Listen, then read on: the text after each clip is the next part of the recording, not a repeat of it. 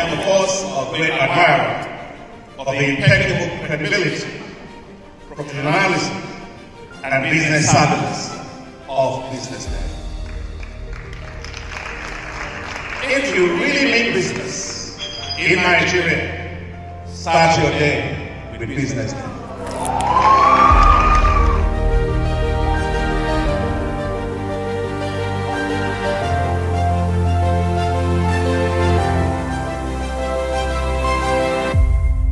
BusinessDay is West Africa's leading provider of business intelligence and information, delivering premium content across diversified media platforms, including online, mobile, and print. Since its inception in 2001 with a weekly newspaper production, BusinessDay has expanded its reach to provide exclusive content accessible through print, mobile, and online channels. Our premium offerings are further enriched with syndicated content from esteemed sources like the Financial Times, The Economist, and the Harvard Business Review. At BusinessDay, our mission is clear: to be the foremost provider of business and financial content, empowering readers to make informed decisions in Nigeria and Africa.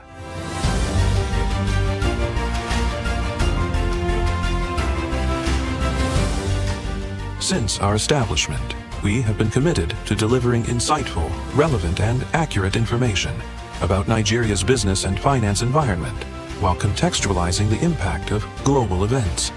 We monitor the stock market, analyze the companies driving it, and report on government policies and their economic implications. For being consistent in organizing these CEO forums for almost the last 14 years, I think this was a commendation, and I think something that will encourage them to continue. From decoding market trends to dissecting economic shifts, we offer actionable investment ideas and serve as a compass for decision-makers navigating complexity.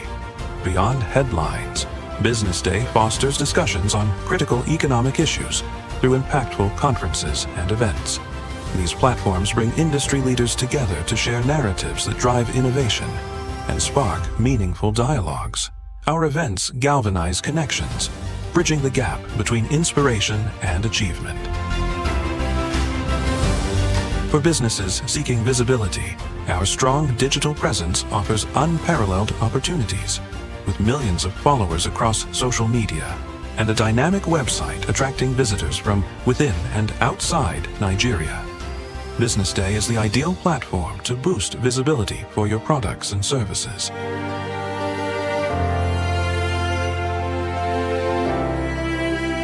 If you're looking for in-depth analysis and expert opinions on Nigeria and Africa's business landscape, BusinessDay is your guide.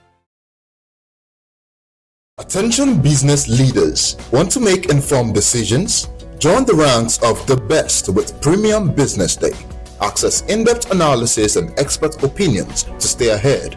Subscribe now at premium.businessday.ng and unlock premium content. Plus, you get 50% off your first subscription.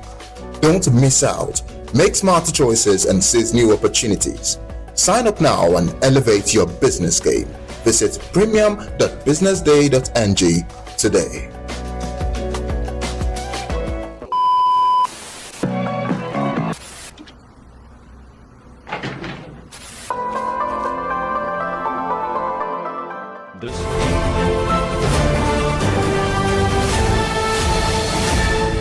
You are watching BusinessDay Television.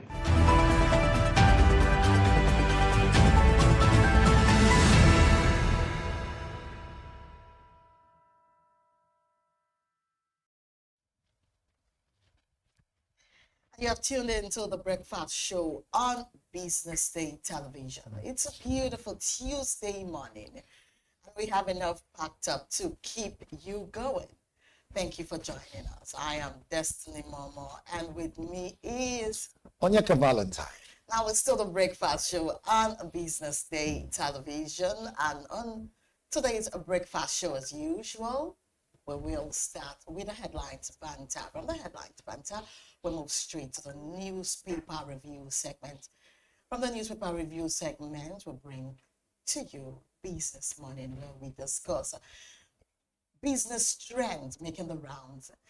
And also we, from Business Morning, will bring to you our big story for today. And from Big Story, we will not hesitate to give you a social listening segment this morning. Now, this is what we have packed up for you on the Business Day breakfast show this morning. As always, Valentine, it's so good to Most have you definitely. once again Most this definitely. morning. Most definitely. And Most as always, you're looking good.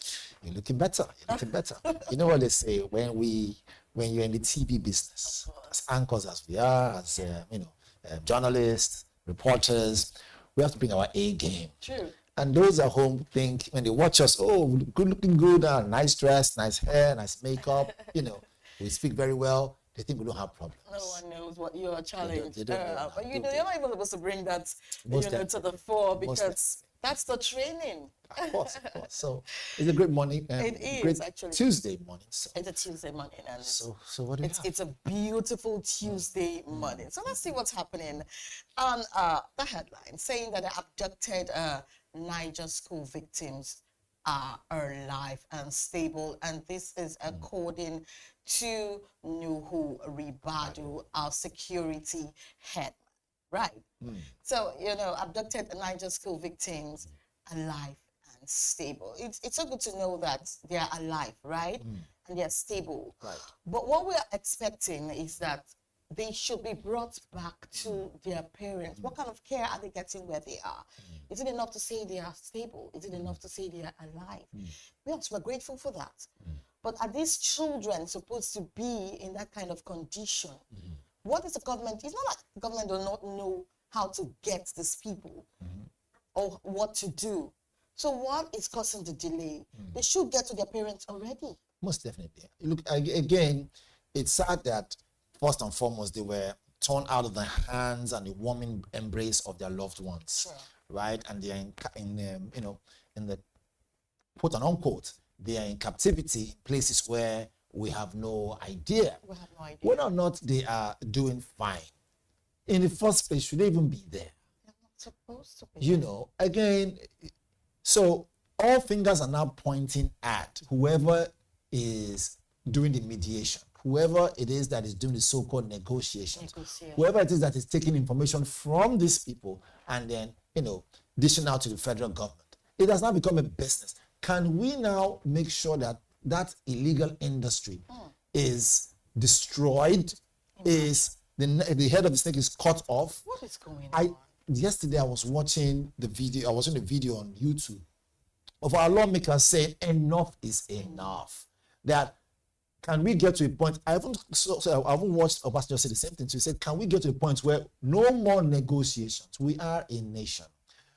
These people who have perfected who have perfected the act of kidnapping, adoption, and then of course, They won't stop. for ransom and all that They stuff. won't stop. Money is involved. They are getting more emboldened. They are getting more. course. The courage is now becoming so worrisome. Where, in your mind of mind, they can now move ahead. Not only kidnap you, but also go for the clerics. Also go for and they move to clerics, which means that no one is even sure. Sure. But the thing is, it's easier to say no more ransom when you do not have somebody in there. That's another thing. No, it's easier to say when you have, for instance, you have an only child in there, then you're saying no more ransom What do we do? to get. The thing is, this whole menace should just end. We have a government, do we not? We do. If the government is not capable, can they leave? Can capable hands take over? Can the people, the citizens, have safety enough to say, yes, our lives and property are preserved in this land that we call our own country? It's really a sorry state. In fact, just to add to what you said, we've heard in the past that these bandits, right? Not even the past. We've heard presently that they have phones and then they make videos. They're on social media. Who's managing those accounts, right? It's becoming more embarrassing. In fact, when I hear international people, international investors saying they want to hold back their funds from coming to invest in the country, I'm not shocked. What this means for business is we will see less companies come 2026. And less company means more unemployed people. And more unemployed people simply means that you have an idle mind that can end up being a devil's workshop. So I think that the security of this nation is not only top priority, it's the only priority right now. Because if that is not guaranteed, That's the only who's going priority. to invest? Who is going to invest? Yeah. Who is going to vote? As they're Exactly. putting so much investment in so the it's a big- 2027 election. So it's They a big don't issue. care what's happening. Who It's a will big issue. vote? It's a big Who issue. will invest? Who will do Our the heart- needful? Who will live life? Exactly. People are scared. Our hearts go to the families who, are waiting patiently. I wonder how somebody will wait.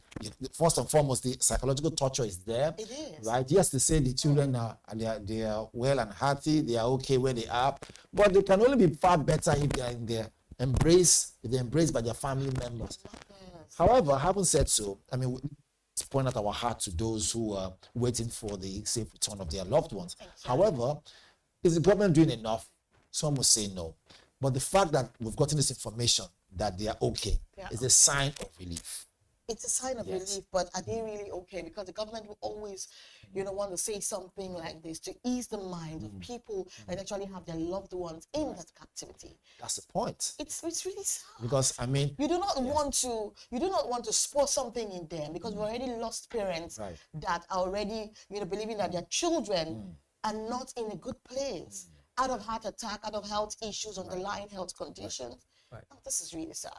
Now moving on, we have a CBN and IBRD, 12 banks risk losing property titles as Wike orders enforcement. I take it again, that the CBN, IBRD, and 12 banks risk losing property titles as Wike orders enforcement.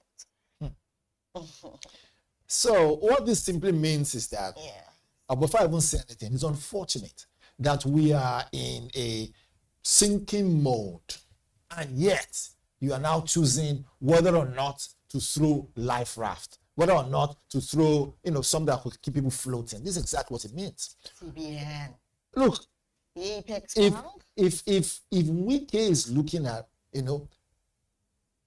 taking properties of those banks, taking properties of businesses, then my question now is he also looking at employing people? Because a lot of jobs will be lost. And what this means for business is you have hungry families. Hungry families will not constitute nuisance. So how do you expect? And you know that this whole insecurity thing is really happening in Abuja right now. Of that course it is. People even go to people's houses Yes. to kidnap them. They're not even waiting for them to come to lonely spots or Not to at come to endangered Not at all. zones. They're waiting for them right in they're coming for them so- right in their comfort places, in their homes to get them. And it is as a result of most of these things that are happening. You're taking people off their jobs. You're taking them off things that keep them going. And you expect the country to just, run to properly. just be normal. In fact, just to add to what you said, Yeah. truth be told, now let us assume that the title of those properties, right, as rightly says there is, is questionable. It is, My actually. question is, before you begin to tackle those people, there are other illegal, properties and illegal structures that need tackling.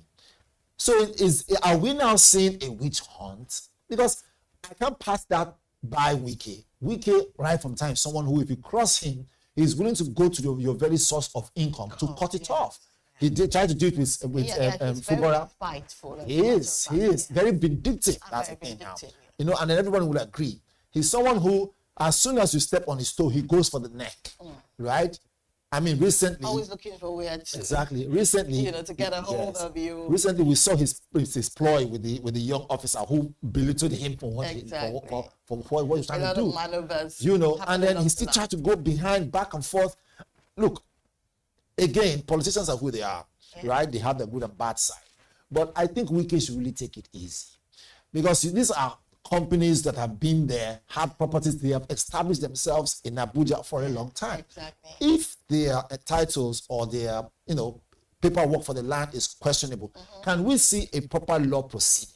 Sure. Can we see them come and make their case? The other day I was watching Brekete Family, the Brekete show that they used to show, that is always on TV. Yeah. And then there are some people who came to talk about their property that was destroyed by Wike.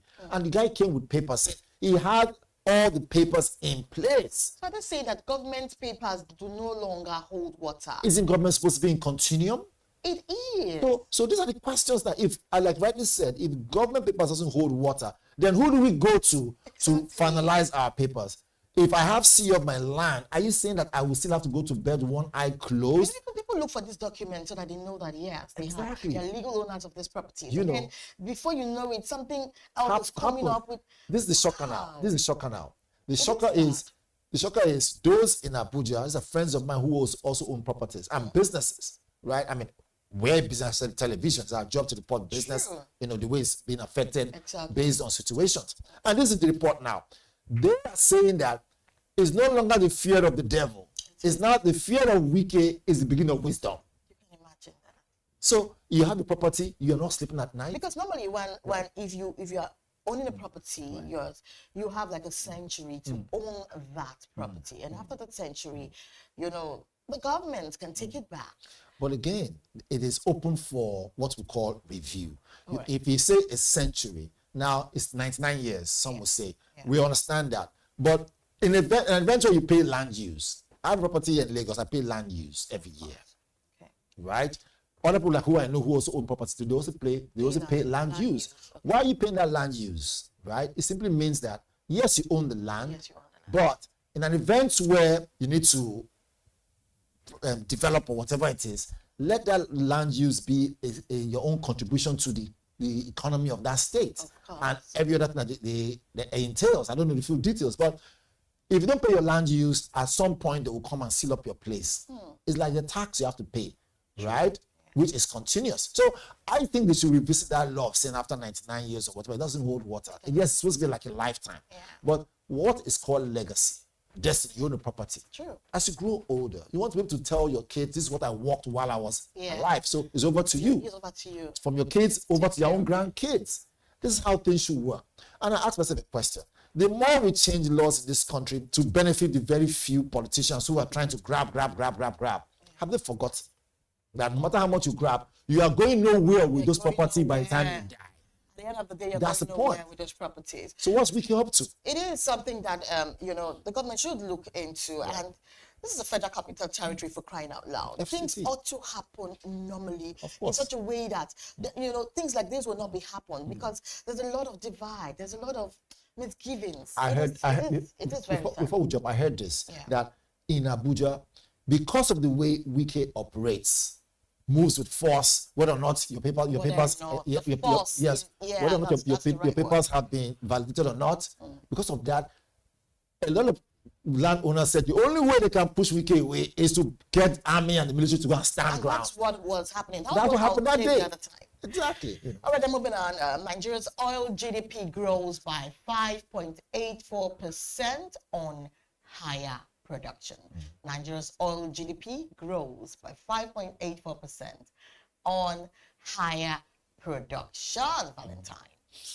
Oh, so this is I know that. this is right up in our alley. Yeah. It's right up in our alley is what Our we are. GDP Yes. has actually, It's what we exist for as a television station, to see the indices and be able to say, for what it's worth, business is thriving. When business thrives, we have content to talk about. So when I see this, see that our GDP is rising in the oil sector. in the oil Is this going to sector. bring the price down? So come again. Is this going to bring the price Price down.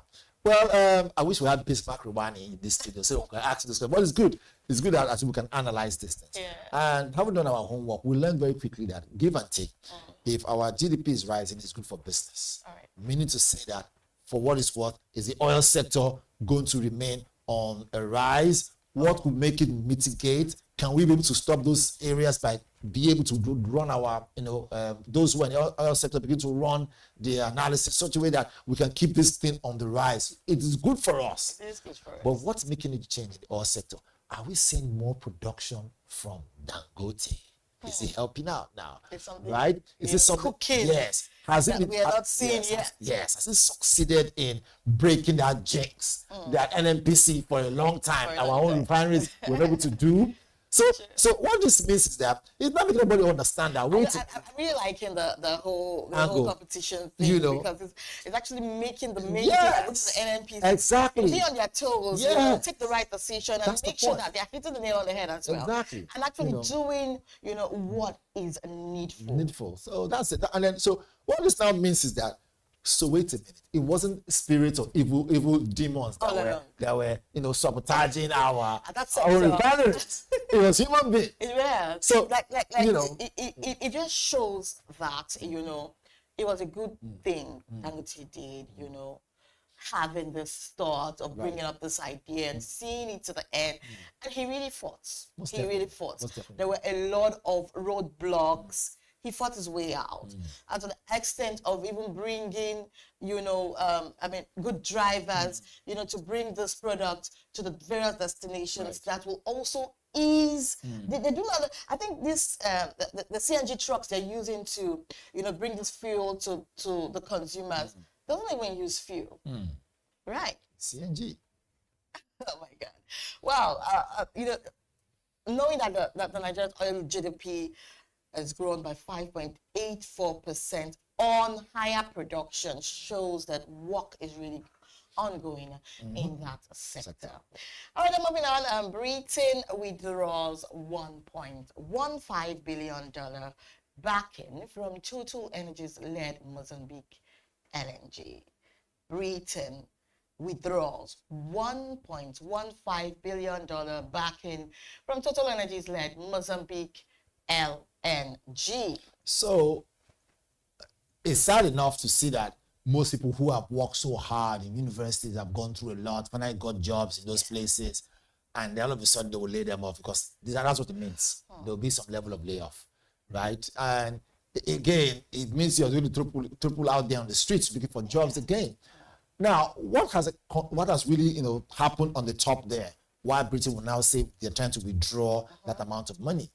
Have in mind that Britain right now, they are going through a lot. So they need their own money to stay in Britain, so they can solve the issues that they have. And again, like they say, when those who are run the economy, when they sneeze, everyone who is dependent on them will catch a cold. So I'm not shocked that Total Energy is going to lose that amount of money, and that cutoff will happen. But the question now is, how does it affect other African countries that are also tied to this? Time will tell, most definitely. But there's a lesson to be learned here. If this can happen, right? If Britain can do this, then it is a wake-up call for Nigeria to say, wait a minute.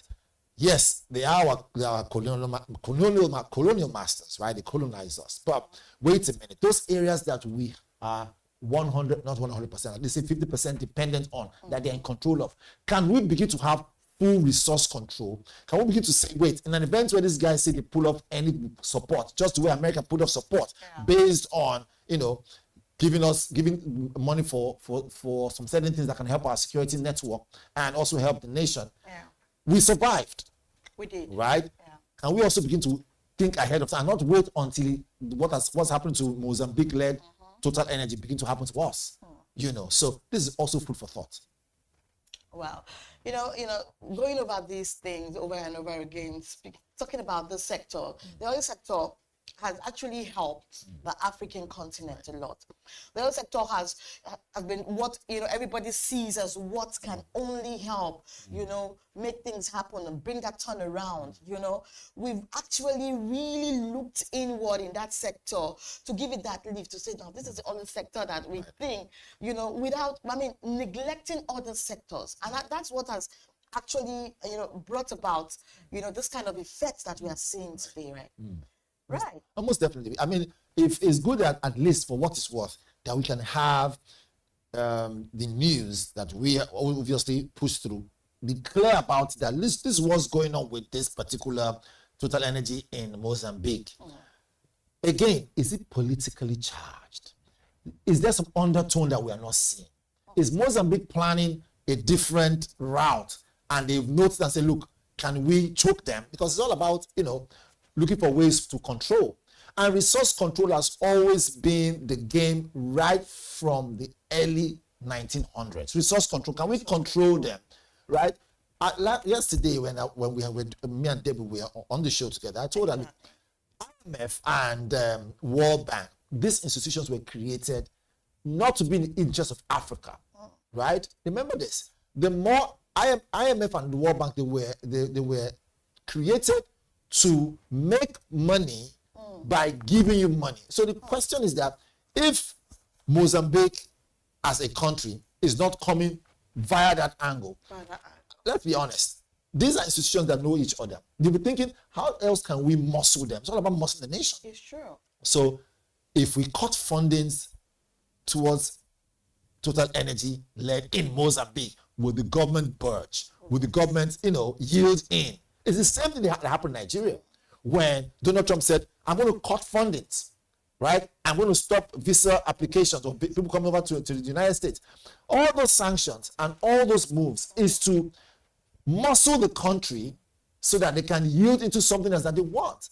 So you see now, it's all called divide and conquer. Find a way to muscle the country and then come in and say, do what we want before we release that hold on your neck. So we don't know what's playing in Mozambique back and forth, but I'm very sure that in doing this, the economy of Mozambique will feel the pinch. Exactly.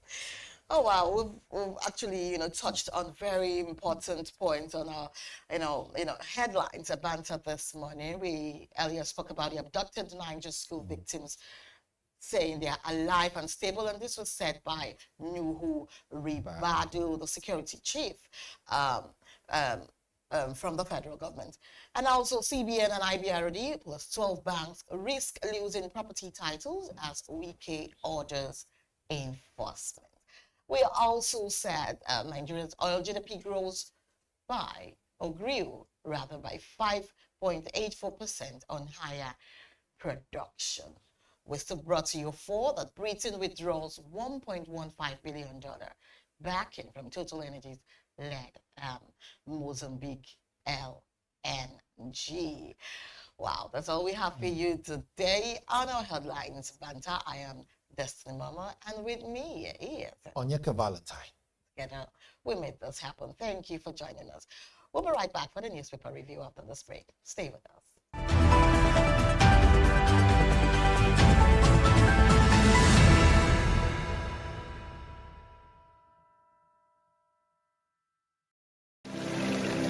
They say money never sleeps. Wake up to clarity, insights, and the stories driving business in Nigeria and beyond. From the heartbeat of small and medium enterprises to the pulse of national economic policy, this is where business meets perspective. With expert guests, real-time analysis, and stories that matter to you. We go beyond headlines to bring you the full picture. Join us every morning as we break down the numbers, decode the policies, and spotlight the people shaping our economy. This is Business Money. We are not just showing off businesses, but telling the stories behind them.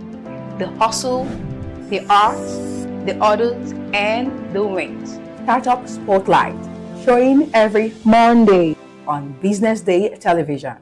Welcome to the Triumph Against Odd podcast. Most people go through their lives without knowing what their superpower is, right? But if you're lucky enough and determined enough to find your superpower before you get to a certain stage of your life, you will be incredibly successful. Look, the first thing is you just decide not to look at the challenges, because if you do, it's going to end you. The closest thing I think is that I had a deeply military background, which is a bit of a never say die background. I saw an opportunity in non-interest banking, and I felt that the demand was there. There was plenty of demand for it. People were yearning for it. And I felt that if we did it properly, if we brought in professionalism into it, and if we brought in our experiences, our various experiences from various backgrounds into it, that it could succeed. Very few people do that because very few people explore their superpowers. They just explore bread and butter issues. I need to eat, and Yes, there will be challenges. This is a very difficult business environment. The government keeps working on how to make business easier. The first problem to overcome is really just starting, right? We thought about this idea for over 2 years before we even took the first step. You cannot ignore this country. No, and to be from here, I think is an incredible privilege. Nigeria will be ascendant in my lifetime.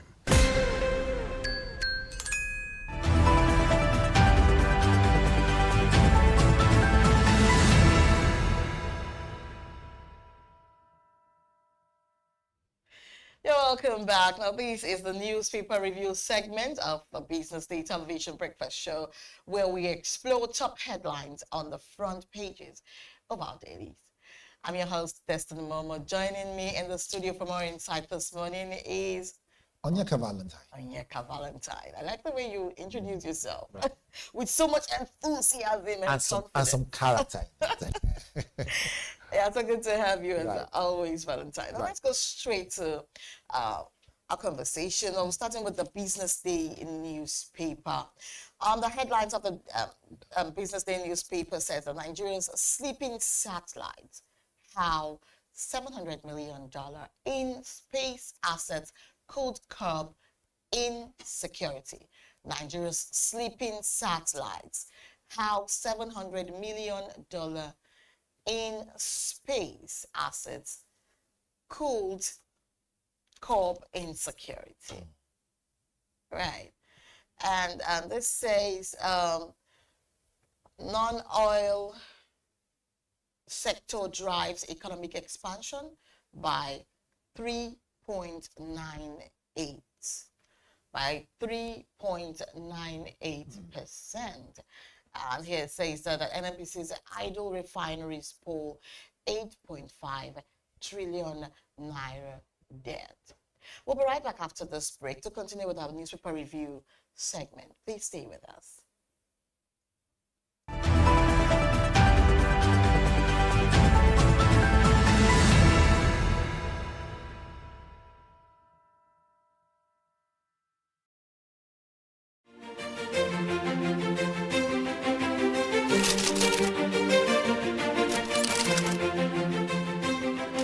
I am, of course, a great admirer of the impeccable credibility, professionalism, and business savviness of BusinessDay. If you really mean business in Nigeria, start your day with BusinessDay.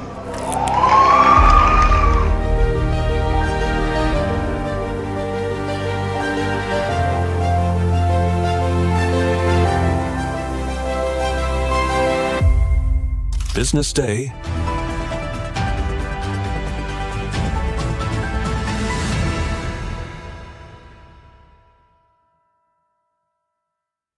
Welcome back to the newspaper review segment. Still on the Business Day newspaper, we spoke about Nigeria's sleeping satellite, how $700 million in space assets could curb insecurity.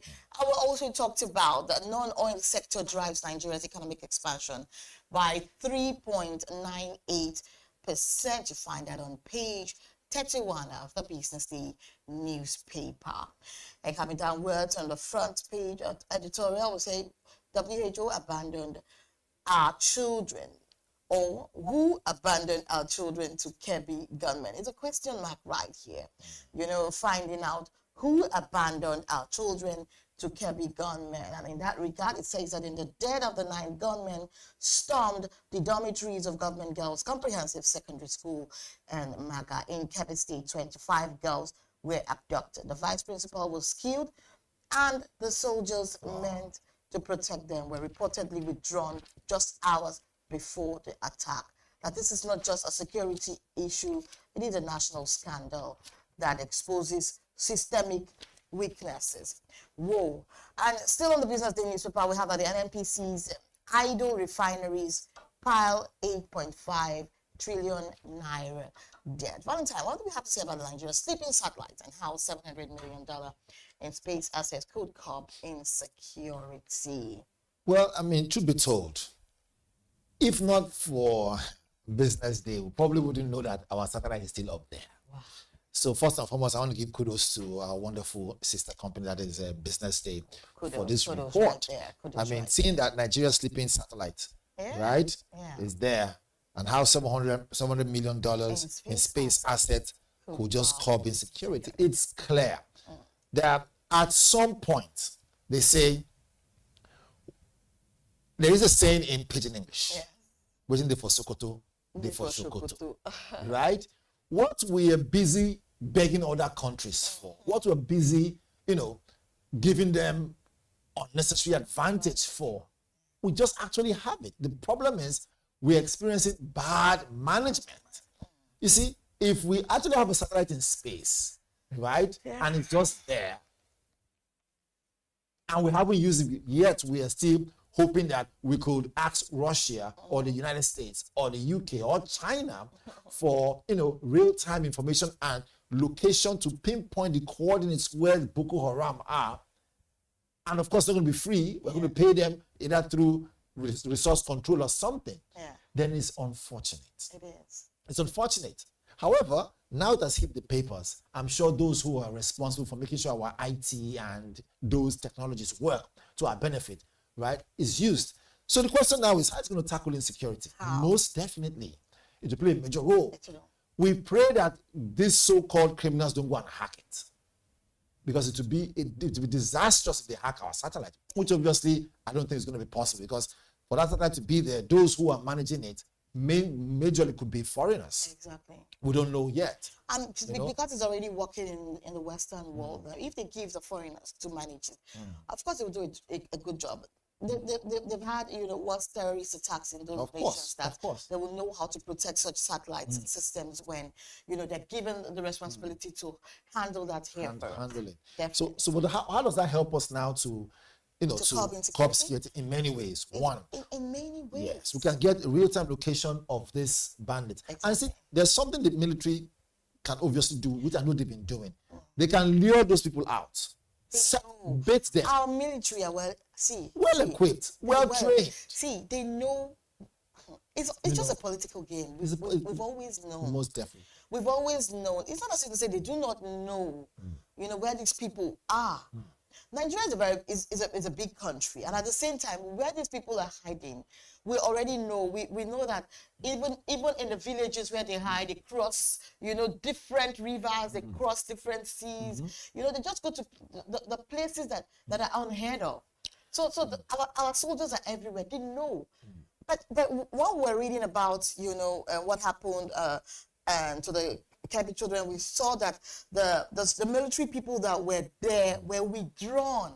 Why? Because they want these things to actually happen. They want to have successful operation in the side of the bandits. So, which means these things are politically inclined. I will tell you for a fact, and I said it before, I will say it again. The day we remove politicians from the daily running of the military, allow the military to do their work and do it well, banditry, insurgency, and of course terrorism will be a thing of the past. Because like I said, for Nigerian army, Nigerian military, I'm talking about joint air force, navy, ground troops, that's the army, right, and other paramilitary put together. Boko Haram, terrorist bandits, they don't stand a chance for what it is. Unfortunately, we have politicians playing games with the lives of human beings and Nigerians. Sure. Because to them, I mean, what's the essence? If 200 persons died in a year, it's okay, collateral damage. They don't care. They don't really care about the lives of people. Now, there's something, sorry to cut you. Yeah. There's something the former chief of staff said. He said that, look, as a former army chief, he said, as General Musa, he said something. He said, can we begin to think about and actually actualize fencing our borders? He was very stern. He said, why? He said, other countries that have had problems with insurgency and terrorism, they had to do that. Yes, they made Pakistan. They fenced their borders, and that put an end to it. Can we begin to think about that? How long? What's the duration of our borders? How long is it? We have border with Niger, We have border with Chad. There are 3 other countries. Can we run the partnership with them? Fence our borders. Place permanent security in those pillars, such a way that if anybody's coming in and out, we can know. See, he said that thing because he knows that would be the solution. Months after, guess what? He got retired. He got retired. So forcefully retired. So the question now is, who's lying to who? They've seen that look, this thing can be solved.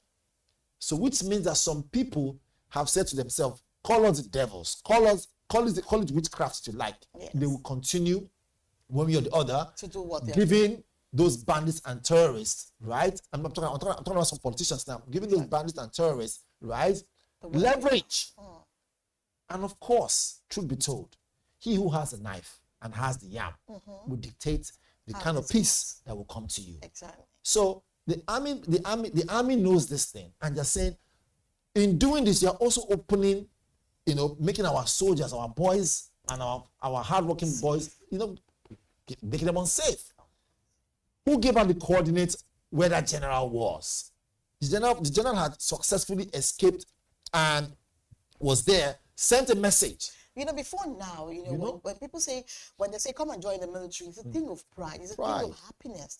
But right now, you see young boys saying, let the children of the politicians go and join them first, because they see a lot of, unsafe moves around there. So it is. So they have the solution. They know where these things are happening. But what is stopping them? What is stopping them? The answer is there already. We already know, actually. We know the answer. But unfortunately, if you mention it now, they'll probably call you they say this person is committing treason, felony and everything. But again, as a country, we must be bold enough to put our personal, differences and our personal gains aside and say, in the interest of national security, in the interest of Nigeria, in the interest of a country moving forward, can we make those hard decisions that no other person wants to make to move us forward? They know the decision to make. Leave it at that. It's fun to know that Nigerians are aware, very much aware of what is happening. And sorry to cut you. Speaking about joining the military, aware. People want to join the military. People want to join the military. They are ready. Are they ready?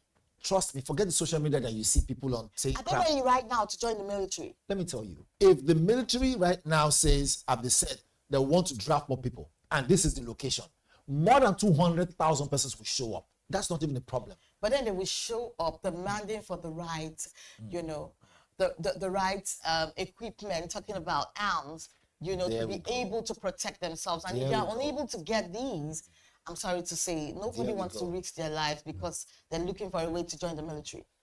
Now, it's not enough to say that they just love to be, a military personnel. How about their safety? And their well-being. Their well-being. They think, people are thinking of all this. It's not like Nigerians are not aware. When people are traveling right now on the roads, people, and you cannot even fly because, the cost of flying now is now getting even higher and higher. That's high. Too much that people cannot afford it. But then again, you now start weighing options. Now you know that our Eastern brothers, they like traveling at this time of the year, to go to their villages. A lot of them might not do so this year because of the insecurity on our highways. But again, on the contrary, if you go to the parks now, people are still traveling because they've realized that, look, for what it's worth, you only die once, but it's better to be home. Because all the investment and hard work over the years, where else you want to go and invest it? You want to invest in the other man's territory? And they've learned better. They've known better as well. Anyways. I think we should just find out what's happening on the Guardian. It's very fast. Guardian. Okay, that's fine. All right, let's do this. It says Federal High Court order in Nest Oil FB Quest case still valid. Wow. It says Federal High Court order in Nest Oil FBN Quest case still valid. You see right there on TV. Is a major writer on the Guardian newspaper. You can find more of that in page 25. It says confusion triggered by viral social media post claiming that the Court of Appeal has overturned a Federal High Court order in the dispute between Nest Oil Limited and FBN Quest. has been dispelled following a detailed investigation into the matter. It goes on to say, a comprehensive investigation confirmed that the order is sued by Justice Daniel Osiago of the Federal Court, right? And it still remains valid. You can see more of that information on page 25 of The Guardian. And at the top here, it says, Northern leaders suspend mining, back state police to tackle insecurity. It says, Northern leaders suspend mining, back state police to tackle insecurity. It was about time, Destiny, right? To now say, look, let us leave everything that has to do with mining and getting things out. Can we now focus on tackling insecurity? I think Northern leaders and governors, they are stakeholders. They should put aside their differences, put aside their political will, put aside their political agenda, and say the safety of the people, to be their priority. Most definitely. Because even in this whole mining thing, if you know the number of Northerners that die as a result of this mining, they are mining. People are dying underground. Right. They don't care. People are dying underground. They don't care because insecurity. A lot is happening in the north, if you ask. It is, and there are new discoveries of rare earth minerals there. Only recently we realized that we have what they used to make batteries for phones. We have it there. There's a lot, and of course there's californium. Californium is one of the rare earth minerals that is situated right there where Boko Haram, right, is constituting a lot of havoc. So I'm sure that the owners of that business, the people keeping those things, there to, to just keep lingering. So people will be scared to come there. Even the selfishness of men, are you seeing it outplay in all of these? And of course, they also have lithium. Lithium is used to make batteries for electric powered vehicles. So there's a whole lot interest there. But like we said before, of course, there's gold also. But like we said before, the sooner politicians, right, get their act together, this country will be safe. But if they don't, well, at some point, let the rest not be heard from my mouth. All right. Court of Appeal grants interim restorative order reversing judgment procured by Nest Oil and Net Code. I mean, this one here is something that is something that everyone knows about. In the papers, so we're already taking the key headlines. What we have here is just the list of the Court of Appeal proceedings. Okay, over what? The issue over Nest Oil and the Conde, as the case may be. So let's see what's happening on the Vanguard newspaper very quickly. All right. On the B round says that terrorism, US, France, UK backing Nigeria with technical support. There we go. According to Ribadu. And you find that on page 8 of the Vanguard newspaper. And on the bid round, so that the federal government offers 50 oil blocks, targets $10 billion investments. The federal government offers 50 oil blocks, targets $10 billion investment. I wish one of the oil blocks comes to me. We'll probably have the greatest media company. I can imagine. All right, then. And then here says, for the coup, says Nigeria protects Guinea-Bissau's opposition candidate. Nigeria protects Guinea-Bissau's opposition candidate. You find that also on page 8. And here the big one says that Defense Minister Badaru resigns. Whoa, Defense Minister Badaru resigns. I didn't see that coming.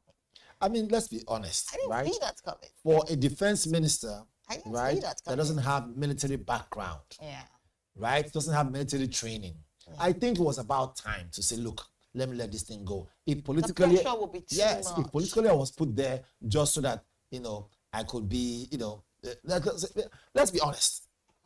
When it comes to security, right now is the major problem we have in Nigeria, insecurity. So it's about time to say, look, my man, I'm sure I'm sure they sat him. I'm sure they sat him down to say, look, can you do this? This is beyond you. Yes, agree. Just agree so that we don't disgrace you. Or maybe he has been given a portfolio of, maybe he'll be given an ambassadorial appointment. Who knows? If I'm asked, Destiny, I'm sorry to cut you. If I'm asked, Who would I want to nominate there as defense minister? I can tell without shaking twice. Tell me. Can we have Christopher Musa? Christopher The just Musa. retired general from Nigerian military. Exactly. Can we have him? Yes. Can we have knows general? what to do. What? He knows what One, he's well spoken. He went to Al Jazeera. He laid it out.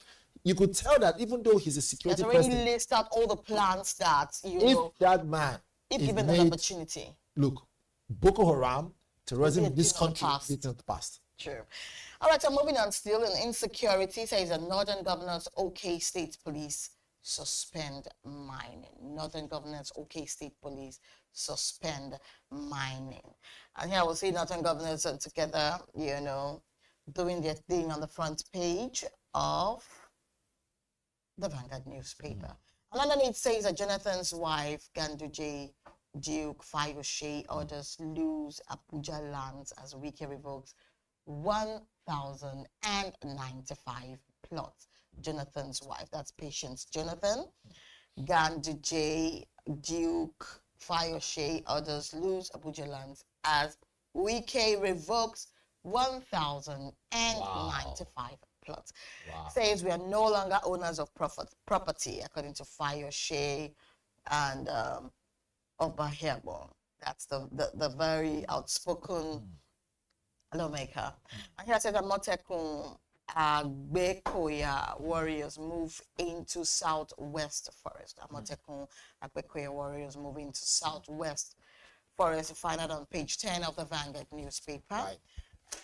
And the next says the board promotes 24,202 senior paramilitary officers. Board promotes 24,202 senior paramilitary officers. Right. And here says Fubara counters Speaker Ame Hule's criticism on education. Right. Fubara counters Speaker Ame Hule's criticism on education.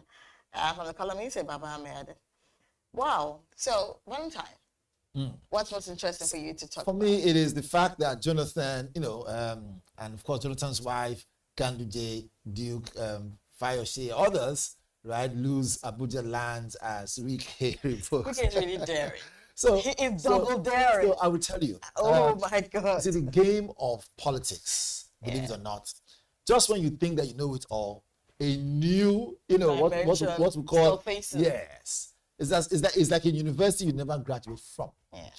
Now, what does this mean? It simply means that if you are not going to play ball come 2027, be ready to lose your land and start. True. Because let's be honest, right? Look at the people who probably have lost their lands. You can tell that they are not really, APC supporters, one way or the other. Yeah. But the man who is doing the job, him too is not from APC, right? But then again, if PDP is, and this is just me speaking hypothetically, right? I mean, this is not certain, but it's part of the analysis here. Is it possible? Is it possible that amid the unrest going on within the PDP, right? Is it possible that these two fractions of the same, right?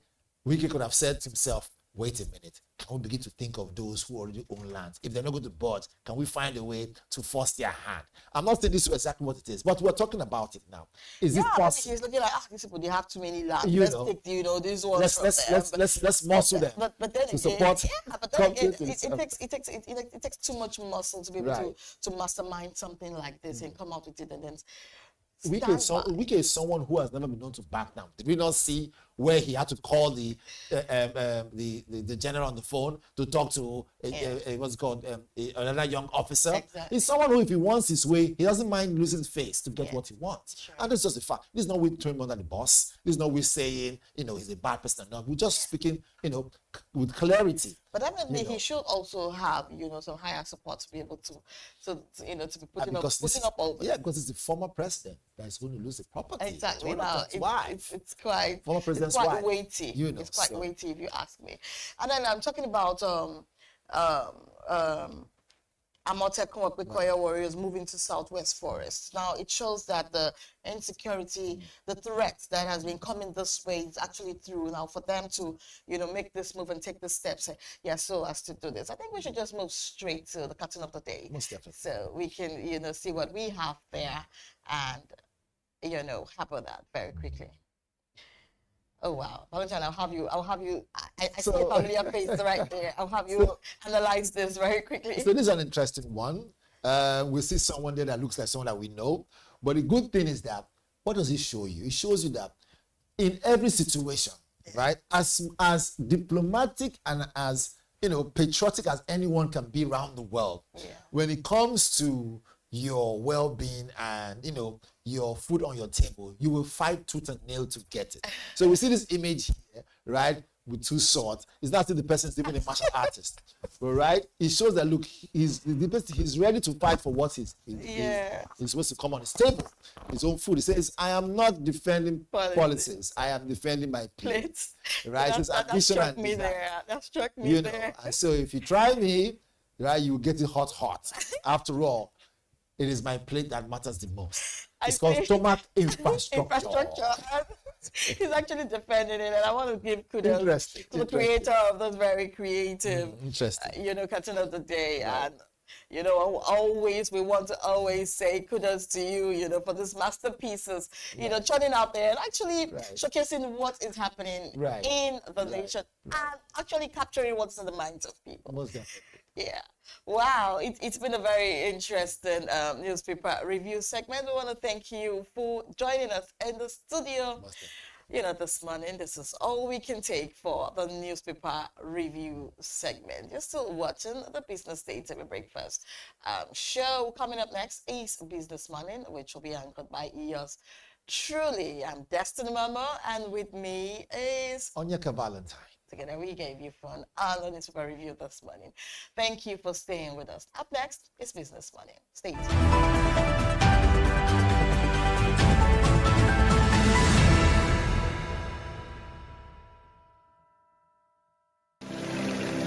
They say money never sleeps. Wake up to clarity, insights, and the stories driving business in Nigeria and beyond. From the heartbeat of small and medium enterprises to the pulse of national economic policy, this is where business meets perspective. With expert guests, real-time analysis, and stories that matter to you.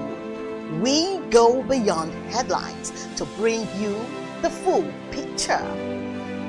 Join us every morning as we break down the numbers, decode the policies, and spotlight the people shaping our economy.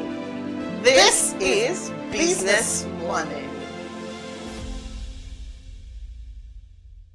We are not just showing off businesses, but telling the stories behind them.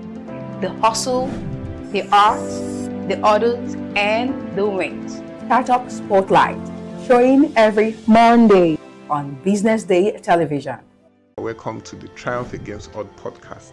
Most people go through their lives without knowing what their superpower is, right? But if you're lucky enough and determined enough to find your superpower before you get to a certain stage of your life, you will be incredibly successful. Look, the first thing is you just decide not to look at the challenges, because if you do, it's going to end you. The closest thing I think is that I had a deeply military background, which is a bit of a never say die background.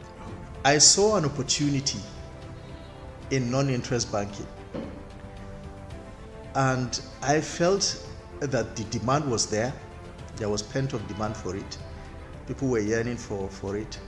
And I felt that if we did it properly, if we brought in professionalism into it, and if we brought in our experiences, our various experiences from various backgrounds into it, that it could succeed. Very few people do that because very few people explore their superpowers. They just explore bread and butter issues. I need to eat, and Yes, there will be challenges. This is a very difficult business environment. The government keeps working on how to make business easier. The first problem to overcome is really just starting, right? We thought about this idea for over 2 years before we even took the first step. You cannot ignore this country. No, and to be from here, I think is an incredible privilege. Nigeria will be ascendant in my lifetime. Imagine working hard for a whole year, then one error in the grading system shatters your dreams. May 14th, JAMB admits errors. August 8th, WAEC confesses discrepancies. Two of Nigeria's biggest exam bodies caught in breaches of trust. That's the reality. And no, it isn't just a glitch. It is the rewriting of millions of destinies. It is young Nigerians robbed of certainty, parents questioning everything. Experts are calling for reforms, private sector involvement, and transparency. But the question is, will anyone listen? What happens if they don't? And if exam results can't be trusted? Then what else in Nigeria's education system is broken? You won't hear this debt anywhere else. Only on Business Day Premium. Want to know how Nigeria can fix education? Want the full story on the children left out of school? Then subscribe today to enjoy our current series on education and other sectors. Don't stay in the dark. Stay in the loop.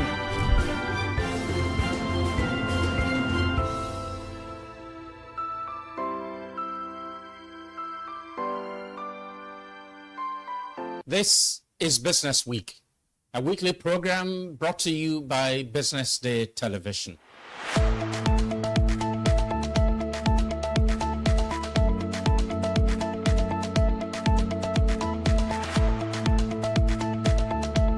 For many years, we've talked about the need to, essentially diversify our revenue stream away from, the huge dependence on oil revenues. It looks like that is happening now. So that means that we're better protected when, you have these wide fluctuations in oil prices and all of that. So it's as you say, and I agree, that we should commend the government. At least revenues are not falling. There have been times in the past when we recorded drops in revenue. That's not the case today. We're seeing revenues actually going up. Increasingly, we can see the developed countries focusing on renewable energy and so on and so forth, which means that the long run, we must look for alternative sources to funding. So the government says that crude oil theft has essentially come to an end. We need to do more to ensure that we totally eliminate crude oil theft and start to think of how to boost production. But it's a good first step. By eliminating crude oil theft, it also creates an incentive for international oil companies to probably return and start to take up more projects in the upstream industries. Stay ahead with Business Day Mobile, your gateway to Nigeria's most trusted business news, market insights, and expert analysis. With a Business Day Mobile app, you enjoy more than just news. You gain a seamless, intuitive platform designed to keep you informed and empowered. From exclusive articles to in-depth market trends, the app delivers the stories that matter most. Why Business Day Mobile? For premium access, for a clean, responsive design, for a smarter navigation, for customizable alerts, and for all-in-one business hub. Whether you're a business leader, investor, policymaker, or enthusiast, Business Day Mobile brings you closer to the insights shaping Nigeria's business landscape. Download today and put authoritative business journalism right at your fingertips, anytime, anywhere.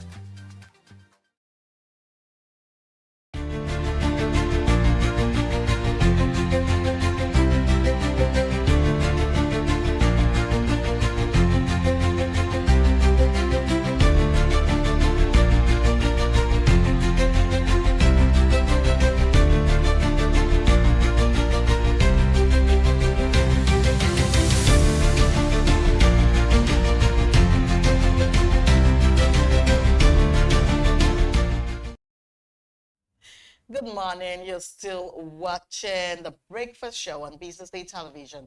Now, this is Business Morning segment. I am Destiny Mama.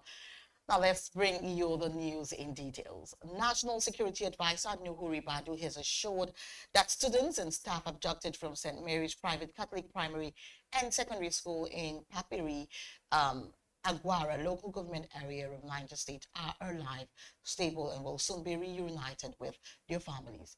Armed men had stormed the rural school on November 21, whisking away 315 people, 303 students, and 12 teachers in one of the largest mass abductions recorded in recent years. Days later, the Christian Association of Nigeria and the States announced that 50 of the abducted students had managed to escape from captivity, raising hopes among anxious families. Ribadu led a federal government delegation on a solidarity visit to Bulus Yohana, the Catholic Bishop of Kontagora Diocese and proprietor of the school, said the government was fully committed to ensuring the safe return of the remaining victims. The NSA told the bishop and community leaders that intelligence reports confirm the abductees are doing fine and will be back soon. And moving on, 12 banks, including the Central Bank of Nigeria, may lose their property titles as the Federal Capital Territory Administration begins enforcement actions on 1,095 property titles. The property titles were revoked for non-payment of ground rent, certificate of occupancy bills, penalty violation fees, and land use conversion fees. According to a statement issued by Larry Olayinka, Senior Special Assistant on Public Communications and Social Media to the FCT Minister, the affected properties are spread across the Asokorome, Tamagarki, and Wuse districts of the FCT.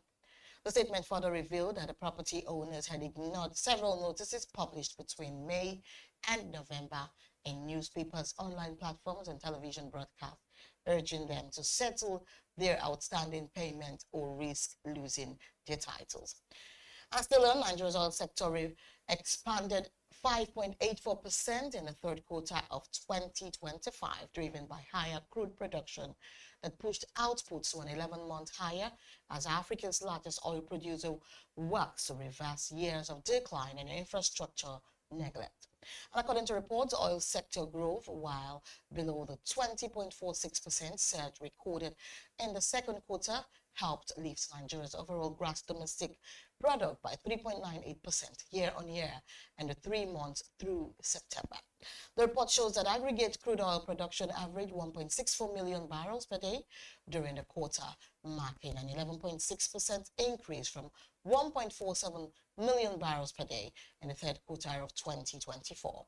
And output, however, remained below the 1.68 million barrels per day achieved in the previous quarter, signaling ongoing challenges in sustaining production gains. Now, to end the news, Britain and the Netherlands are withdrawing a combined $2.2 billion in support for the Total Energies-led Mozambique LNG project after both hired firms to probe human rights concerns surrounding the development. And Britain's government revealed that it was rescinding its $1.15 billion backing for the project after promising in 2020 a $300 million loan and insurance worth about $700 million for the $20 billion project via UK Export Finance.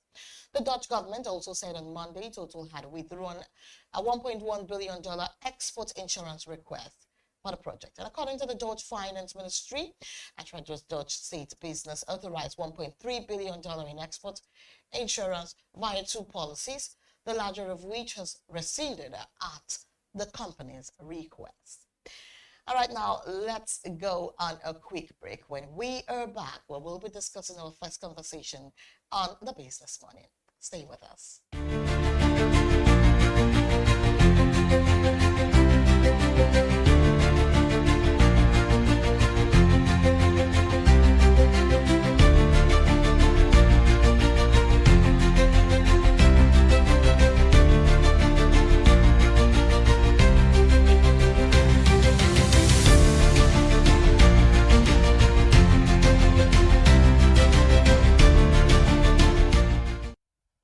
Welcome back. You're still watching the Business Morning segment on the Business Day television breakfast show. Now let's go straight to the first conversation for today. Talking about business development and strategic investment talking about how business development and strategic investment drive new economic growth in Nigeria. Now, as Nigeria grapples with inflationary pressures and global economic uncertainty, a new wave of business development initiatives and strategic investment is quietly reshaping the nation's economic outlook across key sectors such as technology, agriculture, renewable energy, manufacturing, and even real estate. Investors are beginning to see renewed opportunities in Africa's largest economy. In recent months, both local entrepreneurs and foreign investors have increased engagement in Nigeria's startup ecosystem, and SME sectors, signaling growing confidence in the country's long-term potential. And business development experts say the shift is driven by a combination of market size, youthful population, digital transformation, and policy reforms encouraging private sector participation. Now, small and medium enterprises, which account for over 80% of employment in Nigeria, are actually benefiting from increased access to digital platforms, fintech services, and entrepreneurship trainings. And several incubators and accelerators have launched new programs focused on youth and women-led businesses. Although Nigeria has previously faced concerns over foreign exchange volatility and policy uncertainty, recent reforms in the foreign exchange market, tax incentives for startups, and infrastructure development projects have begun to improve investor sentiment. Now, private equity firms, development finance institutions, and multinational companies are now engaging in partnerships across logistics, clean energy, and digital infrastructure.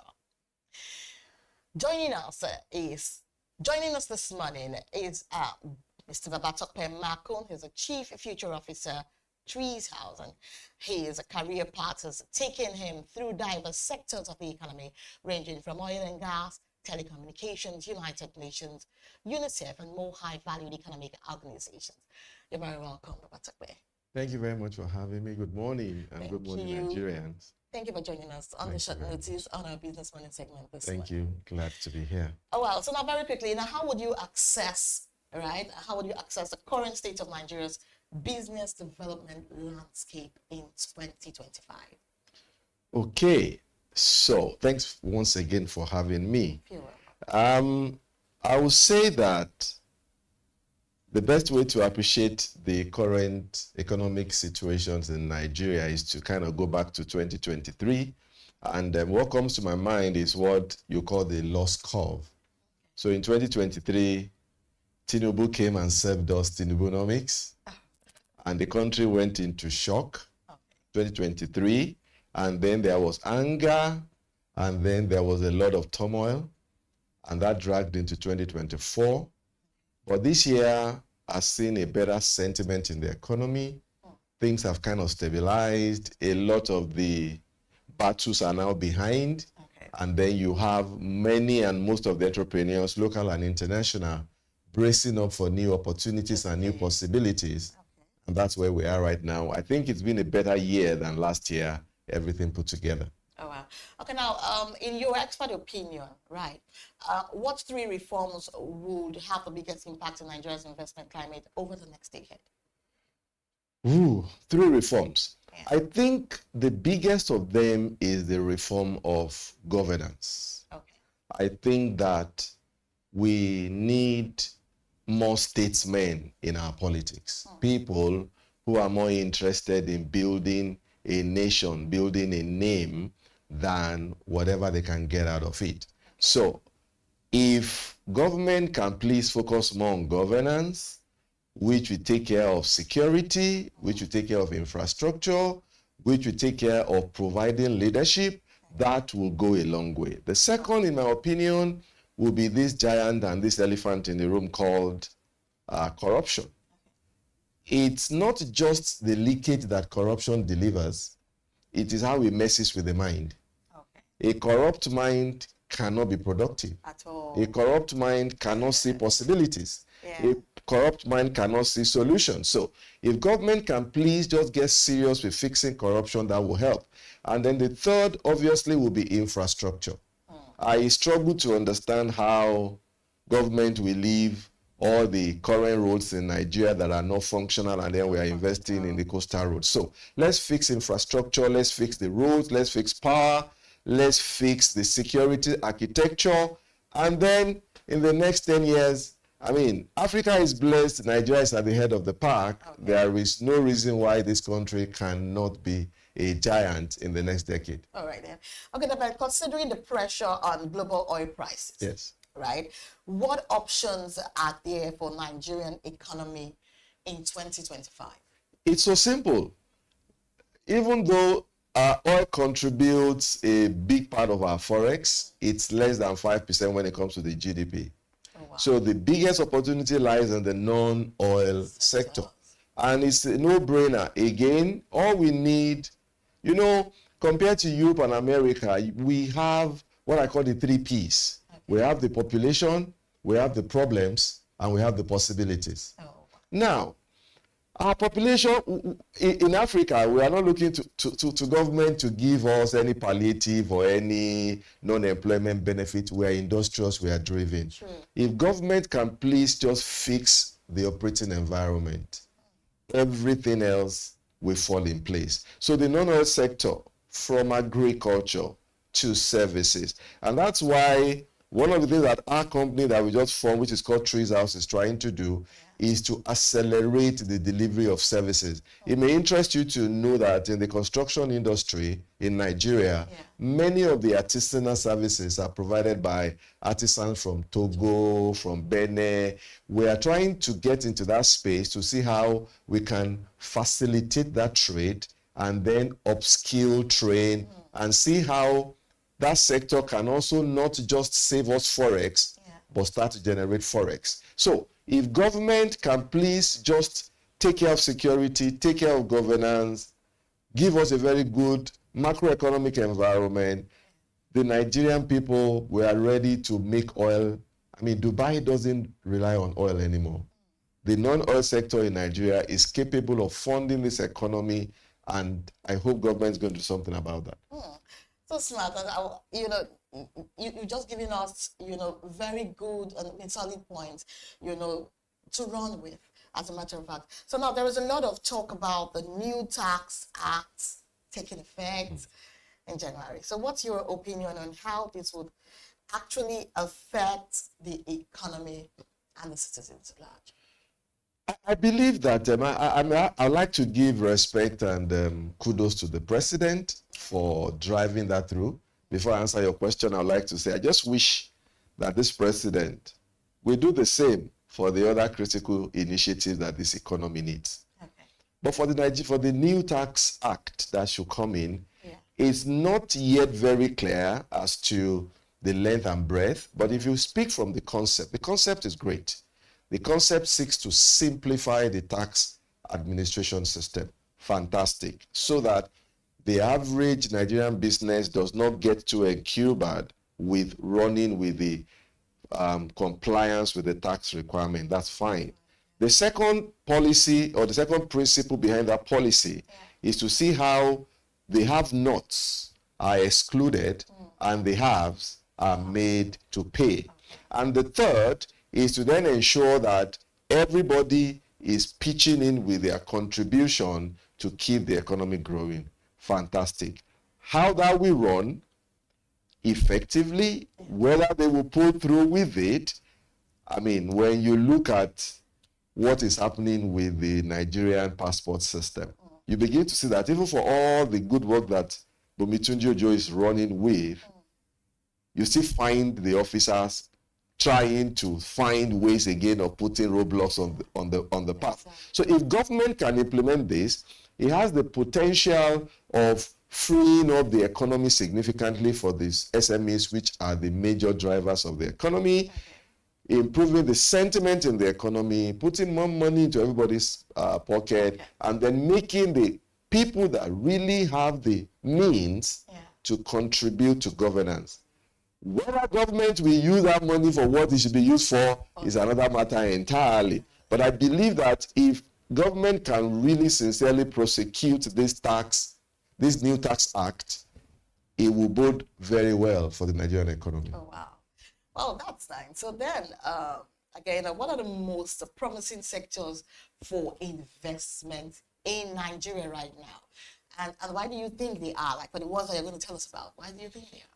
Every sector in Nigeria is an opportunity for investment. It's always a function of which one are you interested in. I spoke about the 3 Ps. Okay. We have the population. We have the problems. And when you bring these two things together, it creates endless possibilities. If somebody comes to this sector today and they say waste is what they want to deal with, it's huge. It is. If it is climate, it's huge. So there are endless opportunities in Nigeria.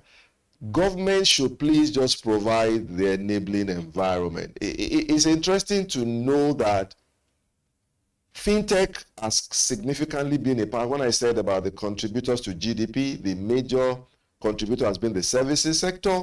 And in that services sector, you have the fintech being a major player there. Now, that is a sector that will continue to grow, again, because there are problems and because technology makes it possible to solve many of those problems. Then you have the agricultural bit. Nigeria has a massive amount of square kilometers of arable land, which is why we keep talking about security. As we speak, even the agric that we are practicing is peasant. If government can please just fix security and fix infrastructure. When you go to Europe, when you go to America, you see kilometers on end of farms. You drive between Lagos and Ibadan. All you see is bush. Good land that can be put to good use. So agriculture, agri-tech, again, driven by technology, is a huge opportunity that can attract investment in Nigeria. And then there are many others, like the housing problem. Whoever can solve that, even the security problem, whoever can solve that. Now, that's why you find many Europeans and Americans coming into Nigeria, because where the problem is where the opportunities are. So those are the things I think that investors are looking at. And any problem that catches your interest, you want to solve, we've got the people, we've got the problems, and we've got the possibilities. Find the right mix and you'll be good. Oh, wow. So now what key factors do investors consider before bringing capital into an emerging market like Nigeria? Again, we go back to government. I have a saying I always repeat, and it is the fact that after God is government. All right. Capital is a coward. It doesn't go anywhere it is threatened. So the first thing is for the government to please provide an environment where capital can feel safe. So that will be everything from fixing corruption, everything from security, everything from ensuring that the judicial system runs, so that I know that if I have a disagreement with a business partner, I don't have to wait 10 years, 15 years to get it resolved. Then you have infrastructure issue. Take power as an example. It's interesting to know that Nigeria has a material deposit of many of the rare earth materials that are being sought after by America and China and the developing world.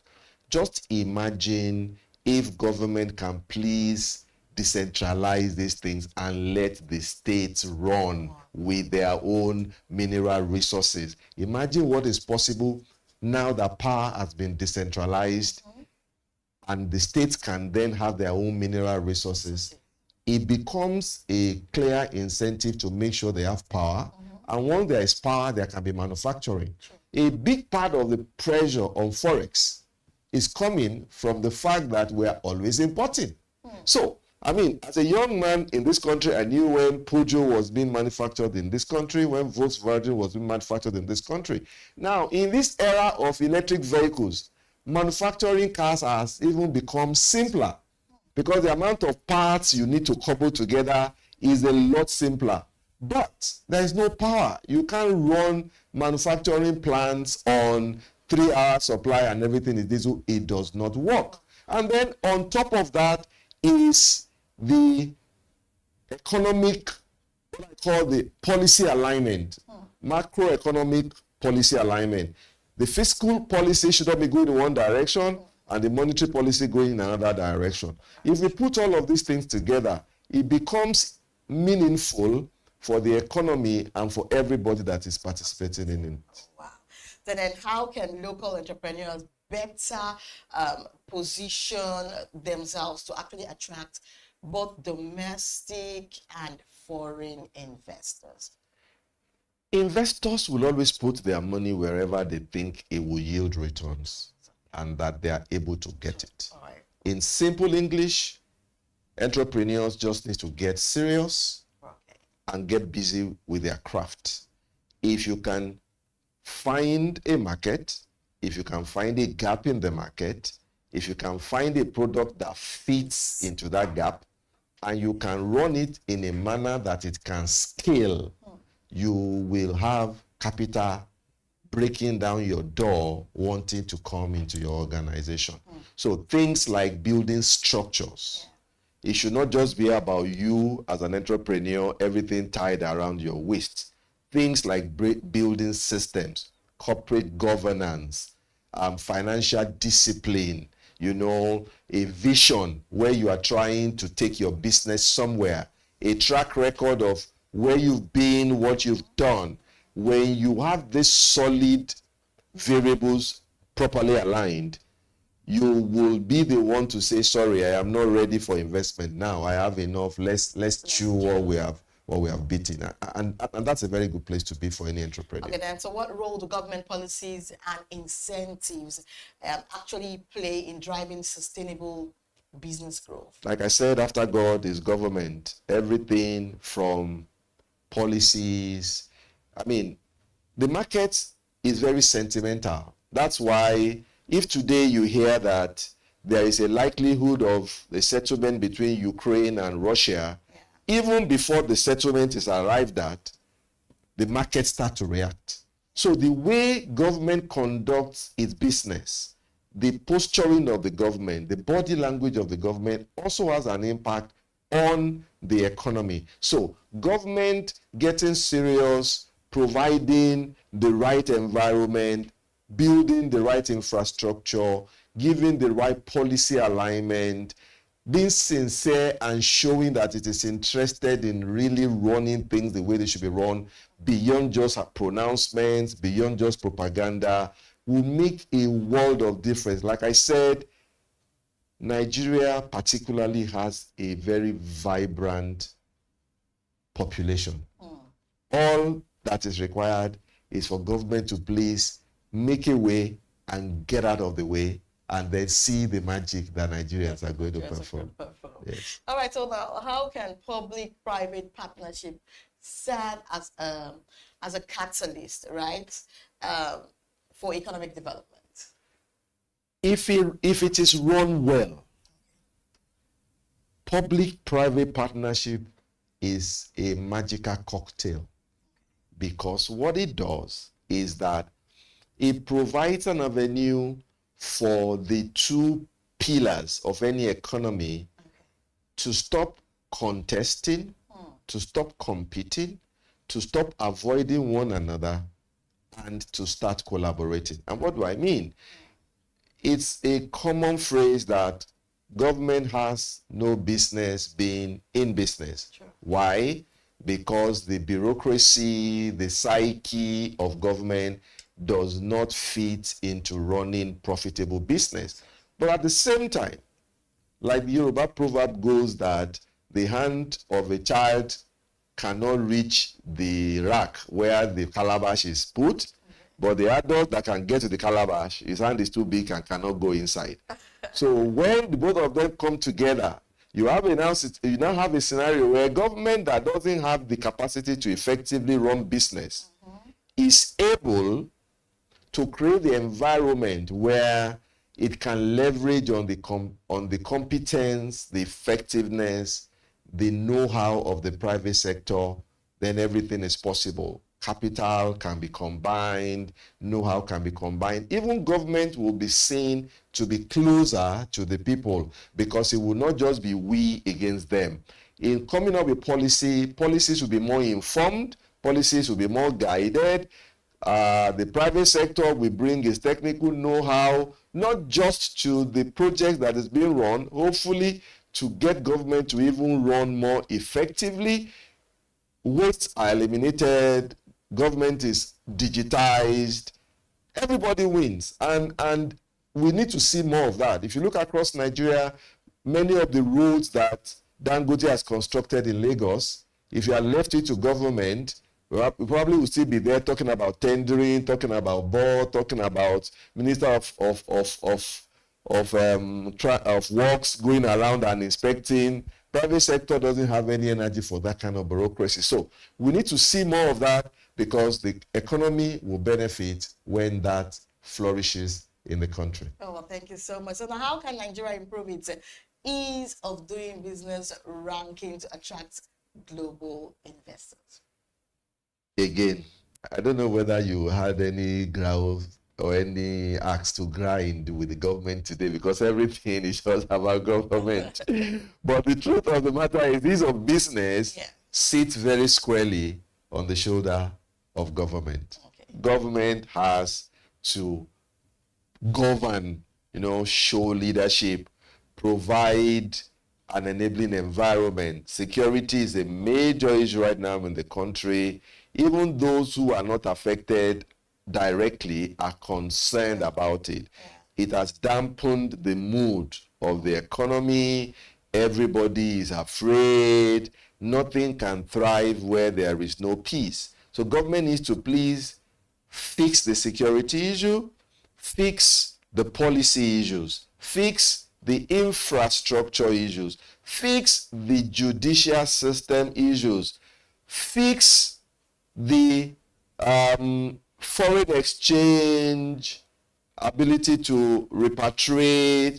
There are small bits and pieces, and they are not hard.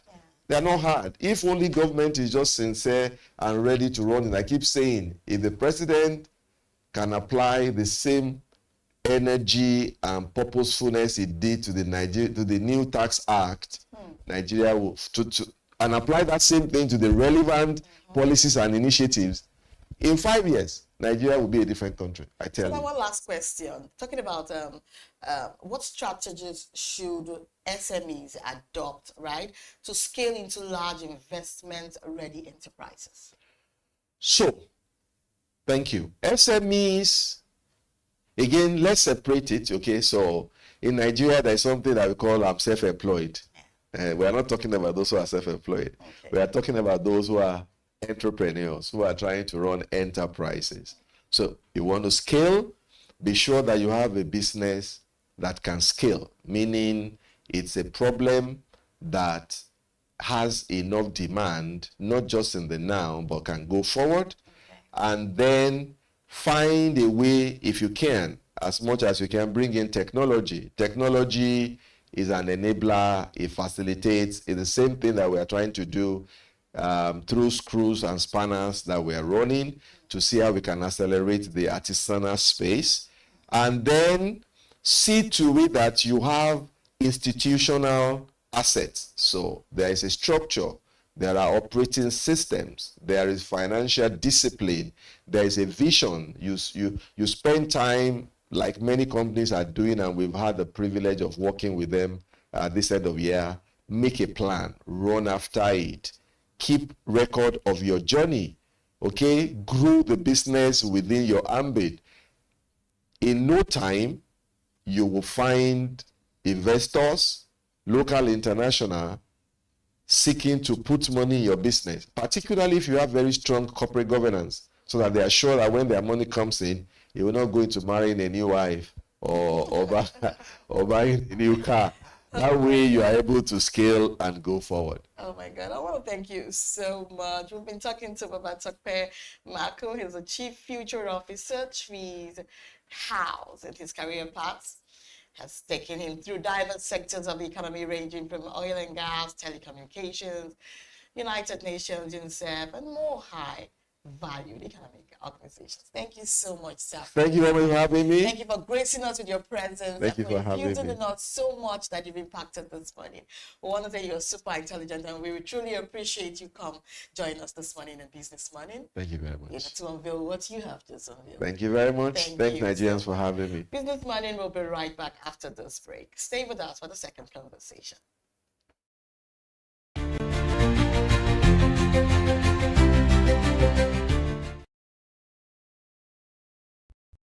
Monica, your all-in-one financial solution. Convert crypto to Naira at juicy rates anytime, anywhere. Enjoy fast withdrawals straight to your bank. Buy airtime, data, and pay bills in seconds. No stress, no delays. Just seamless transactions.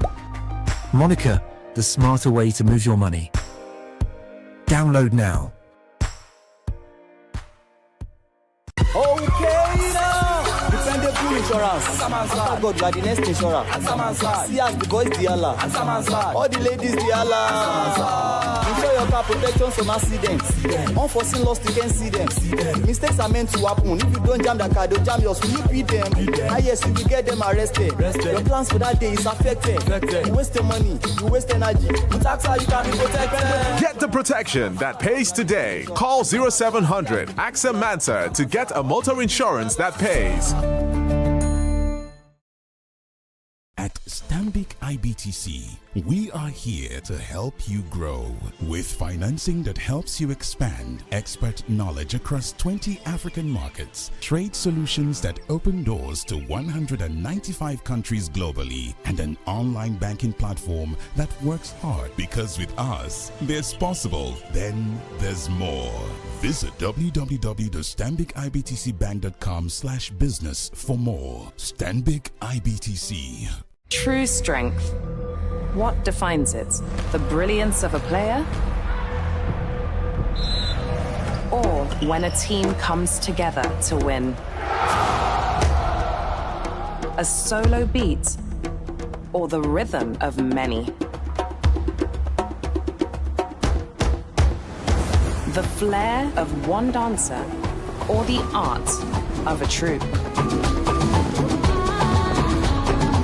One distinct voice, or the beauty of the symphony. At FCMB Group, we build ecosystems, empower communities, and create the future. Because we believe it's not just one, but the power of the group that delivers the future we all desire. FCMB, the power of the group.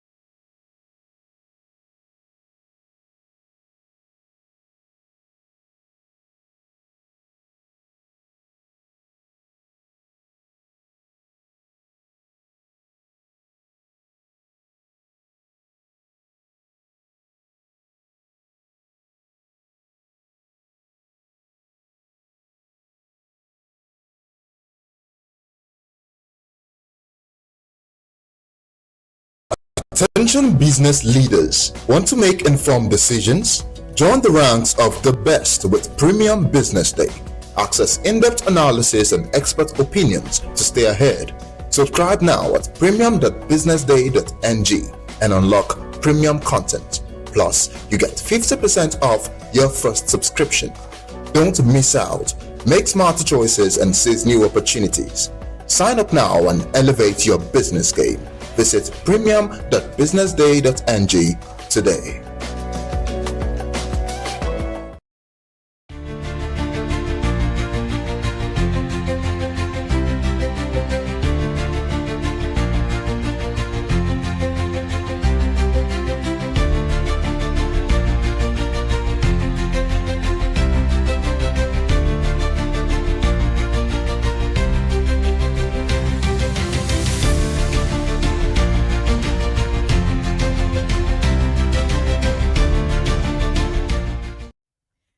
Welcome back to Business Morning. Our second conversation is on Nigeria's shoe making craft. The steps onto the global stage as export demand rises. Now, Nigeria's centuries-old shoemaking tradition is quietly emerging as a major player in the country's non-oil export drive, with locally made footwear now finding buyers in Africa, Europe, and North America. In Aba, Abia State, widely regarded as Nigeria's commercial leather and footwear hub, workshops that once produced solely for local markets are now fulfilling international orders. Skilled artisans, many of them trained through informal apprenticeship systems, are creating durable fashion-forward shoes that rival imported alternatives in both quality and design. What began as a cottage industry has transformed into an export-ready sector powered by creativity, digital marketing, and improving production techniques. Across Lagos, Kano, and Abia, small and medium-scale footwear brands are leveraging e-commerce platforms, export exhibitions, and diaspora networks to access international markets. Many now package their products to meet global standards with branding that projects a premium image. According to industry observers, the African Continental Free Trade Area has also boosted the sector by easing trade barriers across the continent and giving Nigerian shoemakers a wider market base. However, challenges persist. Power supply remains inconsistent, forcing many producers to rely on expensive generators. Access to modern machinery, soft financing, and quality leather is still limited for many small-scale artisans. The federal government, through agencies such as the Nigerian Export Promotion Council and EPC, and the Bank of Industry, BOI, has begun supporting local manufacturers with training, grants, and capacity building programs. Industry experts believe that increased investment and better infrastructure could turn Nigeria into a leading footwear export hub in Africa. As global demand for authentic handmade and ethically produced items continues to grow, Nigerian shoemaking, rooted in skill and creativity, is stepping confidently into international markets. And now joining us is Prince Oladele Koforola. He's a creative director, Kalam Empire, and he's into shoemaking, interior design, and even project management. Good morning, Prince. Good morning. Thank you for joining us. It's a pleasure. Well, when you see creative people, you don't believe they're the ones doing those creative things. So now, very quickly, what inspired you into going to shoemaking, and how long have you been in this craft?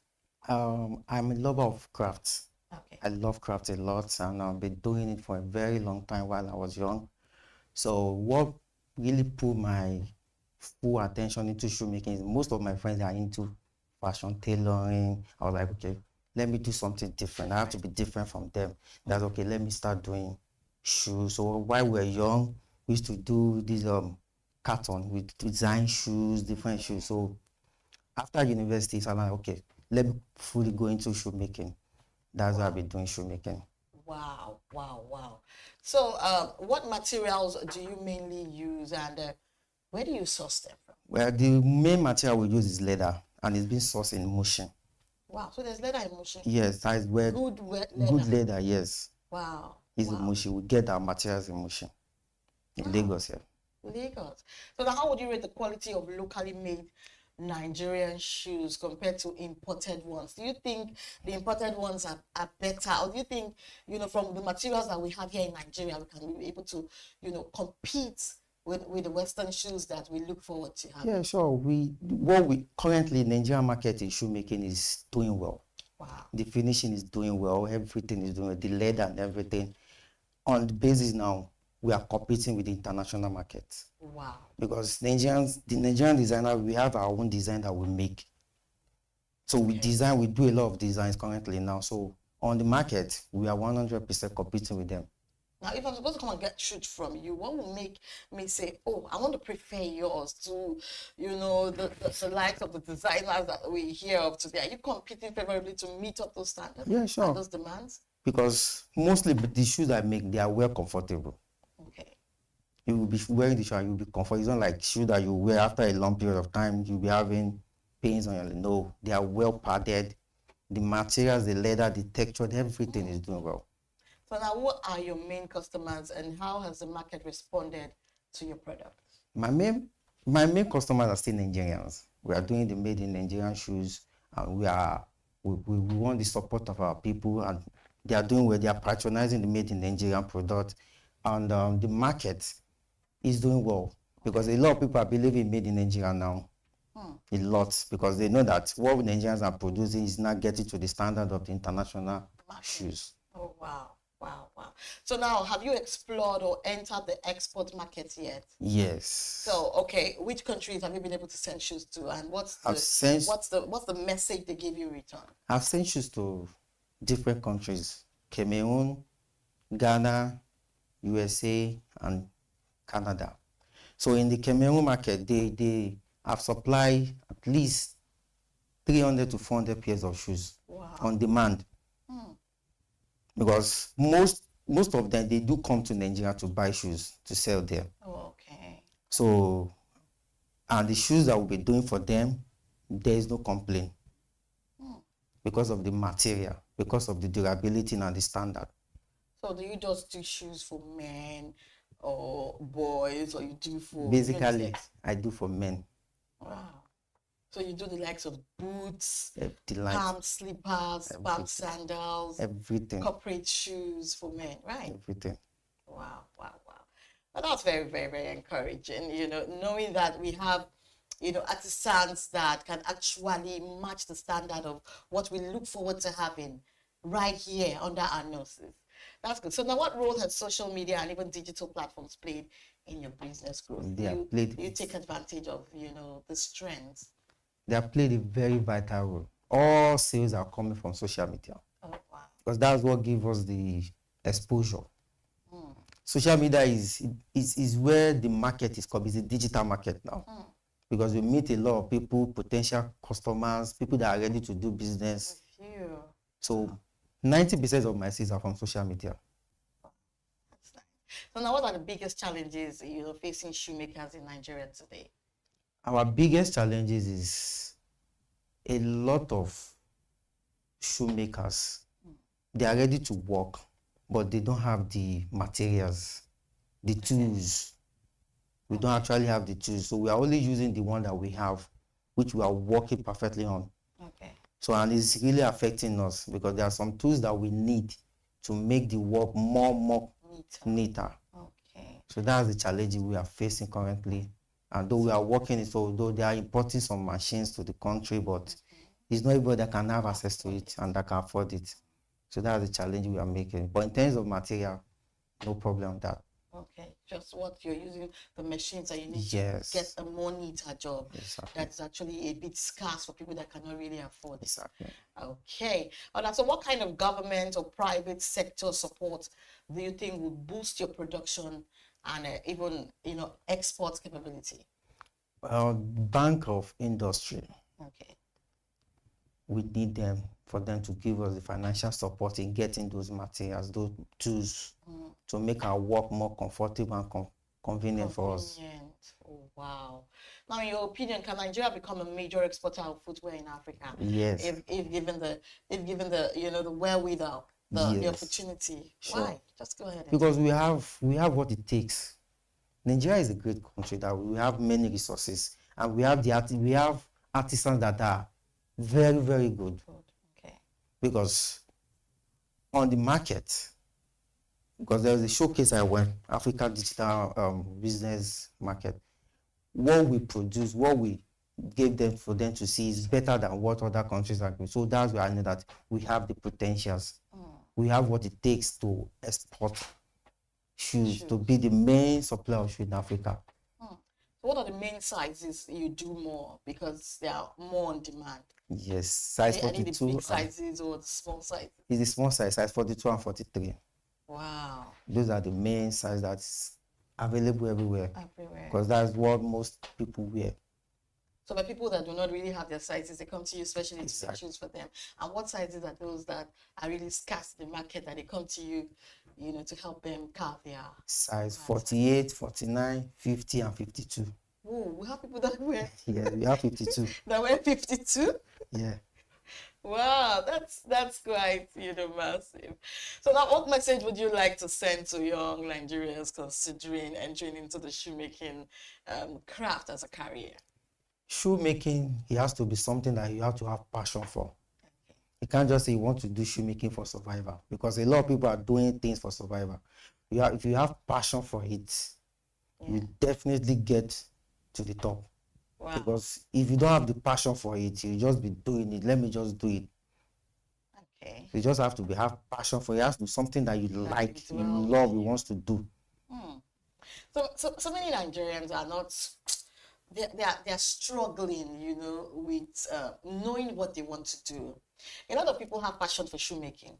They have a lot, just like onions, as you're pulling the pages of onions, you're seeing more, right? Yeah, People sure. have a lot of things they can actually do. Now they're struggling with the things that, you know, they think will really, you know, make money for them. What's your advice for those kind of people? My advice for them is Rome is not built in a day. Okay. It's a gradual process because a lot of Nigerians, youth outside there, they just want to make fast money. Okay. Okay. So we just need to educate them, let them understand that life is a gradual process. And they have to find themselves first. Finding yourself first is what will lead you to where you are going. If you are not finding yourself, you just go astray. Okay. So I do advise them that before I get to where I am today, it's stages. It's different stages, yeah. So you yourself, you just have to go through that stage. And the more you are going from one stage to another, that's when you started discovering yourself. Okay, I can do this. This is what I can do. These are my potentials. Yeah. So if you are able to do that, you have no problem. Now, a lot of times, you know, people have made up their mind that, okay, they will, you know, do this, and then they just face a little bit of difficulty. Perhaps maybe they were expectant. Maybe someone promised that, okay, they were going to support them in making sure that, you know, they bring out this business, and then maybe that fund is not forthcoming, and then they deviate and then give up. You know, are those people truly passionate about those crafts that they have, or they were just doing it because they thought that they were going to see immediate returns? And what's your advice for such people as well? Yeah, you see, while we're in school, we do different kind of exam. We do mathematics, we do English, and you have to try all possible to pass. Mm-hmm. That is life. You can't expect that you want something and you get that thing. But if you are passionate about that thing, you don't just know that you are going to fail. Okay. And if you failed, Don't be discouraged. don't be discouraged. Hmm. So that's life. And some people are not ready to accept the failure. That's why they Go around the circle. exactly. So if you are ready to learn, there are things that you need to know that is going to happen to you, which is failure. Mm. And if you fail so many times. you fail so many times. Because when I started mine too, the first year was very, very rough. Mm. The second year was rough, not only the third year. And I started taking the step. That's when I met Alibaba, the comedian, a lot of celebrity, Femi Adebayo and the likes. Started working with them. So that's when the brand now started growing. Wow. Assuming I've given up doing those first year, second years. You were good in what you're doing, Exactly. and they start patronizing you. So that's because I accept the moment and the failure. Mm. And that's what built me. Okay. So why should I prefer K-Lam? Why should I prefer your product over, you know, others? What's durability? If I wear your shoes, it's not going to feel soft in my leg. Am I not going to feel pain in the tiny toes? I always feel those, you know, knuckle pains. Number one, the reason why you accept K-Lam is it's made in Nigeria. Mm-hmm. The second one is the comfortability. Because all my products are well padded. The comfort is there, starting from the material to the finishing. Mm. So I make sure I do my proper work on it before leaving the factory. Okay. So that's why you have to buy K-Lam. You definitely wear K-Lam.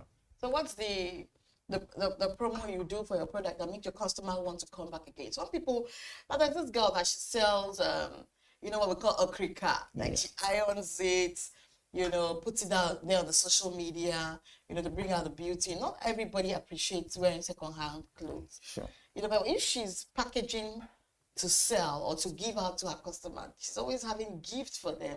So that's her own way of making her customer want to come back. She knows that they will have to wash these clothes when they wear them. You see her include soap inside. She knows that, you know, they would like to hang it. You see her like infuse, maybe even perfume and even a hanger or something. So I think that's her own way of like giving back to her customers to have them come back. So what do you do for your customers to have them come back again and again? Mostly, if you order a shoe from me, I usually put shoe on. Shoe on is what I used to wear the shoe. Okay. It's always there. And I offer discounts. Most times if you are buying maybe 2 to 3. Okay. I offer discount, and sometimes I'll do free delivery just to encourage made in Nigerian products. So I do that a lot. And that's why most of my customers are coming back, because, and it's also there's this thing that I build with my customer. I do customer relationship with them, not just being a customer. Sometimes I'll ask them about the shoe. Hope there is no problem. I check up on them, and also if there is error in the shoe, I take full responsibility of that, make the repair. If they want another one, if something that, okay, is still on the line of repair or some on the line of doing another one, I do that. I make sure my customers are well satisfied. Okay. So now do you guys have like an association? I'm talking about shoemakers in Nigeria, shoemakers in Lagos. You have an association where sometimes you plan to do like a trade fair for your shoes, footwears alone. So people come to see, unique, products of yours. Yes, we have, though I'm not part of them. Oh, wow. Okay. I'm not part of them, because sometimes some associations and what they are trying to give to the members is not something that all members should accept, because I actually don't understand the way they do their things there, because it's not my thing. The vision I have, they are not aligning with me. Okay, their politics. Yeah, there are politics in it. Okay. Wow. So we've been talking to the creative director, Kalem Empire, in the person of Prince Oladele Koporola. We want to thank you so much for coming on Business Morning, to showcase your craft and to encourage, maybe the unemployed that have one craft or the other that have not developed it, to actually do so, put it out there on social media so it will sell.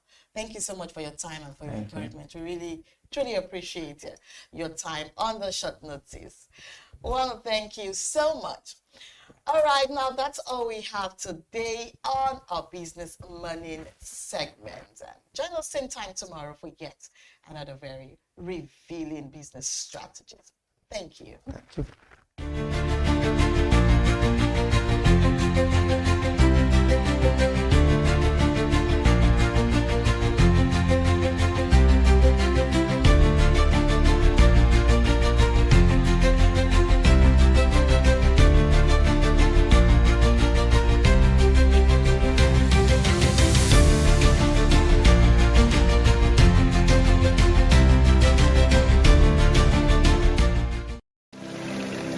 They say money never sleeps. Wake up to clarity, insights, and the stories driving business in Nigeria and beyond. From the heartbeat of small and medium enterprises to the pulse of national economic policy, this is where business meets perspective.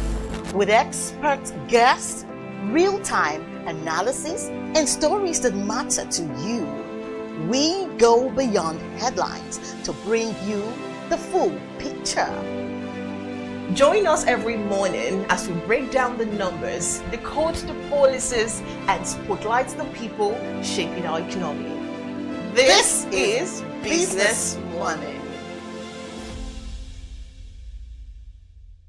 We are not just showing off businesses, but telling the stories behind them. The hustle, the art, the orders, and the wins. Startup Spotlight, showing every Monday on Business Day television.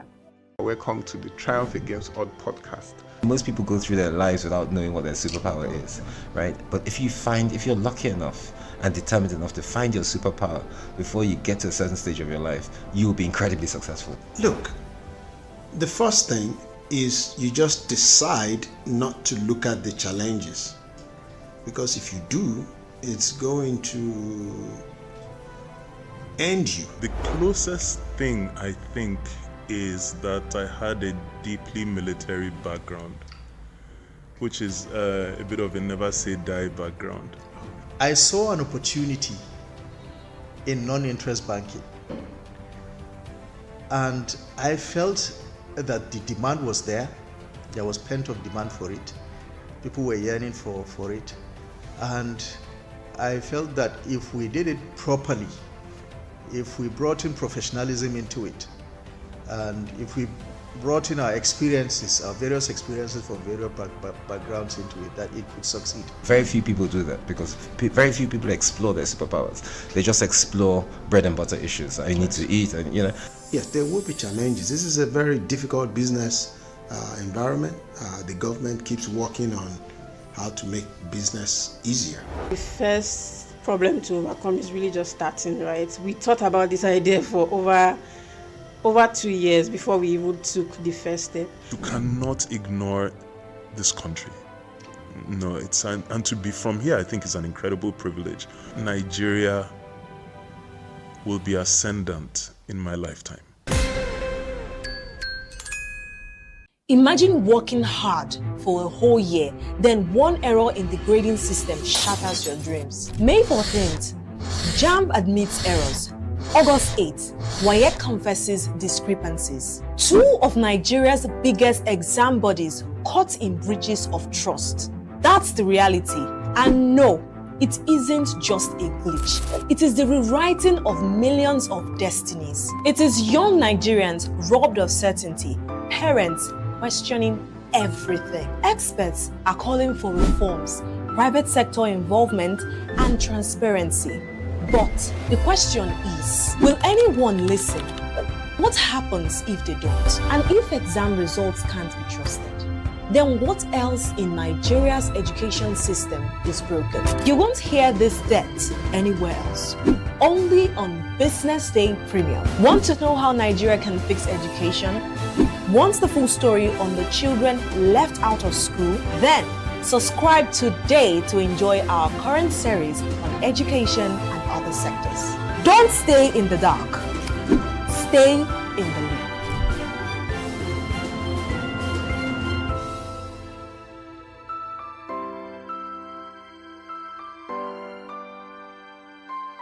This is Business Week, a weekly program brought to you by Business Day Television.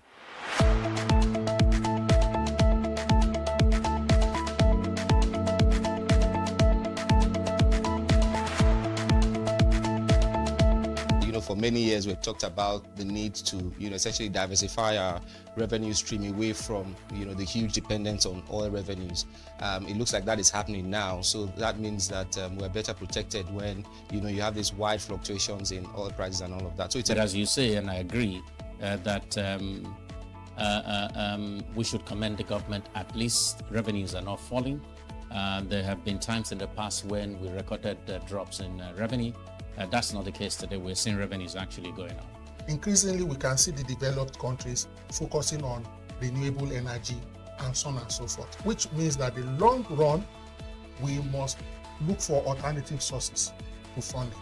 So the government says that crude oil theft has essentially come to an end.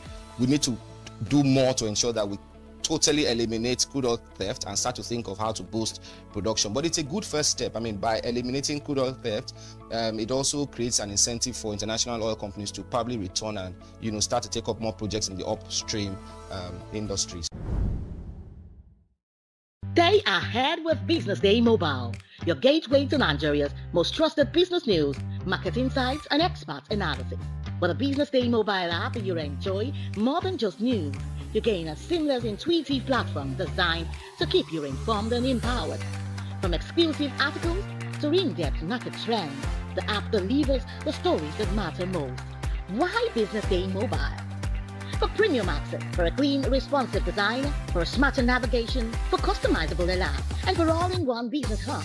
Whether you're a business leader, investor, policymaker, or enthusiast, Business Day Mobile brings you closer to the insights shaping Nigeria's business landscape. Download today and put authoritative business journalism right at your fingertips, anytime, anywhere.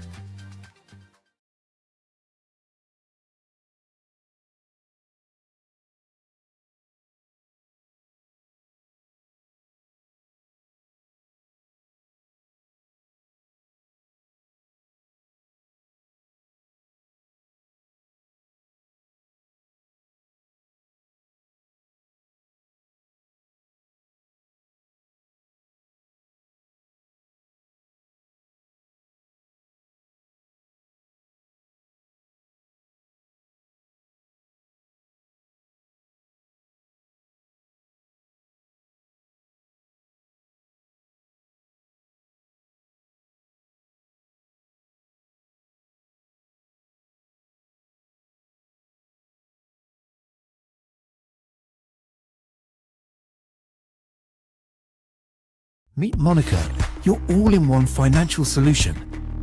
Convert crypto to Naira at juicy rates anytime, anywhere. Enjoy fast withdrawals straight to your bank. Buy airtime, data, and pay bills in seconds. No stress, no delays, just seamless transactions. Monica, the smarter way to move your money. Download now. Okay now, dependable insurance. After God, you are the next insurance. See as the boys the Allah, all the ladies the Allah. Ensure your car protections from accidents. Unforeseen loss, you can see them. Mistakes are meant to happen. If you don't jam the car, they'll jam yours. Will you beat them? Ah yes, you will get them arrested. Your plans for that day is affected. You waste your money, you waste energy. With AXA, you can be protected. Get the protection that pays today. Call 0700 AXA Mansa to get a motor insurance that pays. At Stanbic IBTC, we are here to help you grow with financing that helps you expand, expert knowledge across 20 African markets, trade solutions that open doors to 195 countries globally, and an online banking platform that works hard, because with us, there's possible, then there's more. Visit www.stanbicibtcbank.com/business for more. Stanbic IBTC. True strength. What defines it? The brilliance of a player? Or when a team comes together to win? A solo beat? Or the rhythm of many? The flair of one dancer? Or the art of a troupe? One distinct voice, or the beauty of the symphony. At FCMB Group, we build ecosystems, empower communities, and create the future. Because we believe it's not just one, but the power of the group that delivers the future we all desire. FCMB, the power of the group.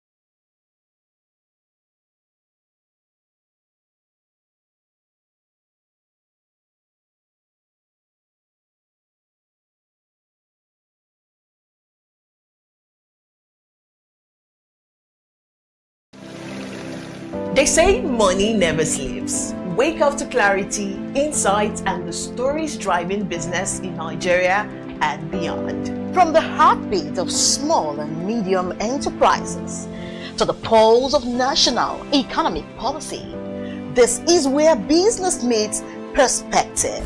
With expert guests, real-time analysis, and stories that matter to you. We go beyond headlines to bring you the full picture. Join us every morning as we break down the numbers, decode the policies, and spotlight the people shaping our economy. This is Business Money. We are not just showing off businesses, but telling the stories behind them. The hustle, the art, the orders, and the wins. Startup Spotlight, showing every Monday on Business Day television. Welcome to the Triumph Against Odd podcast. Most people go through their lives without knowing what their superpower is, right? But if you're lucky enough and determined enough to find your superpower before you get to a certain stage of your life, you will be incredibly successful. Look, the first thing is you just decide not to look at the challenges, because if you do, it's going to end you. The closest thing I think is that I had a deeply military background, which is a bit of a never say die background. I saw an opportunity in non-interest banking, and I felt that the demand was there. There was pent-up demand for it. People were yearning for it, and I felt that if we did it properly, if we brought in professionalism into it, and if we brought in our experiences, our various experiences from various backgrounds into it, that it could succeed. Very few people do that because very few people explore their superpowers. They just explore bread and butter issues. I need to eat, and Yes, there will be challenges. This is a very difficult business environment. The government keeps working on how to make business easier. The first problem to overcome is really just starting, right? We thought about this idea for over 2 years before we even took the first step. You cannot ignore this country. No, and to be from here, I think is an incredible privilege. Nigeria will be ascendant in my lifetime. Imagine working hard for a whole year, then one error in the grading system shatters your dreams. May 14th, JAMB admits errors. August 8th, WAEC confesses discrepancies. 2 of Nigeria's biggest exam bodies caught in breaches of trust. That's the reality. And no, it isn't just a glitch. It is the rewriting of millions of destinies. It is young Nigerians robbed of certainty, parents questioning everything. Experts are calling for reforms, private sector involvement, and transparency. But the question is, will anyone listen? What happens if they don't? And if exam results can't be trusted?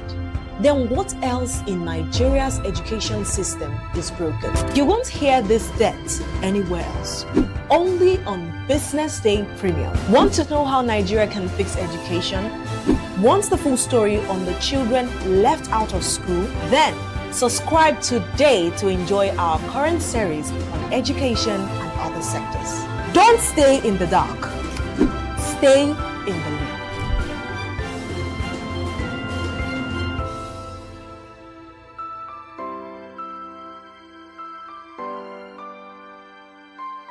This is Business Week, a weekly program brought to you by Business Day Television.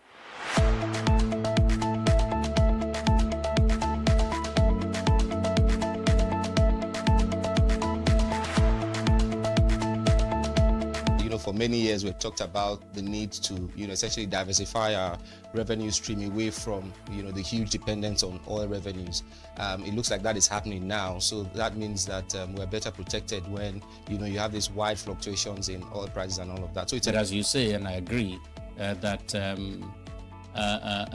we should commend the government. At least revenues are not falling. There have been times in the past when we recorded drops in revenue. That's not the case today. We're seeing revenues actually going up. Increasingly, we can see the developed countries focusing on renewable energy and so on and so forth, which means that in the long run, we must look for alternative sources to funding. So, the government says that crude oil theft has essentially come to an end. We need to do more to ensure that we totally eliminate crude oil theft and start to think of how to boost production. But it's a good first step. By eliminating crude oil theft, it also creates an incentive for international oil companies to probably return and start to take up more projects in the upstream industries. Stay ahead with Business Day Mobile, your gateway to Nigeria's most trusted business news, market insights, and expert analysis. With a Business Day Mobile app, you enjoy more than just news. You gain a seamless, intuitive platform designed to keep you informed and empowered. From exclusive articles to in-depth market trends, the app delivers the stories that matter most. Why Business Day Mobile? for premium access, for a clean, responsive design, for smarter navigation, for customizable alerts, and for all-in-one business hub. Whether you're a business leader, investor, policymaker, or enthusiast, BusinessDay Mobile brings you closer to the insights shaping Nigeria's business landscape.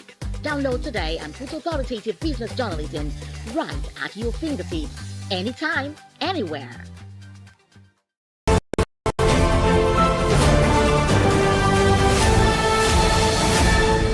You are watching Business Day Television.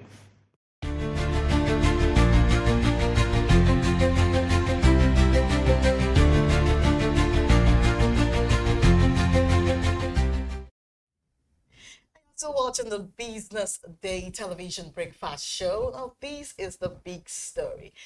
And on the big story today, we're talking about Dangote's refineries planned supply of 1.5 billion liters of fuel domestic markets. Right about now, Nigeria's fuel landscape may be on the brink of a major shift. Dangote Refinery says it will pump 1.5 billion liters of petrol monthly into the domestic market. And this is a volume that could redefine supply, pricing, and even subsidy debates. Now, today we break down what this means for the nation and how will these affect imports, deregulation, and even pump prices. Now, this morning we examine the economic and political ripple effects with Dipo Oladende. He is the head energy desk and Business Day. You're welcome, Dipo. Yeah, thanks. Thank you for joining us. And also with us is Mr. Bassi. Mr. Bassi, good morning. Good morning, Destiny. Thank you for joining us on the big story today. Now, very quickly, Mr. Dipo, what does Dangote Refineries plan to supply 1.5 billion liters of petrol monthly? What does it mean in real terms for Nigeria's domestic fuel market? Oh, okay, thanks. Thanks once again for having me.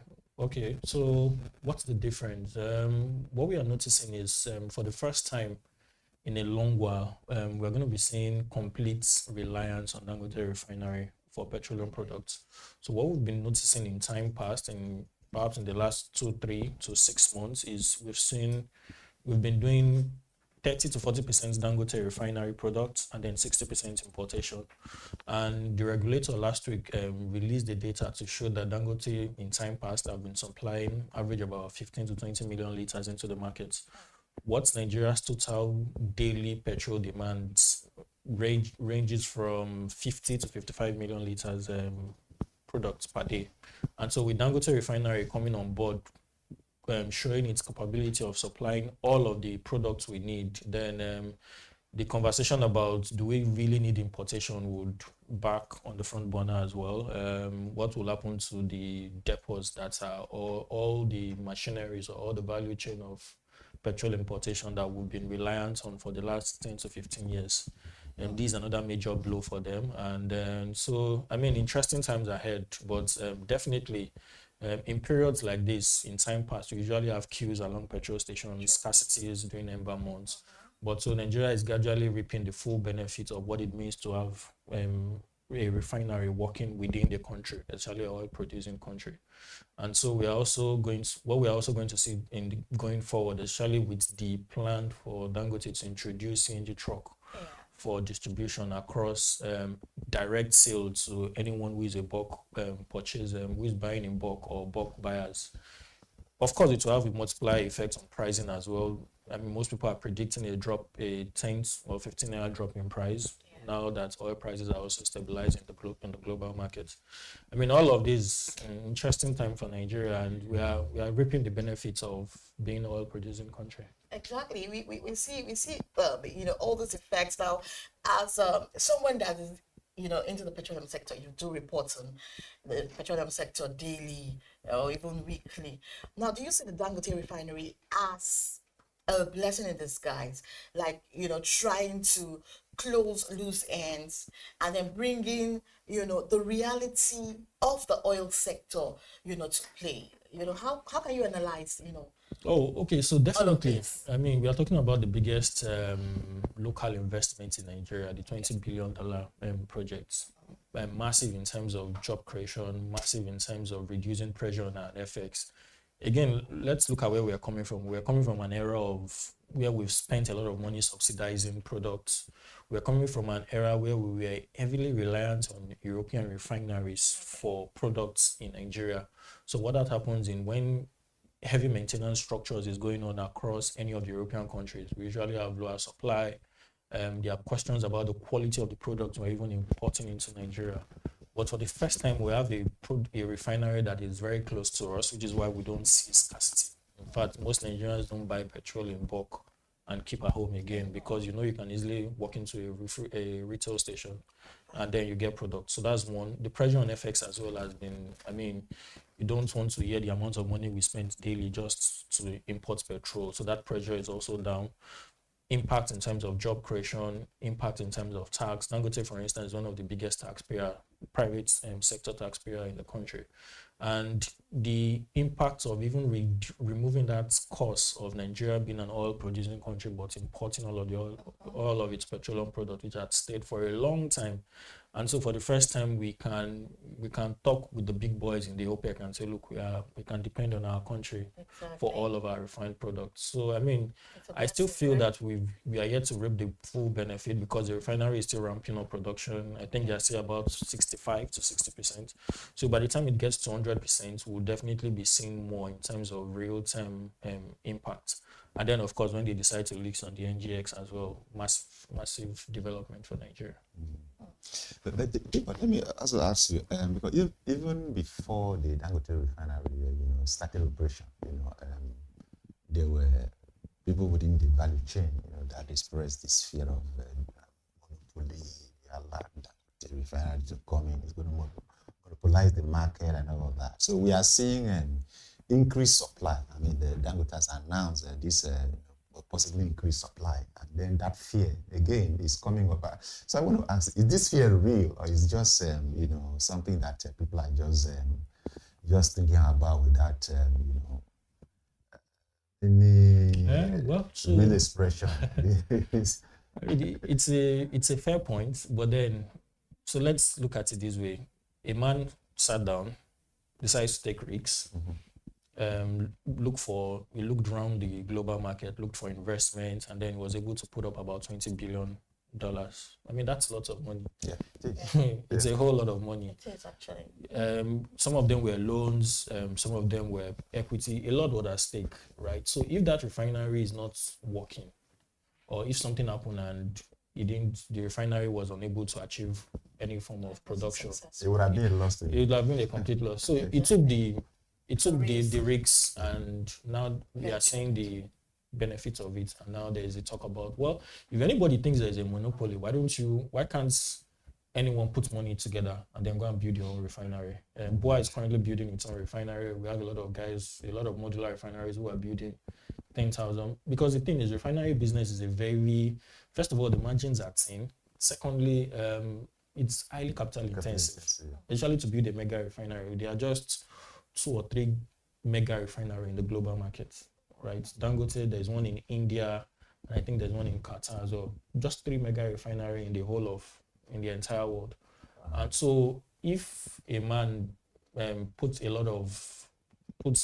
all of his businesses at risk and decides to venture into that, it should count for something. So that's one.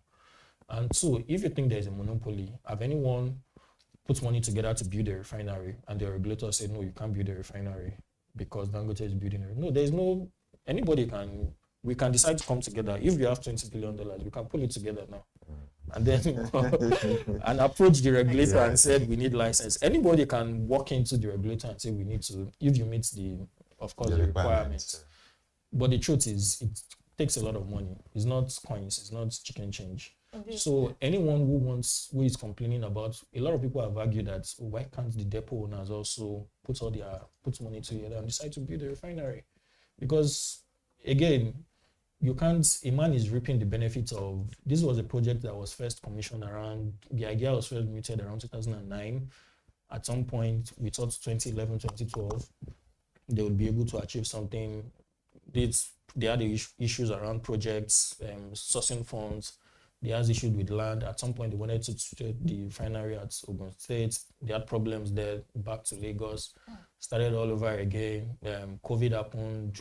Election cycle happened. A lot of things that were extremely outside their control. So they've gone through a lot to be here, and I think they deserve all the. And again, the refinery is also delivering premium products. There've been a lot of question mark on the quality of the product we've been importing. And so for the first time, we have quality products. It's very interesting when you just made it clear that there are 3 major refineries in Nigeria. And it happens to be one because of the risk Dangote actually took. So now, how significant is this supply volume, right, compared to Nigeria's current consumption and import levels? Okay, so one thing that is not often talked about is how Dangote Refinery is providing clarity in terms of what we actually consume in Nigeria. So before now, our consumption was as high as, we are importing as high as 100 million liters a day. Because, a lot of, no actual data on what our real production figure is. Now, since Dangote Refinery came on board, what we've noticed is our actual production numbers have actually dropped. So now we are currently consuming around 40 to 50 million liters, depending on the period. So festive seasons like this, where there are usually travels, a lot of people are on the road. Of course, we'll see higher demand compared to other months or other quarters, depending on the period. So now we have a fair idea of what our actual consumption is, which is around 50 to 55 million liters. And with Dangote Refinery, so you have a truck. So they know the amount of trucks that they are loading on a daily basis. So what these new numbers is showing now is, if you are importing now, what's the incentive to import when you can easily get products within your country or within your location? That's one. And then secondly, you have easy access to products, right? So again, if you're importing now, so you'll be spending a lot in terms of logistic costs. Now, the cost of moving your product from a mother vessel to a daughter vessel. Mother vessel is, this vessel they use in bringing product from other European countries to closer to Nigerian waters. And then when you get close to Nigerian waters, you need a daughter vessel, a much smaller ship to move this product from the mother vessel to the daughter vessel. All of these requires cost. Highly capital intensive, requires a lot of dollars as well. So all of this would no longer be at play. And then the primary benefit of having a refinery is availability of products. Yes. So there is no reason why they should be panic buying. You can easily walk into the filling station and then get products. And that's very good for this season, People do not want so much pressure. All right, before I allow Mr. Bass to give you his next question, now, do you expect this move to immediately reduce Nigeria's dependence on imported petrol? Why or why not?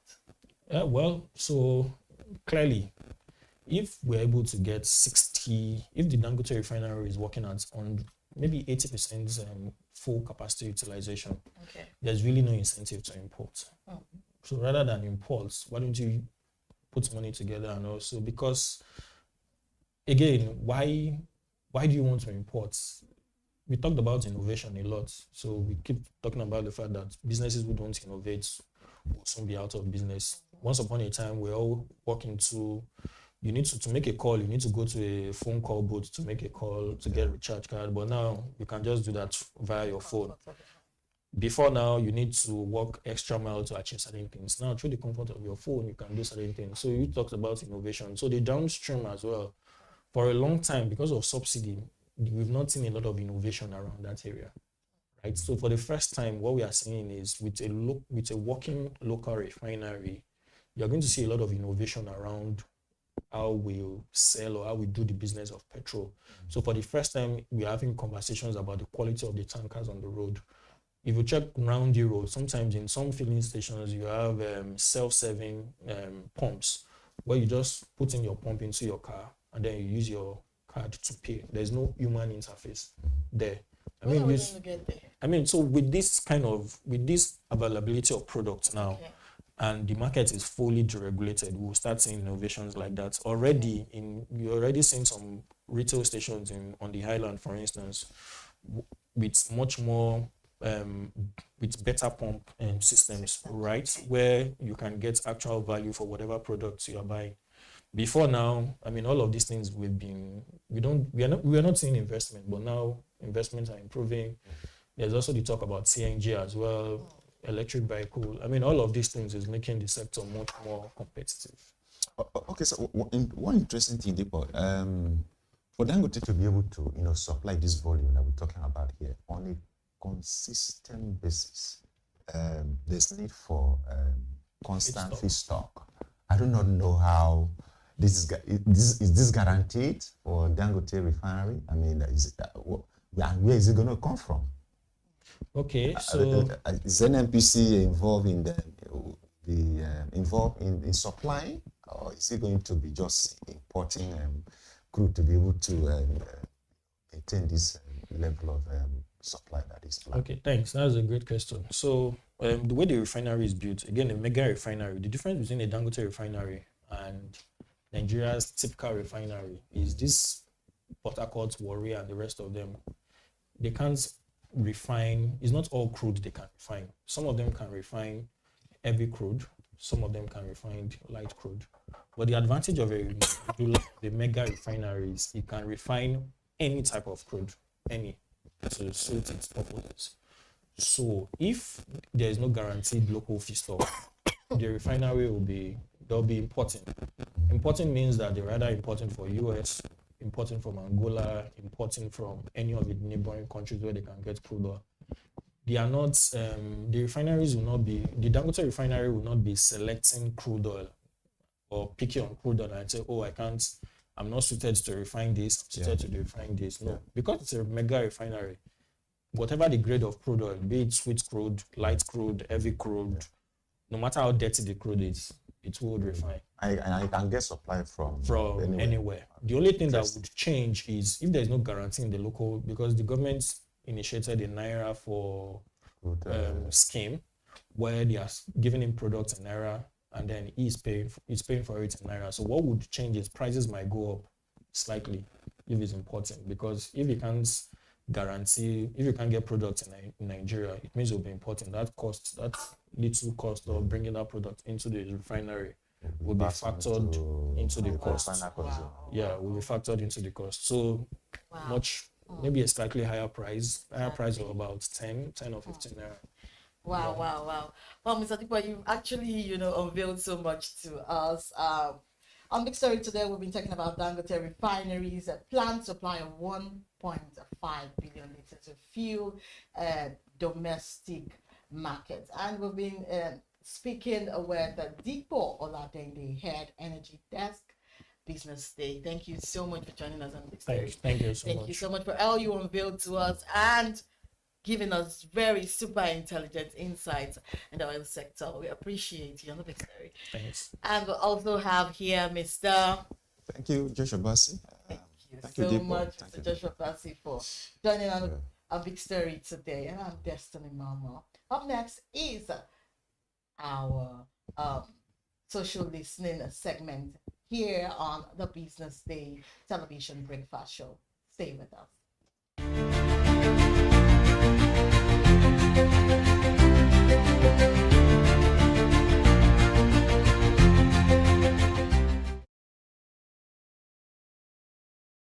Meet Monica, your all-in-one financial solution.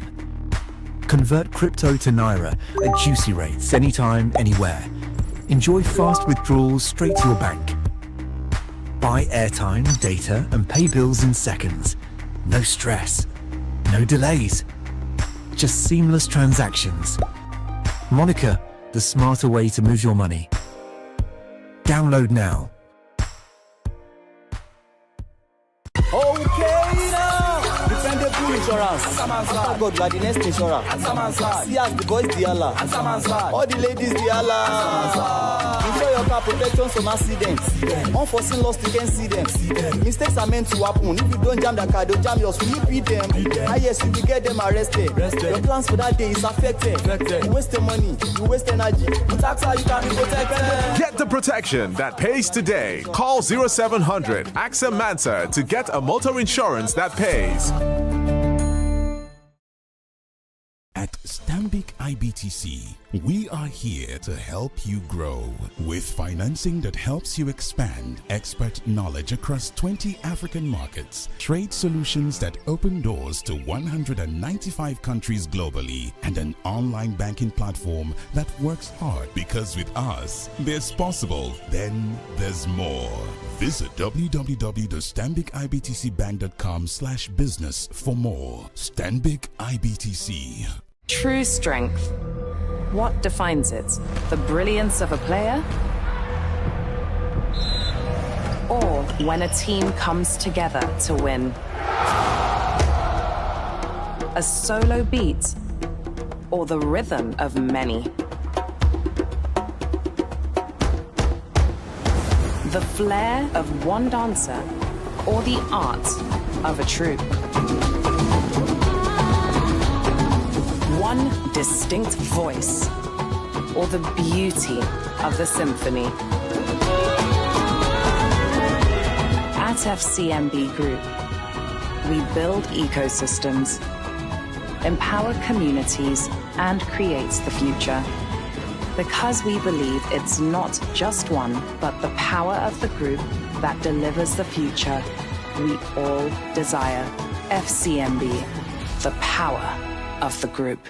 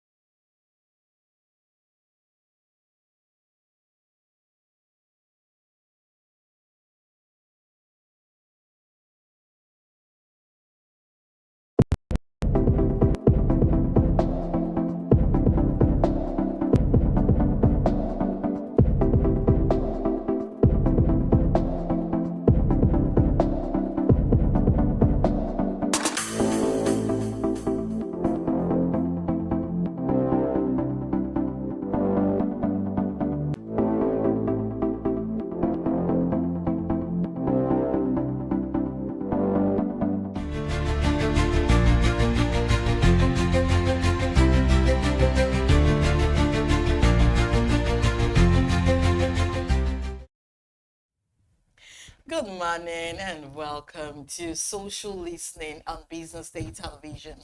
I am Destiny Momo and I'm here with my co-host Onyeka Valentine. Set to go. All right then. It's good to have you once again join on the Social Listening segment. I'm sure we have so much to talk about today. Now, very quickly, the federal government says that it's getting ready to reveal the names of those funding terrorism in Nigeria. Now, this came from Daniel Bwala, the special advisor to the president on policy communication. He says the security agencies have been working on these for a long time, tracking networks and reviewing sensitive intelligence. Now, the government had previously listed several individuals and BDT operators as terrorism financiers in November 2025. And the Chief of Defense Staff also confirmed the process of identifying and prosecuting more suspects is ongoing. And many Nigerians have been demanding full transparency, arguing that without exposing the money trail, no military strategy can fully solve the problem. And the public is now waiting for the final list the administration promised. Before we see tweets, what do you make of this, Valentine? It's good that it's now some people can understand, right? Give us who are broadcasters and journalists reason to ask those questions that the viewers want to ask. True. Which is this? How can we as a public, because we are 200+ million people, not know who are the ones funding all this time? Right, yeah. Apart from that, taxpayers' money being used, right, to fund our security network, to fund different meetings of policymakers and government officials. Yet, we still cannot pinpoint those who are responsible for either mediating behind closed doors or financing. All this while. Why? That's the question. You know, a lot of tongues are wagging on this matter. People do not just want to just let sleeping dogs lie on this matter anymore. Everybody are on their best time now, trying to find out. Tell me, why? It's unfortunate, but it's just a fact. Ever since J. Trump said, I'm coming gun blazing to Nigeria. Exactly. Everyone has stood up. They now realize that, look, those who are the partakers and beneficiaries of monies meant to develop this country, rather siphoned and being used, diverted to sort out bandits, exactly. rehabilitate bandits, rehabilitate terrorists. All those important cash that have been given to us from foreign bodies. Because Donald Trump has said, I'm going to cut funding, right? We're going to make sure that things now work properly in Nigeria. Yeah. Not disgraced government. Because he said so, those who are not beneficiaries of all those funds, different areas, have not said, look, we cannot sit They're back. very restless. We cannot sit back and allow this guy expose us. They are very restless now. We begin to drop our corn, begin to look at the plantation. The guilty runners when no one pursue it. So that's just what's happening right now. How it's going to play out? Don't be surprised that if these guys do their work without sense, without looking at any sacred cow, don't be surprised. The people who you think are holier than thou, their names will turn out in that list. Those who you think are the ones that you look up to, whether in the Christendom or Islam, their names will turn out on that list. And those who you think are holier than thou, you think their names will turn out. If that list truly is slipped out without sense. I'm sure there's going to be a lot of shock waves, you know, if that list is produced. So let's see tweets to this effect very quickly. Now, from Okocha AFC says that, fingers crossed. Now, this will be a game changer. I like the fact that finally those guys have started, you know, taking the right steps to actually fix the issues of terrorism. And I look forward to a complete approach. Wow. And now, from S-Band, Real Esther says, now this shouldn't even be a breaking news. It's something that should have been reviewed long ago. Naming terrorism financiers is not a headline. It's a responsibility of a working government to disclose their identity. Until the identities are revealed and prosecuted, insecurity will keep recycling itself. Nigerians deserve transparency, not teasers. Wow. I like that point right there. And let's see what more tweets I have on these. From Mazi on your post says that I doubt if they will have the courage and political will to go after such people fueling the insecurity. When they are serious to end the insecurity across the country, it will be very evident that even the blind will see it. Wow. And then from Wafresh said, they want to reveal identity and they are giving the terrorist financiers a heads up to do exactly what? To run away from the country or to join APC so that their things will be forgiven? What's wrong with this country? So this last person, Wafresh, yes, right? yes. So I kind of agree and disagree with him. I'll explain. I agree with him in the sense that we shouldn't give those heads up. Exactly. Heads up, give them some information that can. Exactly, they should just be revealed. Outshine our secret personnel. But I have a sense, more important, okay? Talking about them going to APC for, you know, immunity is no longer going to work. Yeah. Okay. It is no longer business as usual. Because the commander-in-chief of the armed forces, in the able and honorable name of President Bola Ahmed Tinubu, has now realized that he is not just his reputation, but the reputation of the country, and the same country that has gotten this far is at stake. So, like they always say, look for my hand, my people spoil. And so, if that be the case, it is now time to now say the idea of friendship, the idea of sacred cow, the idea of whoever is going to be out of the way. I want to save my head. You want to deal with this. Exactly. And I'm happy to now see that from guns blazing, you know, moving to a country, Donald Trump's advisors around him there in his own Senate are not saying, respect that nation. It's a sovereign nation. Don't forget, apart from we being colonized and amalgamation, we already, before then, history made us understand that we already, in our own way, developed. The Benin Kingdom was already developed. Remember the Benin War? So we already have some level of civilization running for us. So as a country, we have been working. Oh, we had our own challenges, most definitely. But to respect that country is advice that I've told them. Yeah. Partner with them. So what we're now seeing is those equipments, those high techs, right? What do you sensitive ammunitions and other technologies that the United States prior to now A partner. to give to us Yeah. are now open They are to ready to give do to that. give to Yeah. give They're to ready to do that, which is What's good. the next step now? The next step will now be to flush out all those unscrupulous elements in our security network, even in politics. And that's why we're seeing a lot of resignations happening right now from the defense sector, and more will still happen. And even for the fact that they've already, resigned, they shouldn't let them go anywhere. They should still be kept for questioning. A lot of things have to be unveiled at this time. Yes, which is why they are moving also to make sure that if your passport and other details, there's no running anywhere. There's no running anywhere. You know, just get to the airport to use your passport. If you're a person of interest, immediately there'll be a halt on your passport. They have some questions, hot questions to answer. I'm moving on because I know, because if we go on this, I trust you, Valentine, you will have so much to say over and over again.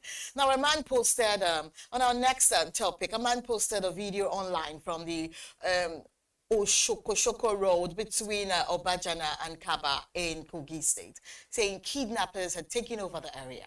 And the clip showed cars parked on the road while travelers tried to escape. He said soldiers were already exchanging gunfire with the bandits. Now, this is not an isolated case.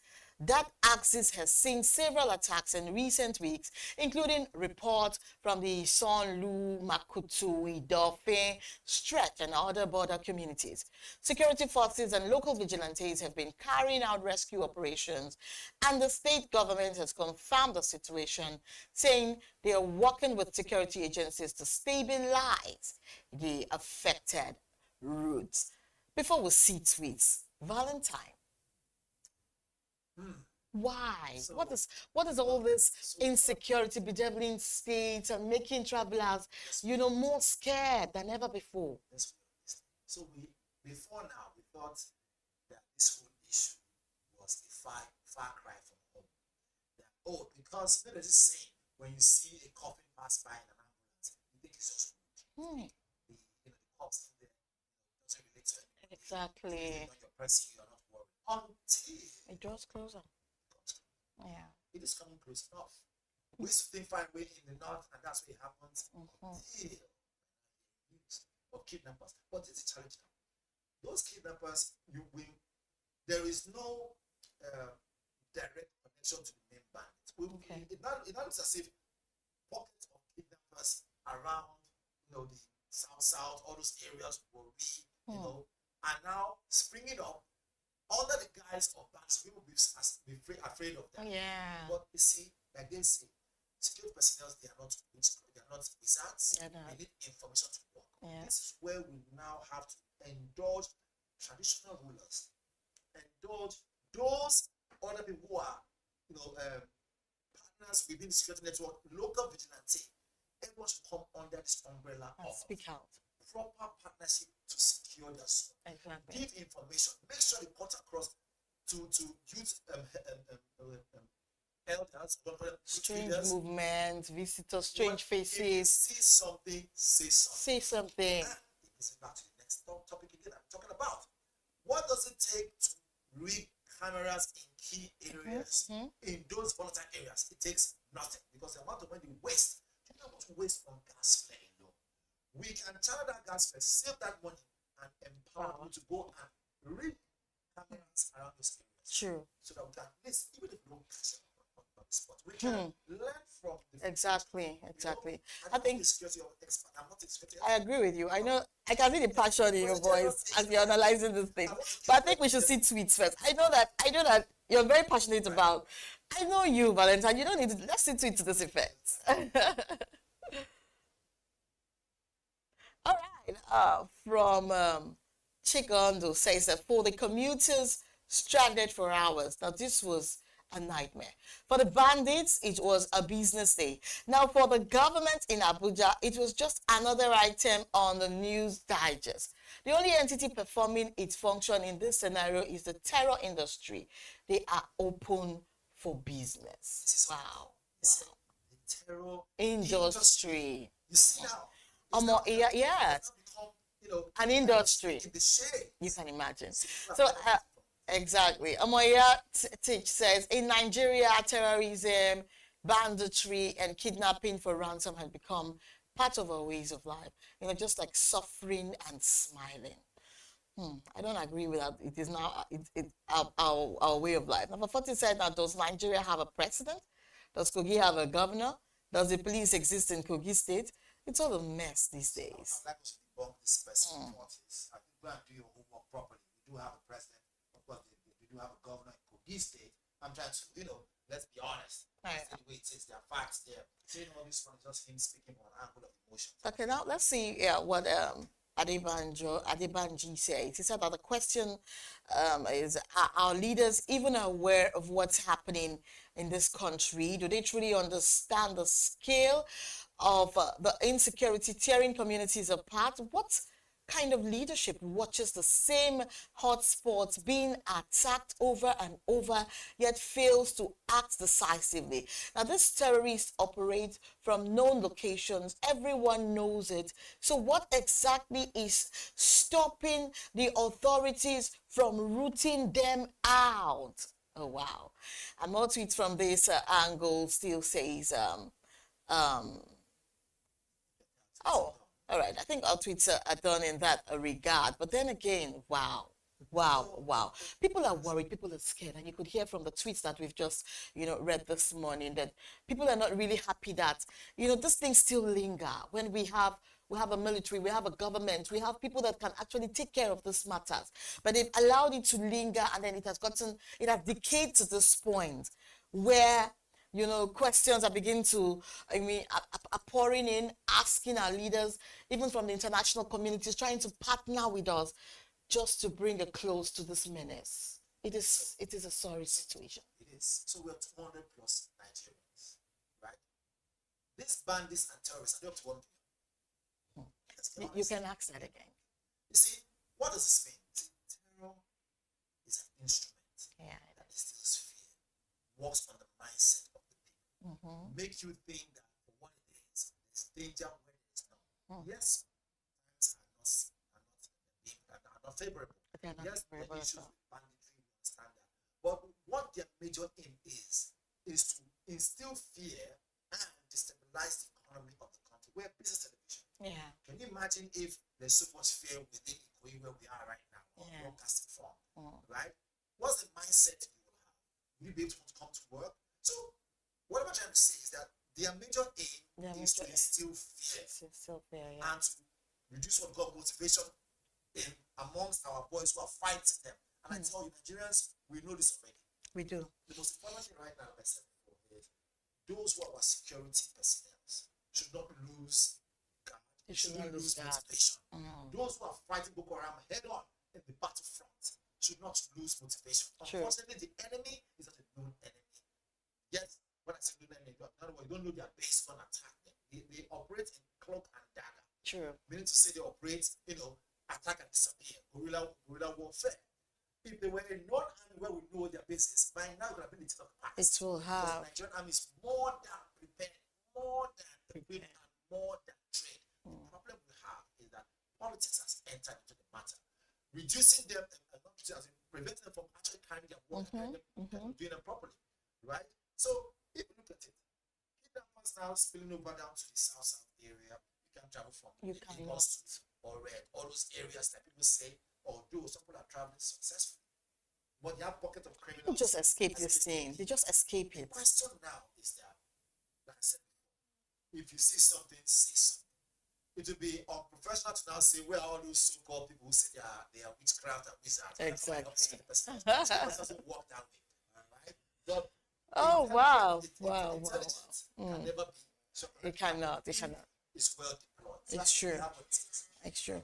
All right, now very quickly, President Bola Ahmed Tinubu has commissioned 1,187 cadets into the Nigerian Police Force as new assistant superintendent of police. The personal parade took place at the Police Academy in Wudil, Kano, with the Secretary of the Government of the Federation representing the President. Now, these officers just completed 5 years of training and also earned degrees in the process. Tinubu urged them to work with integrity and respect for citizens. The Inspector General of Police praised their resilience, and government officials at the event said this is part of a wider plan to strengthen national security. I think let's quickly see tweets because of time, so we can, round up very quickly. Now from maybe T says that a nation with population of 250 million has only 50,000 policemen.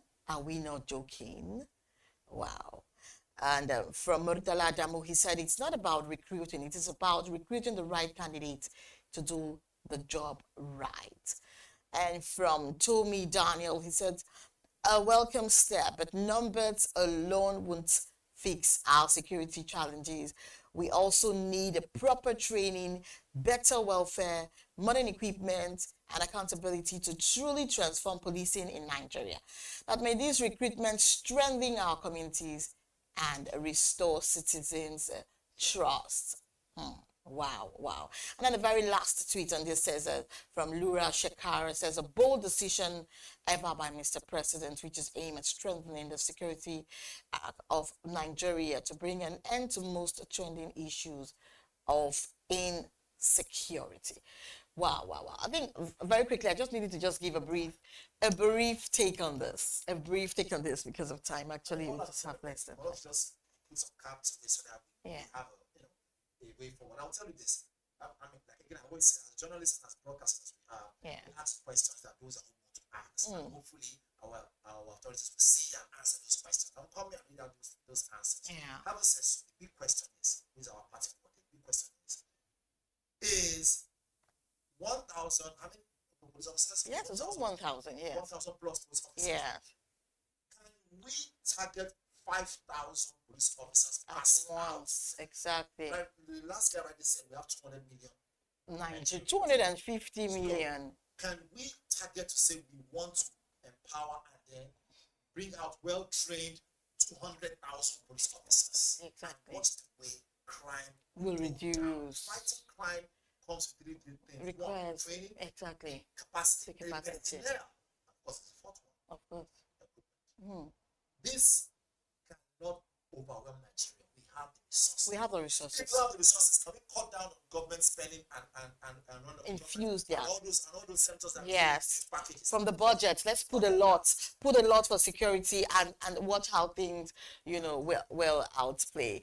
Well, that's all on social listening today. We looked at the expected list of terror financiers, the fresh kidnapping scare in Kogi, and the commissioning of new ASPs. And thank you for joining us. I'm Destiny Momo, and with me was... Well, join us again tomorrow on Business Day Television Breakfast Show. Good morning.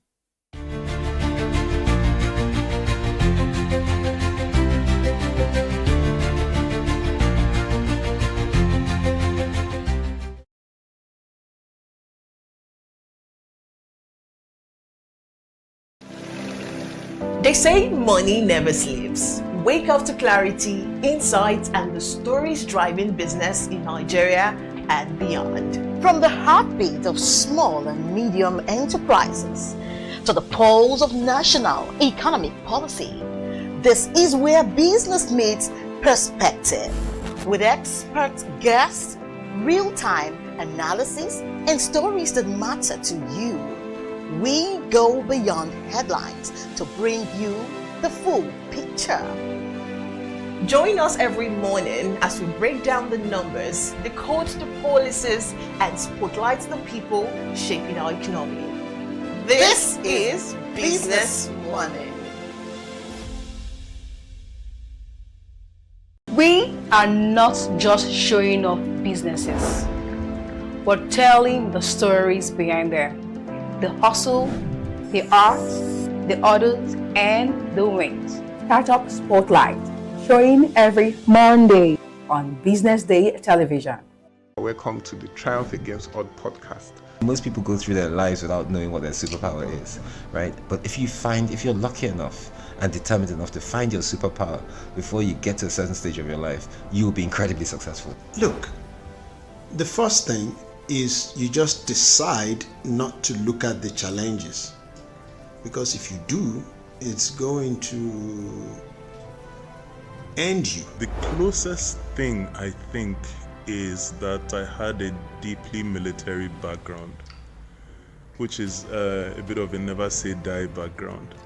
I saw an opportunity in non-interest banking, and I felt that the demand was there. There was pent-up demand for it. People were yearning for it, and I felt that if we did it properly, if we brought in professionalism into it, and if we brought in our experiences, our various experiences from various backgrounds into it, that it could succeed. Very few people do that because very few people explore their superpowers. They just explore bread and butter issues. I need to eat, and Yes, there will be challenges. This is a very difficult business environment. The government keeps working on how to make business easier. The first problem to overcome is really just starting, right? We thought about this idea for over 2 years before we even took the first step. You cannot ignore this country. No, and to be from here, I think is an incredible privilege. Nigeria will be ascendant in my lifetime. Imagine working hard for a whole year, then one error in the grading system shatters your dreams. May 14th, JAMB admits errors. August 8th, WAEC confesses discrepancies. Two of Nigeria's biggest exam bodies caught in breaches of trust. That's the reality. And no, it isn't just a glitch. It is the rewriting of millions of destinies. It is young Nigerians robbed of certainty, parents questioning everything. Experts are calling for reforms, private sector involvement, and transparency. But the question is, will anyone listen? What happens if they don't? And if exam results can't be trusted? Then what else in Nigeria's education system is broken? You won't hear this debt anywhere else. Only on Business Day Premium. Want to know how Nigeria can fix education? Want the full story on the children left out of school? Then subscribe today to enjoy our current series on education and other sectors. Don't stay in the dark. Stay in the loop.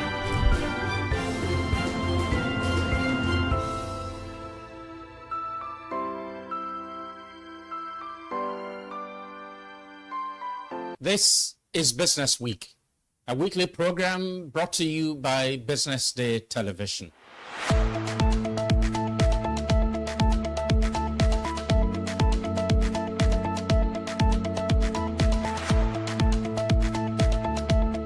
For many years, we've talked about the need to, essentially diversify our revenue stream away from, the huge dependence on oil revenues.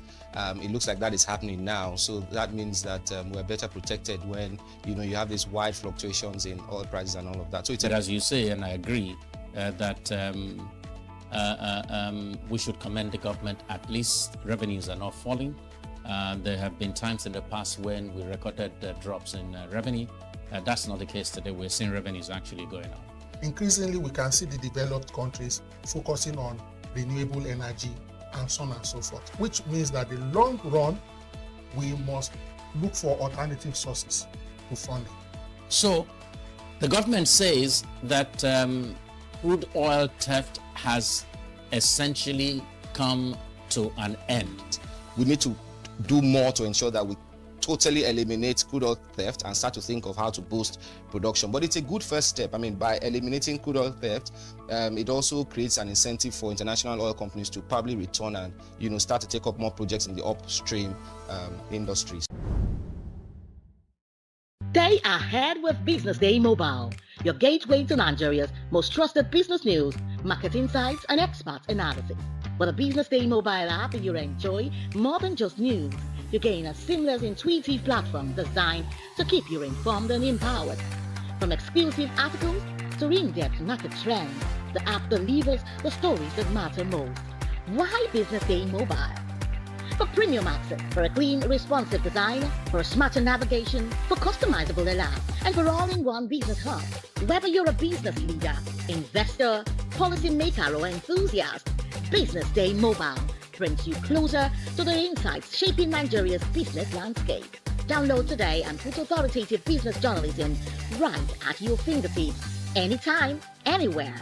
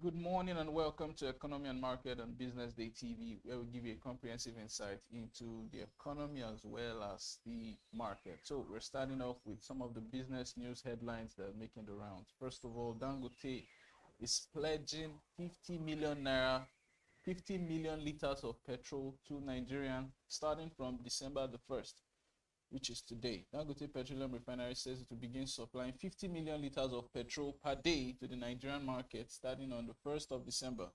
The company says it forms part of a broader plan to deliver 1.5 billion liters of PMS monthly through the festive season into early 2026. This announcement was made by Aliko Dangote during a tour of the refinery by the South-South Development Commission. He said the refinery currently produces between 40 and 45 million liters daily, adding that the new supply level should help prevent fuel scarcity that is typically associated with the Yuletide. Dangote also disclosed that formal notification has been sent to the midstream and downstream regulator, and supply is expected to rise to 1.7 billion liters in February. He said the refinery is working with petroleum marketers to ensure nationwide distribution while also supporting the transition to CNG-powered haulage fleet that is expected to cut logistics costs and improve efficiency. Then we'll move to the news of Oluyemi Cardoso, the CBN governor, opening the door to rate cuts in 2026. The CBN governor said that the CBN may resume interest rate cuts and tighter monetary management. He said interest rate adjustment will be guided strictly by data. The governor outlined key priorities for 2026, including strengthening the banking system, protecting depositors, modernizing payments, and deepening financial stability. He added that fintech innovation will be encouraged, but with stricter rules on consumer protection, cybersecurity, and digital asset oversight. Cardoso also reaffirmed that the era of deficit financing by the CBN is over, stressing that monetary discipline and price stability will remain the CBN's core mandate. Then OPEC has retained Nigeria's crude oil production quota at 1.5 million barrels per day through to December 2026. This decision was reaffirmed at the 40th OPEC and non-OPEC ministerial meeting, where members agreed to maintain existing output levels under the Declaration of Cooperation. The group also approved a new assessment mechanism to determine each country's maximum sustainable production capacity. This framework will be used to set production baseline for 2027. OPEC's Joint Ministerial Monitoring Committee will continue to track market conditions and output compliance ahead of the next ministerial meeting that is scheduled for June 7, 2026. Meanwhile, in a separate update, OPEC said that 8 OPEC Plus members, including Saudi Arabia, Russia, Iraq, and the UAE, have agreed to pause planned production increases in the first quarter of 2026 due to seasonal demand trends. The countries will also continue withholding a 137,000 barrel per day increase previously slated for December. They will meet monthly to review market dynamics and compliance. After the break, we're going to return with a little bit of insight into what happened in the markets from last week. Stay with us. Welcome back to Economy and Markets. Over the week, between the weeks, the week starting November 25 to November 29 to November 28, rather, we saw quite a bit of action in the NGX. We saw some announcements, some resignations. However, we're going to have a quick break and a quick update of some of the top 3 that caught our attention. First of all, Cadbury Nigeria appointing a new interim managing director. Cadbury Nigeria has announced a major leadership change as it begins a new phase of transition. This announcement came on Thursday. So the company says that its finance director, Folake Ogundipe, has been appointed as the interim managing director. This is following the retirement of its previous MD, Oyeyimika Adeboye. So Oyeyimika Adeboye was the first female managing director of the company since its establishment in 1967. She steps down. She's expected to step down on November 30th after reaching the company's mandatory retirement age.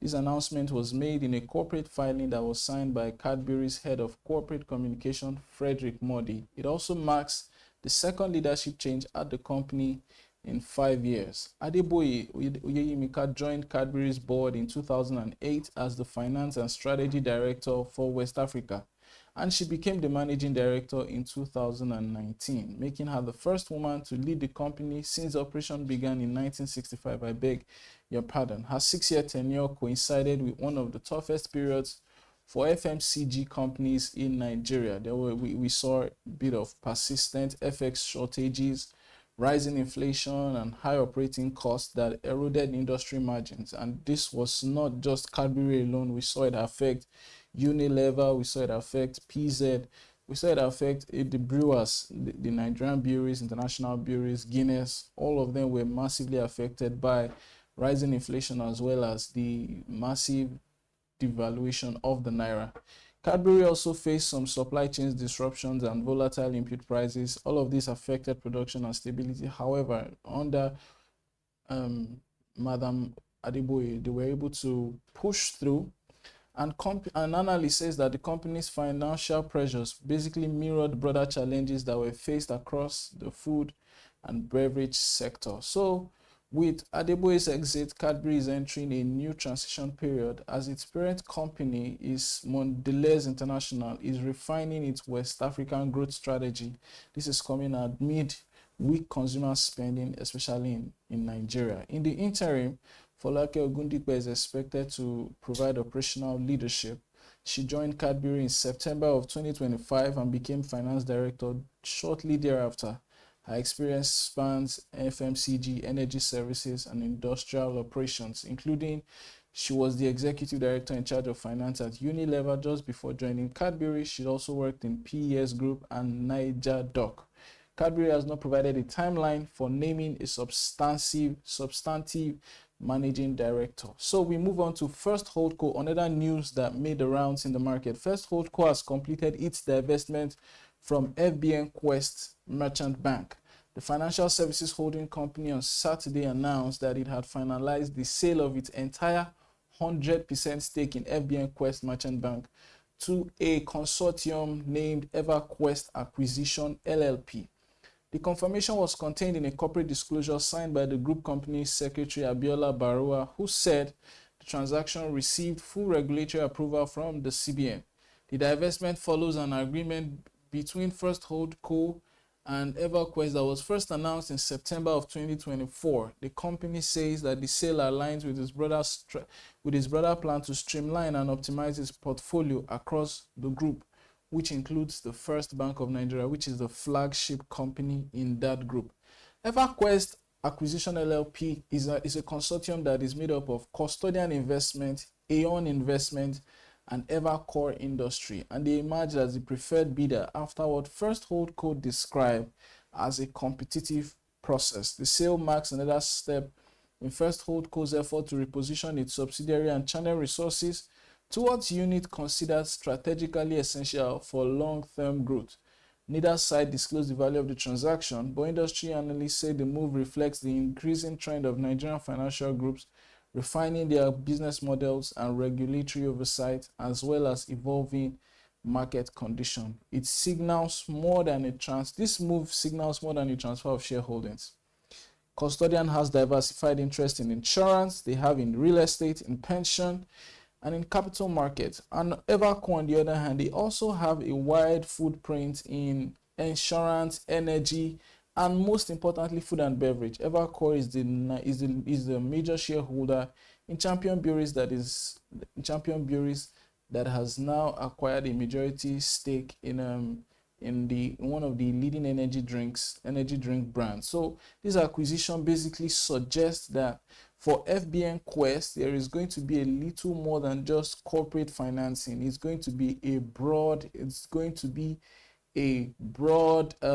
interest across different sectors of the economy. Basically, the move is expected to reposition the merchant bank for a more diversified business model beyond just the traditional corporate financing that we see.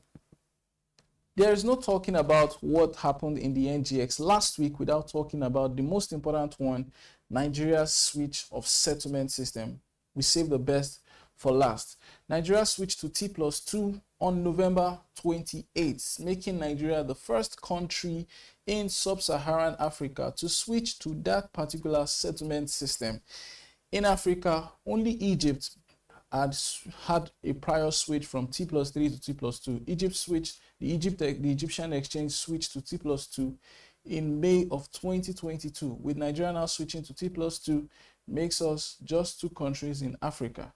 So, in a major boost for Nigeria's capital markets, the CSCS PLC officially launched a new faster settlement system, a move that is seen as a milestone for efficiency and investor confidence. CSCS is the Central Securities Depository that settles trade that happens on the NGX and the NASD OTC. That's the NASD over-the-counter market. So what this means is that share transfers or business of transferring shares, the buying and selling of shares in the exchange, will now be settled after 2 business days, down from the previous 3-day cycle that we used to have. The CSCS managing director was speaking during a press conference on Friday. He said that the shift reflects months of rigorous testing and collaboration among regulators, exchanges, custodians, and brokers.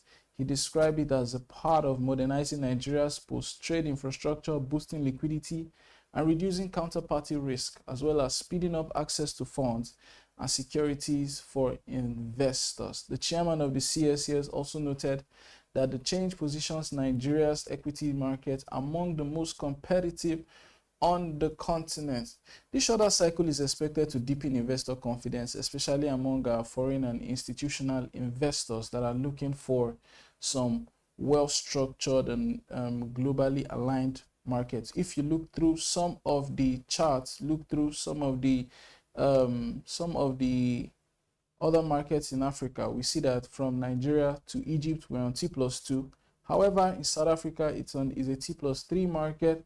In Ghana, it's also a T+3 market. In Kenya, it's a T+3 market. In Morocco, that's the Casablanca Stock Exchange, it's a T+3 market. Algeria is a T+3 market. And in BRVM, which is the stock market for Francophone West Africa, it's also a T+3 market. However, it's expected that in Francophone West Africa, BRVM is going to be switching to T+2 on December the 4th. The regulatory backer, which is the SEC, approved the shift as part of its long-term capital market master plan, and market shareholders are already exploring the next frontier. They're already talking about a potential move to the T+1 settlement cycle by 2026. For investors, the immediate benefit is clear. So we're going to be having quicker turnover faster access to proceeds, and lower risk. Meanwhile, for the broader Nigerian capital market, it's a strong signal that Nigeria is looking to align with global best practices, basically a welcome development for the sector's growth outlook. With this upgrade, Nigeria is edging closer to global settlement standard. In the US, we have it at T+1. In China, we have it at T+1. Also in India, we have it at T+1. However, in the UK, some of the world's developed market, we still have it at T+2. In Netherlands, in France, we have it at T+1. So Nigeria's move to want to go to T+1 by mid-2026 is a drive to becoming the fastest market in Africa, as we don't yet have any market that settles at T+1 in the continent. After the break, we're going to be returning with a monthly summary of the NGX as well as the market update from last week. Stay with us. Welcome back, and now let's look at the NGX in November of 2025. So compared to what we had in 2024 November 2025, the NGX November 2025, the market was red as in horse blood red. There was a very bearish momentum in the market. The all share index lost 6.88%. We started November at an all share index of 154,124.46 points. However, we ended it at 143,520.53 points. However, on the bright side, the market closed with a year-to-date of 39.44%. So we are still up from the market's close of 2024. Basically, November was quite a month. However, it's customary that December of every year the market experiences some of its best performances, especially heading towards the end of the year. From the Christmas period, there's usually a market phenomenon that is known as the Christmas rally. So we hope to see, and from early trading data of December the 1st, we already see that maybe the market is already trending in that direction of giving us a beautiful Christmas rally. We're already up by we're up marginally by just 5 basis points in the market. So if we look at monthly summary of November 2025, we see that all the major indices, all the major sectors that we track in the market basically went down. From industrial goods going down by 13.81%. Banks, on the listed banks, the NGX banking index went down by 5.77%. The NGX insurance index went down by 12.06%. The oil and gas index also went down by 7.33%, while the consumer goods index went down by 3.2%. We had 19 gainers for the month and 82 losers. For a better understanding, we had 19 stocks, 19 equities gain in share price. However, we had 82 stocks lose in share price, and there is no gain saying our top gainer for the month was NCR. NCR has seen quite a bit of a lot of momentum, especially in November. NCR is now trading at 54.65 naira kobo. This is a share that was trading at around 4 naira at the start of 2025. So we probably have seen that share go up by over 1,000% in 2025. The last time we saw a share go up by 1,000% was with Julie PLC in 2023.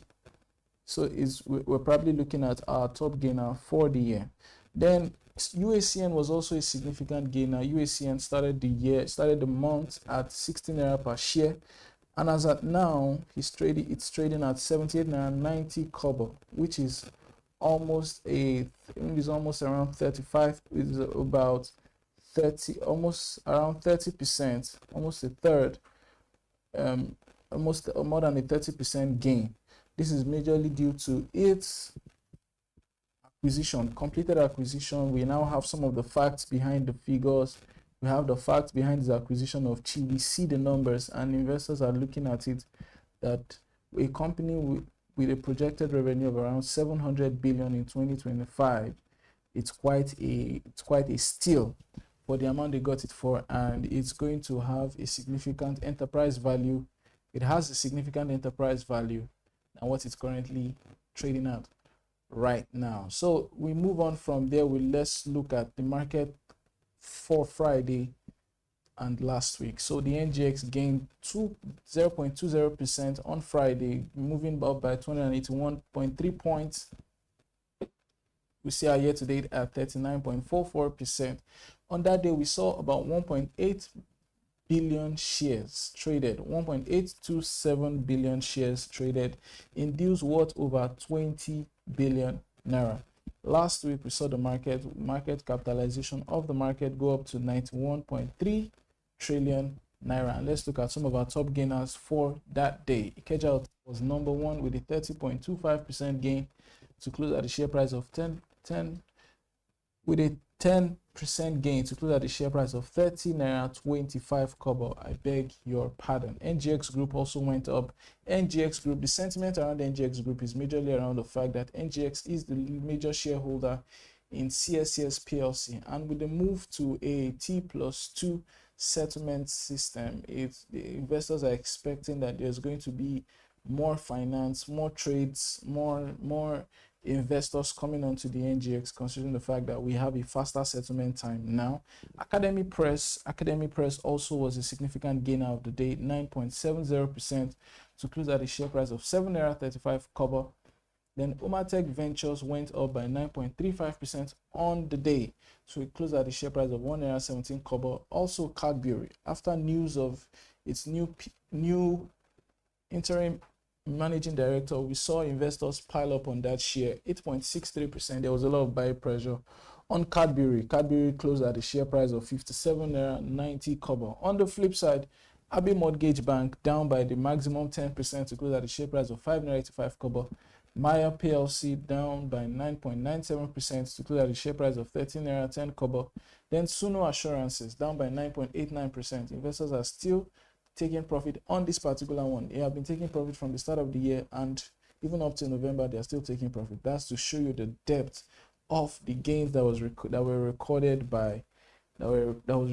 on Suno Assurances in 2024. 3 naira 92 kobo. Then Sovereign Trust Insurance down by 9.09% to close at the share price of 2 naira 70 kobo. Then Linkage Assurance down by 8.02% to close at the share price of 1 naira 72 kobo. In terms of trading activity, the most actively traded stocks in terms of volume, we start with Cornerstone Insurance.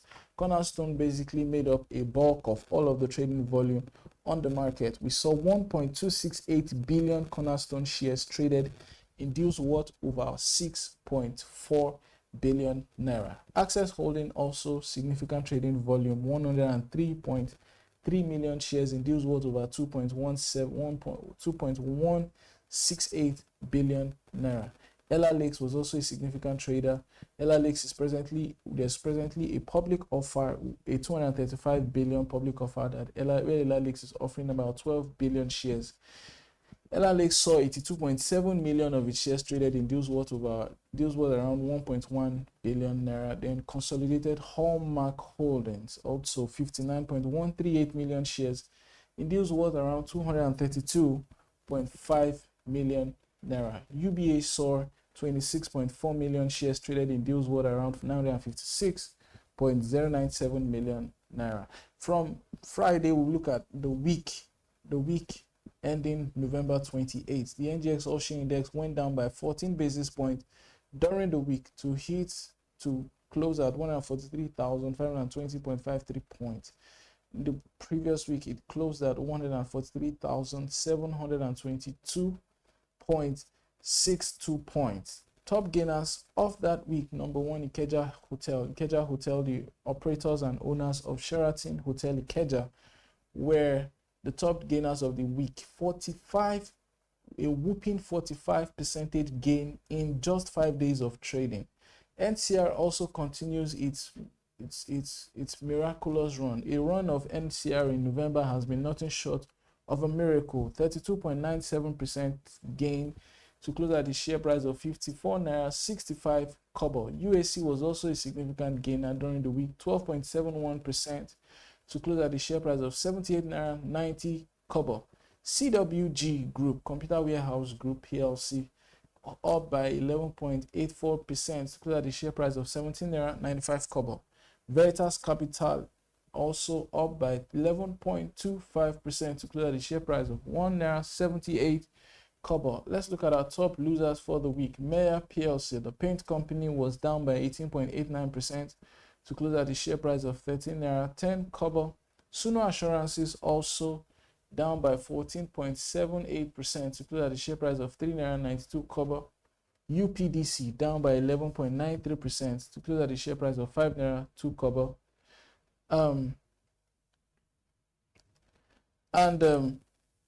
Amongst our top losers, we also have Tantalizer down by 2.25% to close at it.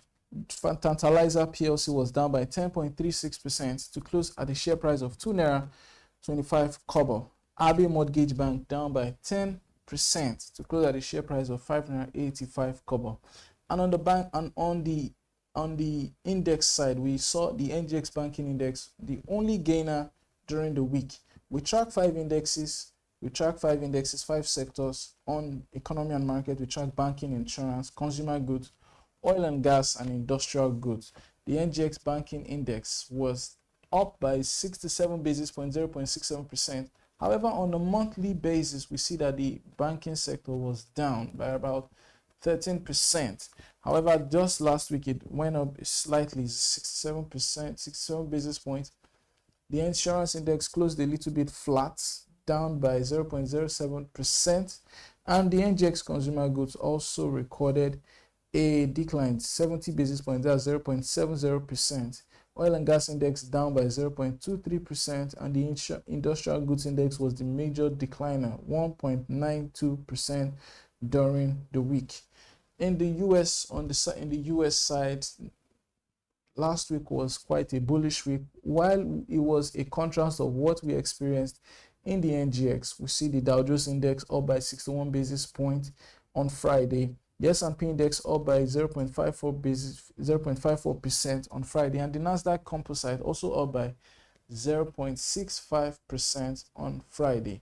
In Asia, we see the Nikkei 225, that's the benchmark index of the Tokyo Stock Exchange, up by 17 basis points. However, in Korea, it was a different case.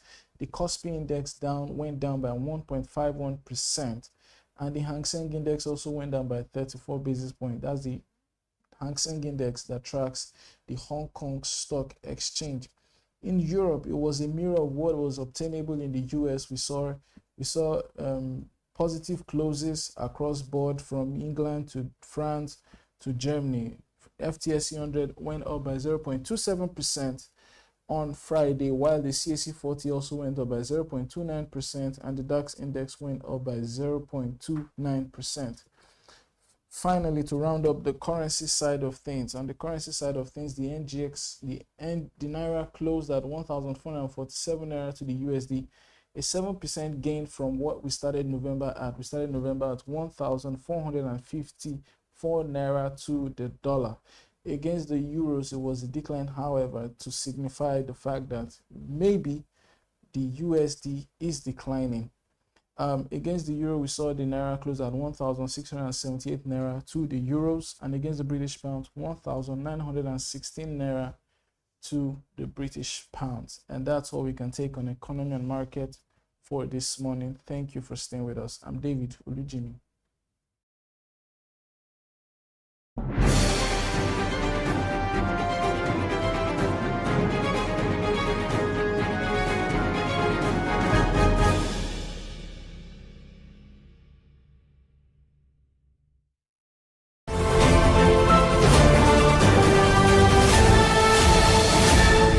You are watching Business Day Television.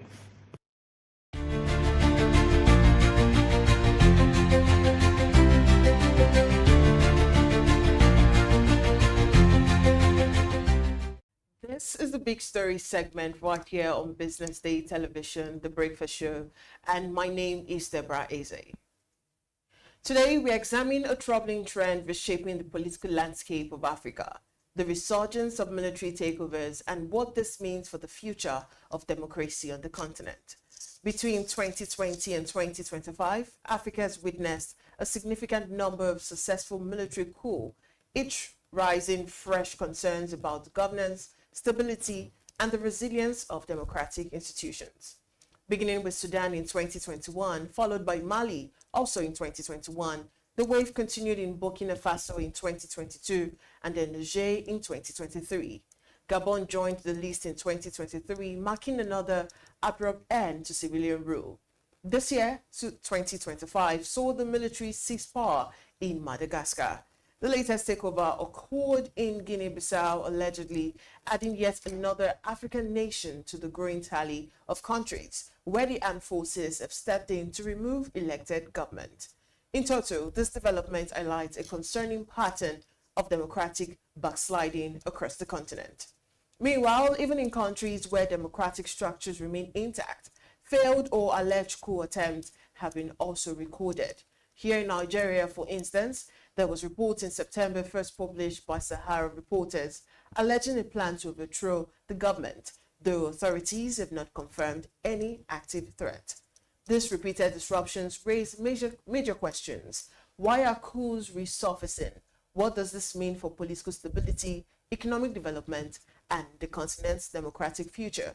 And crucially, are African democracies truly under threat, or is the current wave of reaction too deep or deeper governance failures?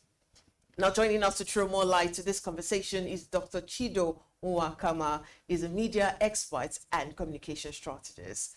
Good morning, Dr. Chido. It's good to have you on The Big Story. Thank you, Deborah. Pleasure to be here. All right, let's go straight into it. So what you see as the main drivers behind the resurgence of military coup, especially across Africa, and this is since 2020? I think it's important to stress that it's not just across Africa, but significantly, it is almost localized in West Africa. And you begin to wonder, why is that so? There are quite a number of factors that are responsible for the backsliding in West Africa. Number one is the fact that our democracies didn't really take root. They're not strong. Two, those West Africans elected to run their affairs chose not to run it in the best interest of society. They were running semi-authoritarian regimes. They were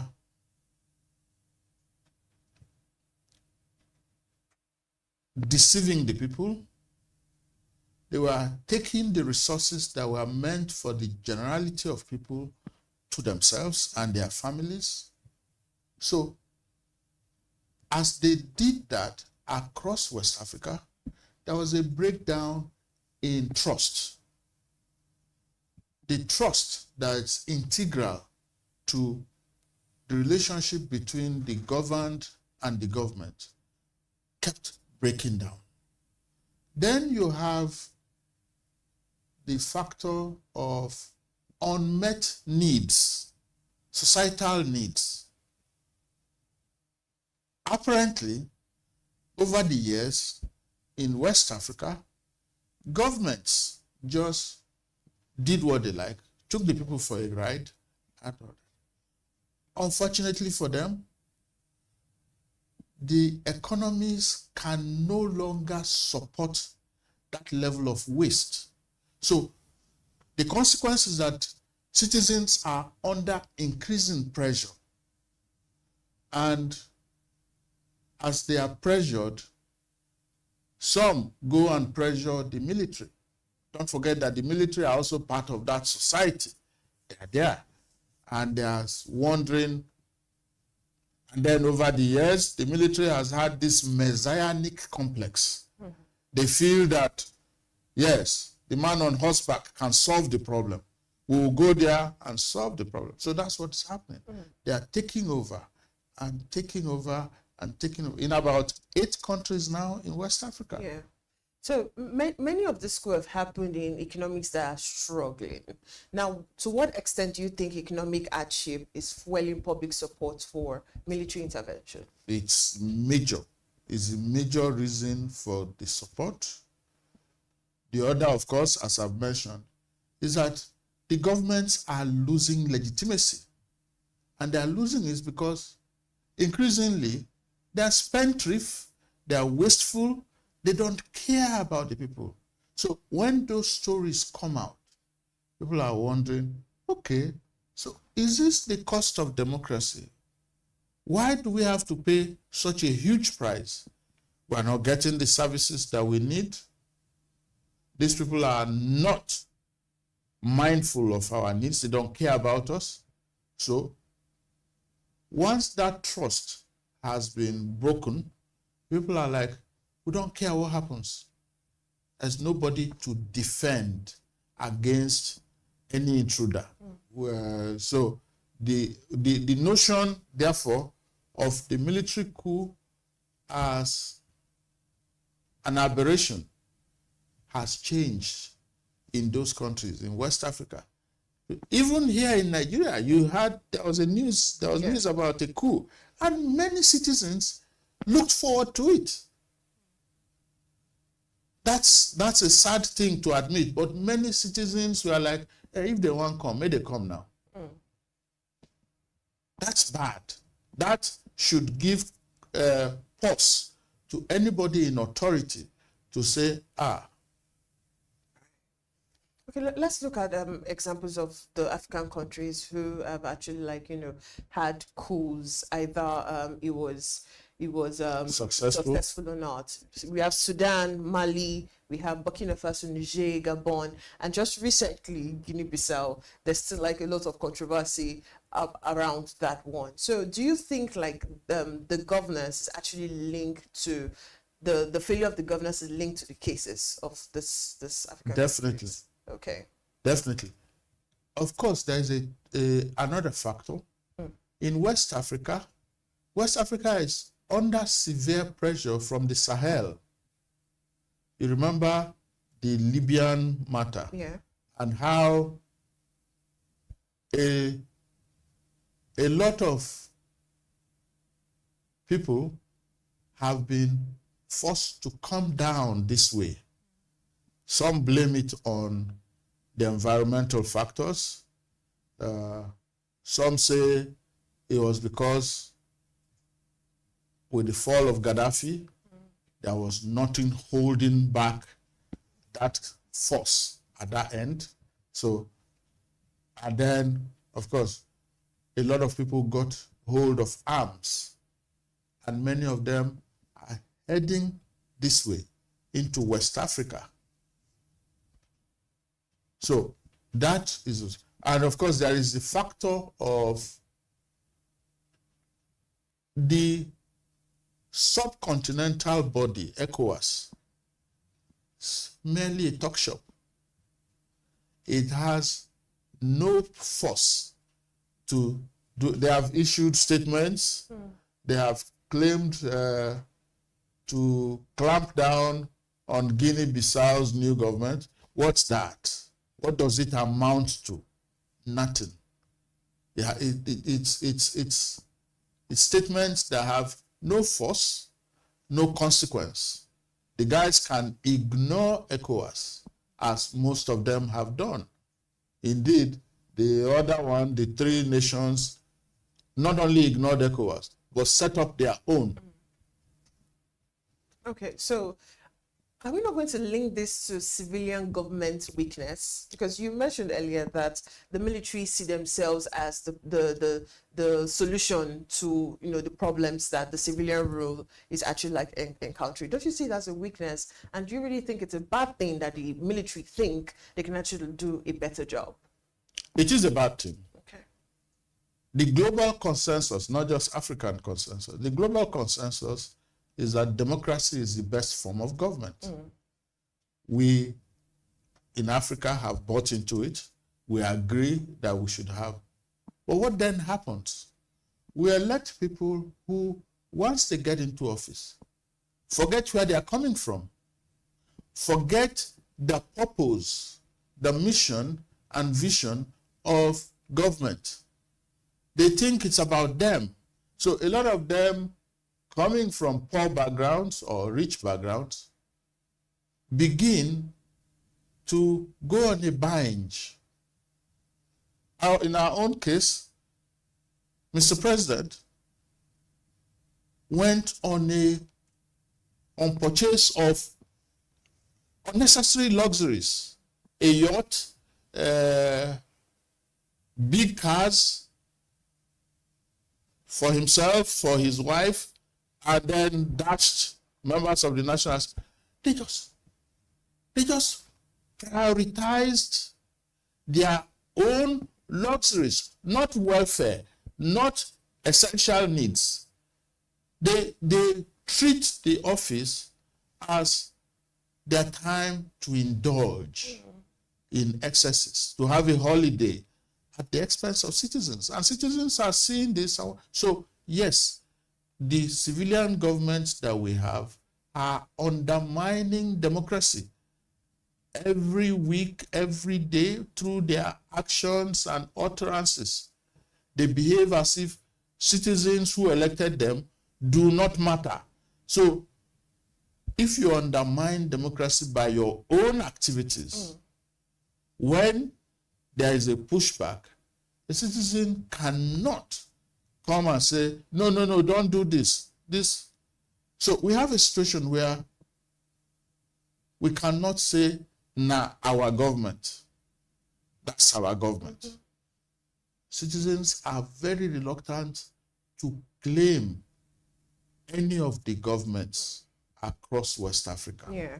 Okay, so ECOWAS and the African Union, they've come out to repeatedly condemn this coup. So why do you think these sanctions and warnings are not, it's not getting to these countries? It's not showing any effective deterrent? They're just statements. There's no force backing them.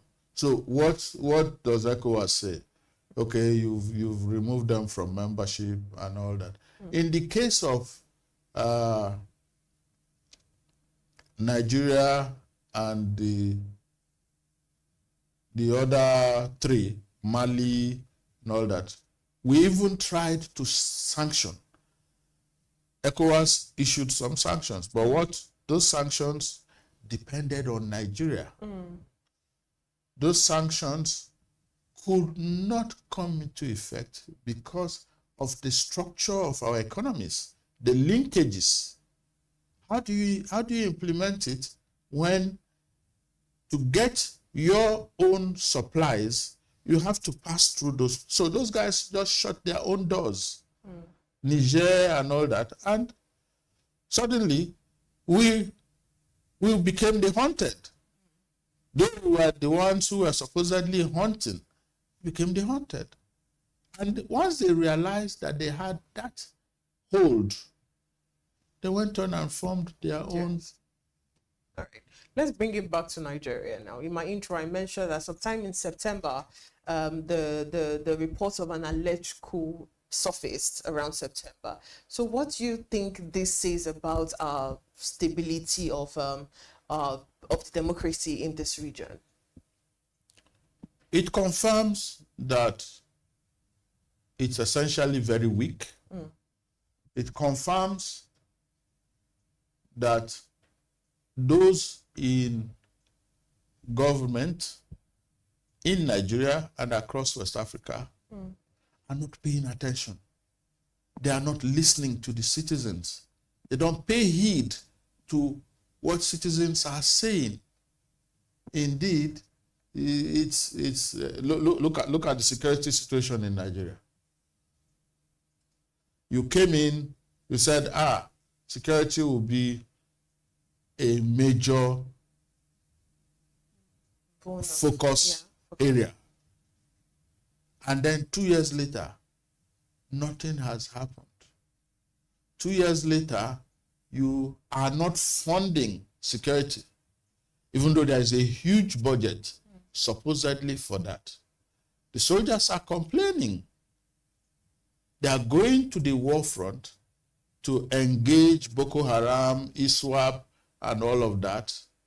And they report that they have inferior arms compared to those people that they are going to fight. So the guys see that you've just put them out there to waste their lives. Look at the general that they killed. ISWAP wasted him. Of course, there's a suspicion that it was a compromise. His own communication line with his troops was compromised and threw him. But be that as it may, what has since happened? Not even a statement from the federal government. Nothing to show concern that you lost a general of the Nigerian army. Hello? If I were in the army and I see that happening, I will lose hope. He says to me, boy, if a general can be so wasted and the government is not doing anything about it, not saying anything about it, why am I here? What am I doing? So our governments are undermining democracy by their own actions. So I'm going to take you back to you saying that democracy is the way when it comes to ruling and not the military way. But with all of this crisis that is happening around democracy, do you still take that stance on the fact that democracy should be cut across Africa and not the military? Because you've mentioned so many bottlenecks that has to do with the civilian rule. So do you still stand on that fact that military should not have any place when it comes to ruling? What has happened is that we have experienced both. Yeah. We have experienced the military, we have experienced civilian rule, democracy. And our experience is that if we practice democracy properly, the representative nature ensures that what we call the dividends of democracy spread. But that's if we practice it properly, as it should be done. Indeed, if we give it 50%, you will see how it happens. And every state that government has tried to activate representation as it should be, citizens of those states are happy with democracy. However, the scorecard is that the majority of states do not care. They don't care. I was recently in Gombe. We had an activity. I tried to reach the governor. We then discovered, as they told us, the man spends half the time in Abuja. He's a visitor to his state capital. If you don't get him in those 1 or 2 days when he is present, your best bet is to head to Abuja. So you find that the elite, the middle class in that state are always chasing after the governor to Abuja. That's where they manage to meet with him. That's why they hold discussions and all that. And you then wonder, if this gentleman has projects in his state, when does he examine them? When does he inspect them? When does he take charge? And how do his citizens who cannot fly to Abuja, do they meet? When will they meet with him? So whenever he is around, it's almost like a carnival.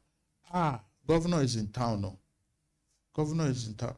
And it's across. It's all over the country. The governors are not at home. They are not in situ.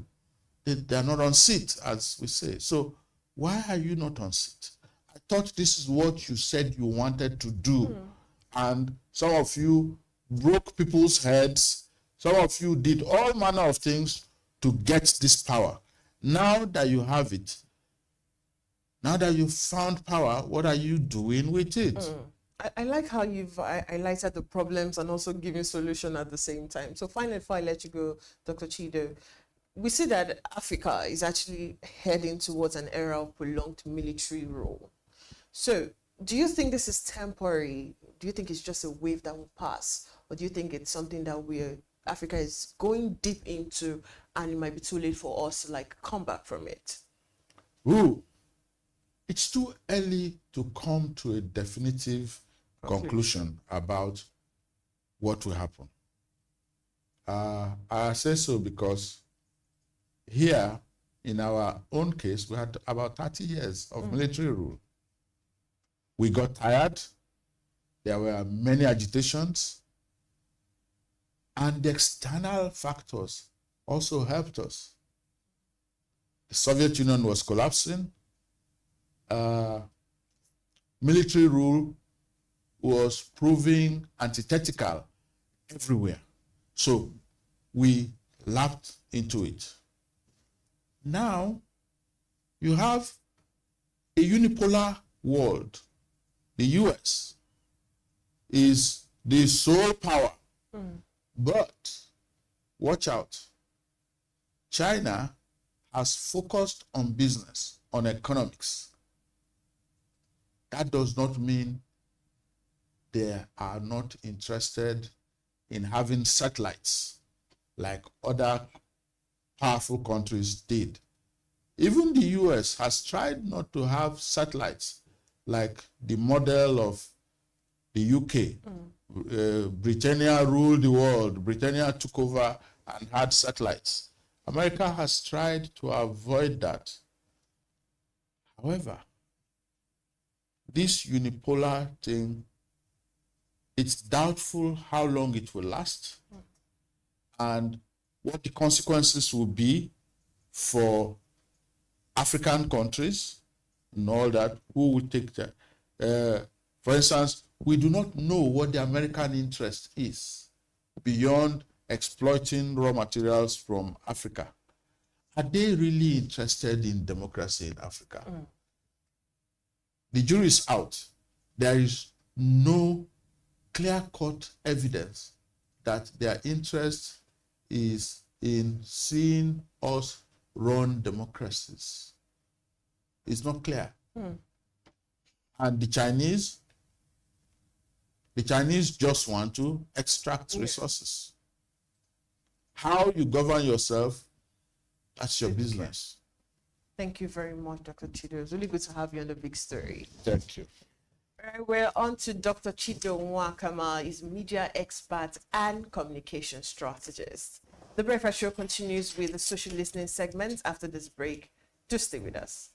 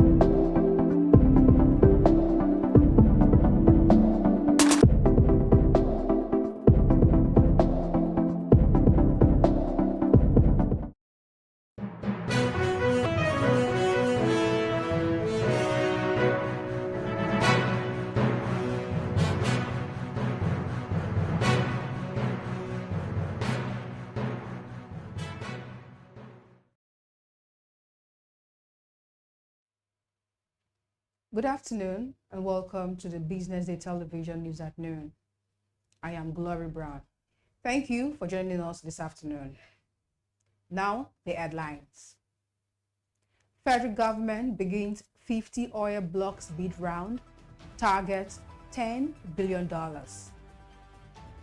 Northern governors create 1 billion naira monthly regional security fund, 6 months mining suspension. Southwest Commission pushes revival of old rail corridors. Putin and Trump's envoy set for key Ukraine talks in Moscow.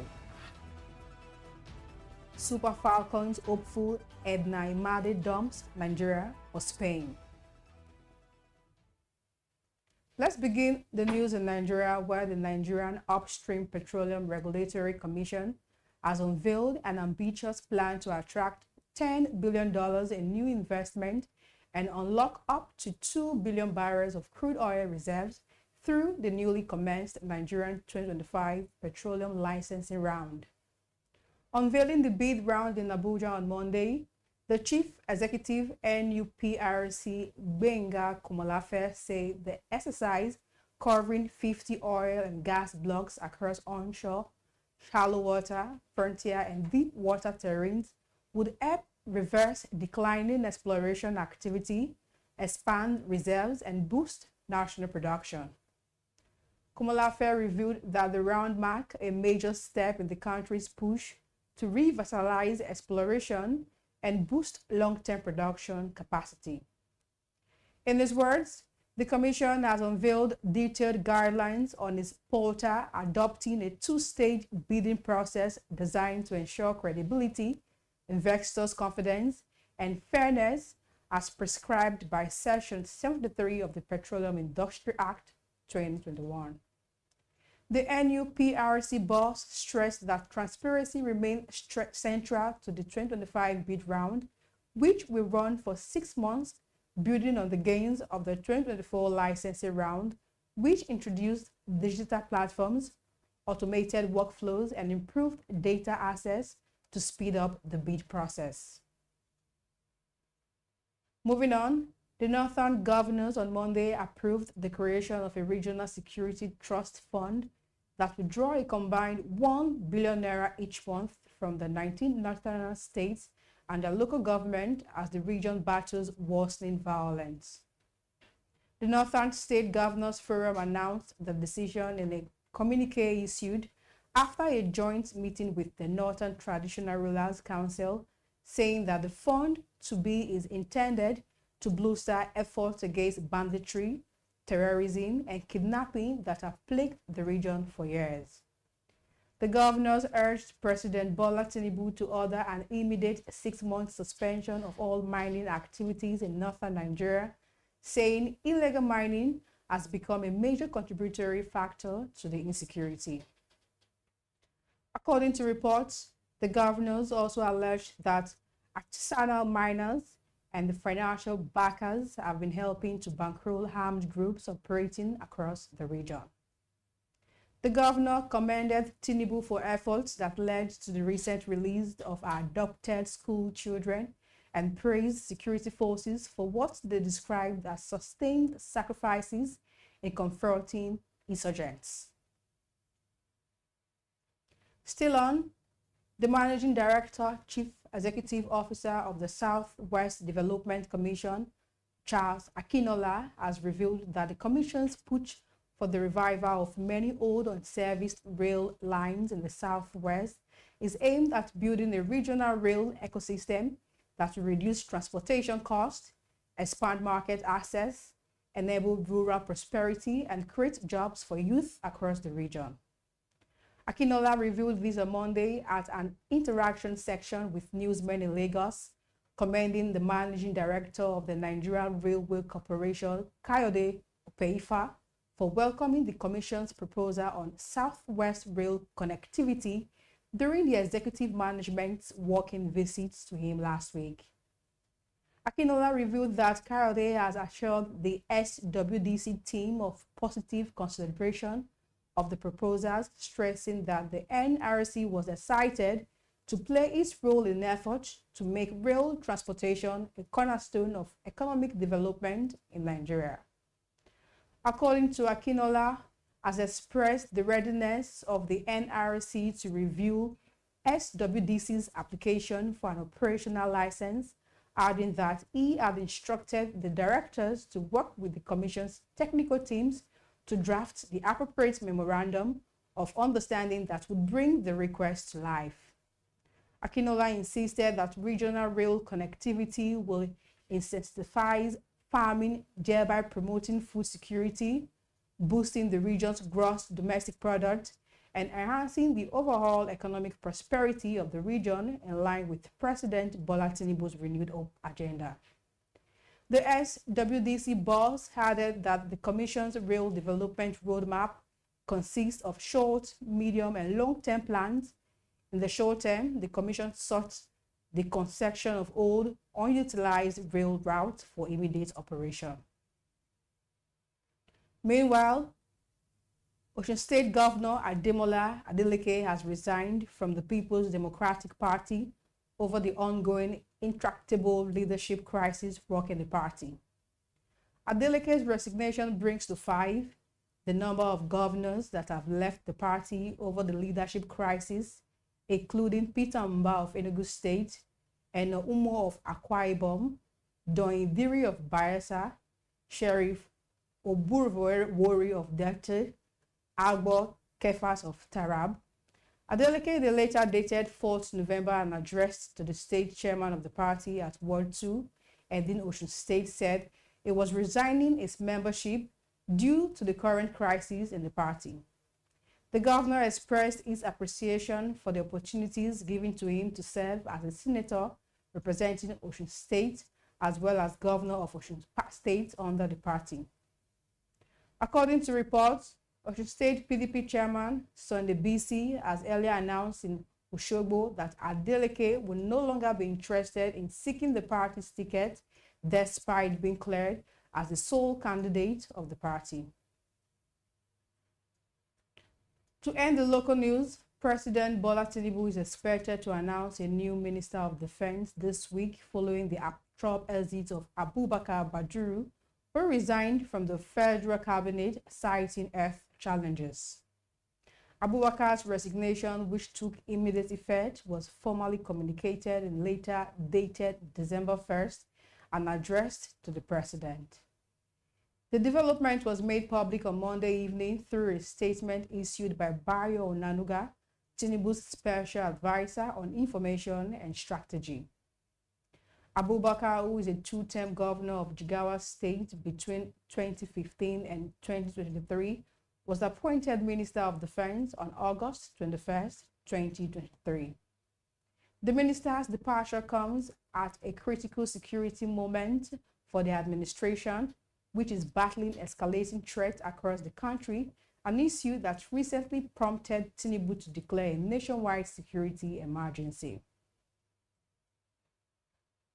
We're going on a quick break now. When we return, we'll bring you the foreign news in details. Stay with us.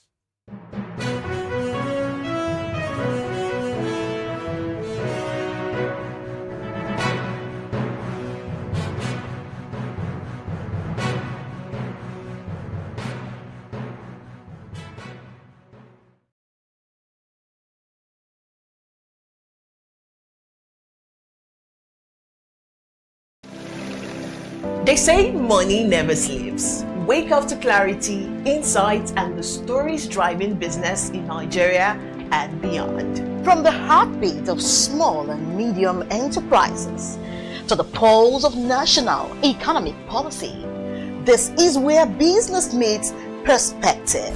With expert guests, real-time analysis, and stories that matter to you. We go beyond headlines to bring you the full picture.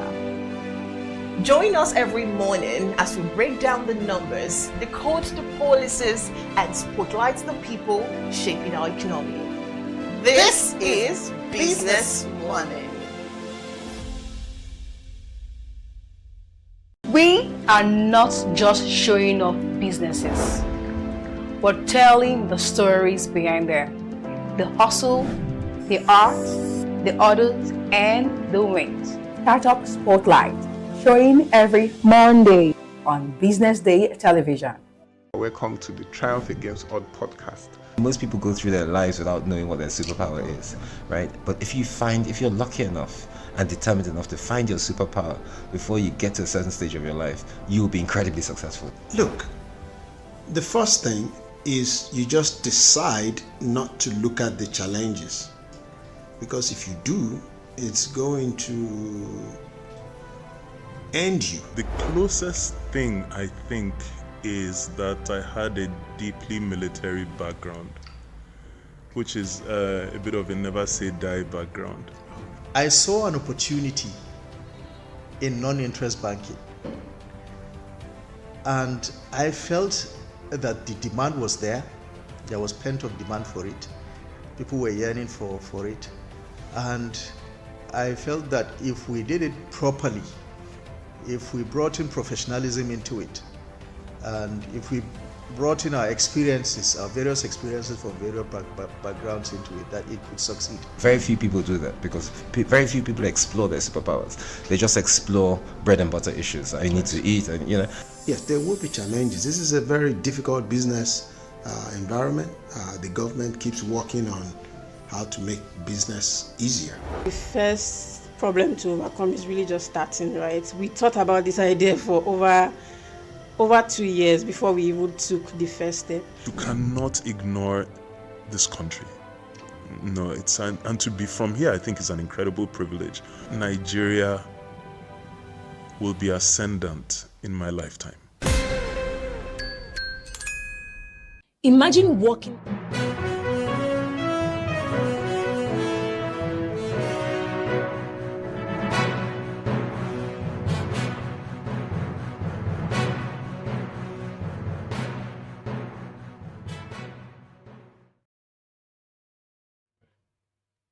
Welcome back to the news at noon, right here on the Business Day television.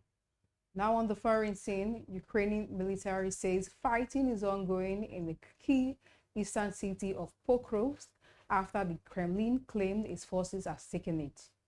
Meanwhile, President Trump's special envoy Stephen Witkoff and son-in-law Jared Kushner are due to meet President Putin in Moscow for talks about ending the war in Ukraine.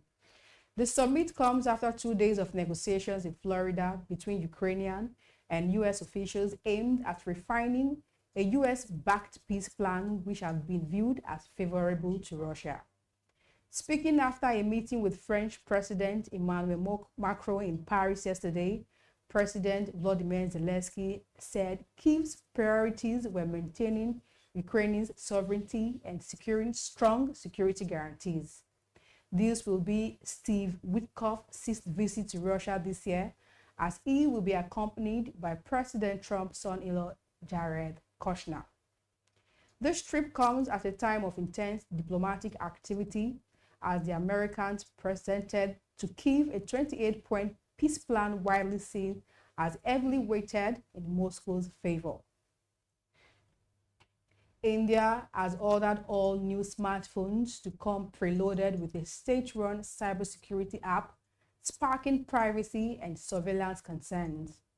Under the order made public on Monday, smartphones makers have 90 days to ensure all new devices comes with a government Sanchar Sati app, whose functionalities cannot be disabled or restricted.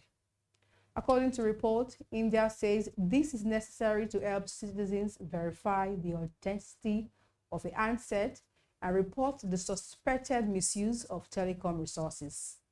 The move, which comes in one of the world's largest phone markets with more than 1.2 billion mobile users, has been criticized by cyber experts who say it breaches citizens' rights to privacy.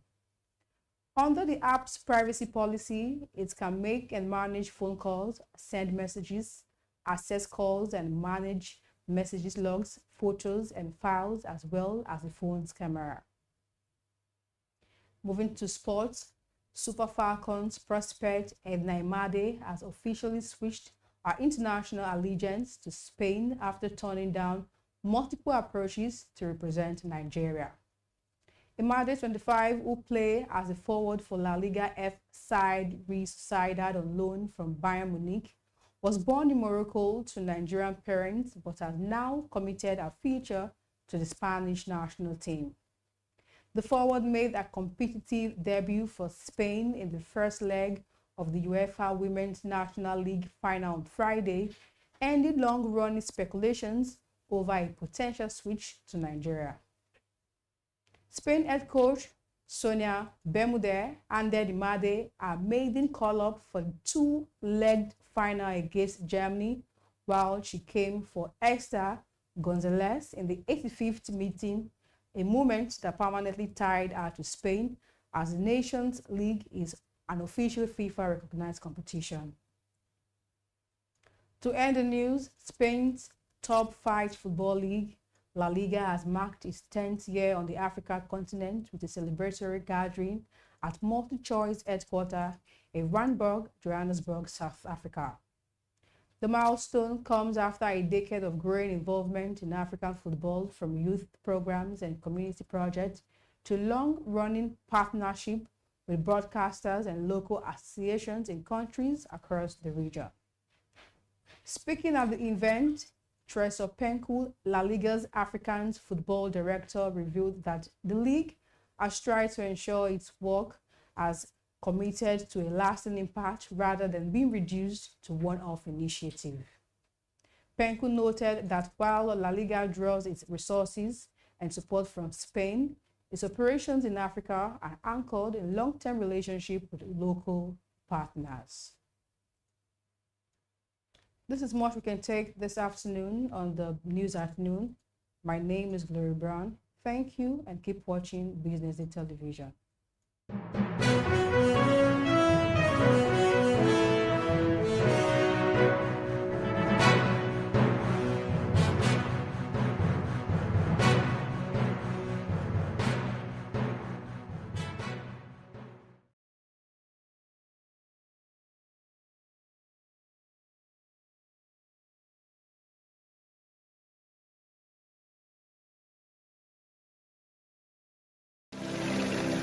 They say money never sleeps. Wake up to clarity, insights, and the stories driving business in Nigeria and beyond. From the heartbeat of small and medium enterprises to the pulse of national economic policy, this is where business meets perspective.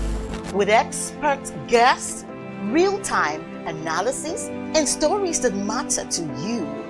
We go beyond headlines to bring you the full picture. Join us every morning as we break down the numbers, decode the policies, and spotlight the people shaping our economy. This is Business Morning. We are not just showing off businesses, but telling the stories behind them. The hustle, the art, the orders, and the wins. Startup Spotlight, showing every Monday on Business Day Television. Welcome to the Triumph Against Odd podcast. Most people go through their lives without knowing what their superpower is, right? But if you're lucky enough and determined enough to find your superpower before you get to a certain stage of your life, you'll be incredibly successful. Look, the first thing is you just decide not to look at the challenges, because if you do, it's going to end you. The closest thing I think is that I had a deeply military background, which is a bit of a never say die background. I saw an opportunity in non-interest banking, and I felt that the demand was there. There was pent-up demand for it. People were yearning for it, and I felt that if we did it properly, if we brought in professionalism into it, and if we brought in our experiences, our various experiences from various backgrounds into it, that it could succeed. Very few people do that because very few people explore their superpowers. They just explore bread and butter issues. I need to eat, and Yes, there will be challenges. This is a very difficult business environment. The government keeps working on how to make business easier. The first problem to overcome is really just starting, right? We thought about this idea for over 2 years before we even took the first step. You cannot ignore this country. No, and to be from here, I think is an incredible privilege. Nigeria will be ascendant in my lifetime. Imagine working hard for a whole year, then one error in the grading system shatters your dreams. May 14th, JAMB admits errors. August 8th, WAEC confesses discrepancies. Two of Nigeria's biggest exam bodies caught in breaches of trust. That's the reality. And no, it isn't just a glitch. It is the rewriting of millions of destinies. It is young Nigerians robbed of certainty, parents questioning everything. Experts are calling for reforms, private sector involvement, and transparency. But the question is, will anyone listen? What happens if they don't? And if exam results can't be trusted? Then what else in Nigeria's education system is broken? You won't hear this depth anywhere else. Only on Business Day Premium. Want to know how Nigeria can fix education? Want the full story on the children left out of school? Then subscribe today to enjoy our current series on education and other sectors. Don't stay in the dark. Stay in the loop.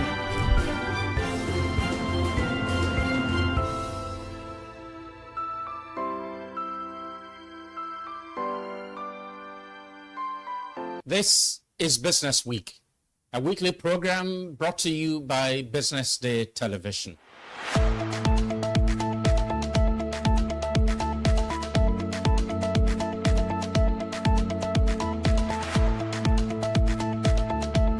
For many years, we've talked about the need to, essentially diversify our revenue stream away from, the huge dependence on oil revenues. It looks like that is happening now. So that means that we're better protected when, you have these wide fluctuations in oil prices and all of that. So But as you say, and I agree, that we should commend the government. At least revenues are not falling. There have been times in the past when we recorded drops in revenue. That's not the case today. We're seeing revenues actually going up. Increasingly, we can see the developed countries focusing on renewable energy and so on and so forth, which means that in the long run, we must look for alternative sources to funding. So the government says that crude oil theft has essentially come to an end.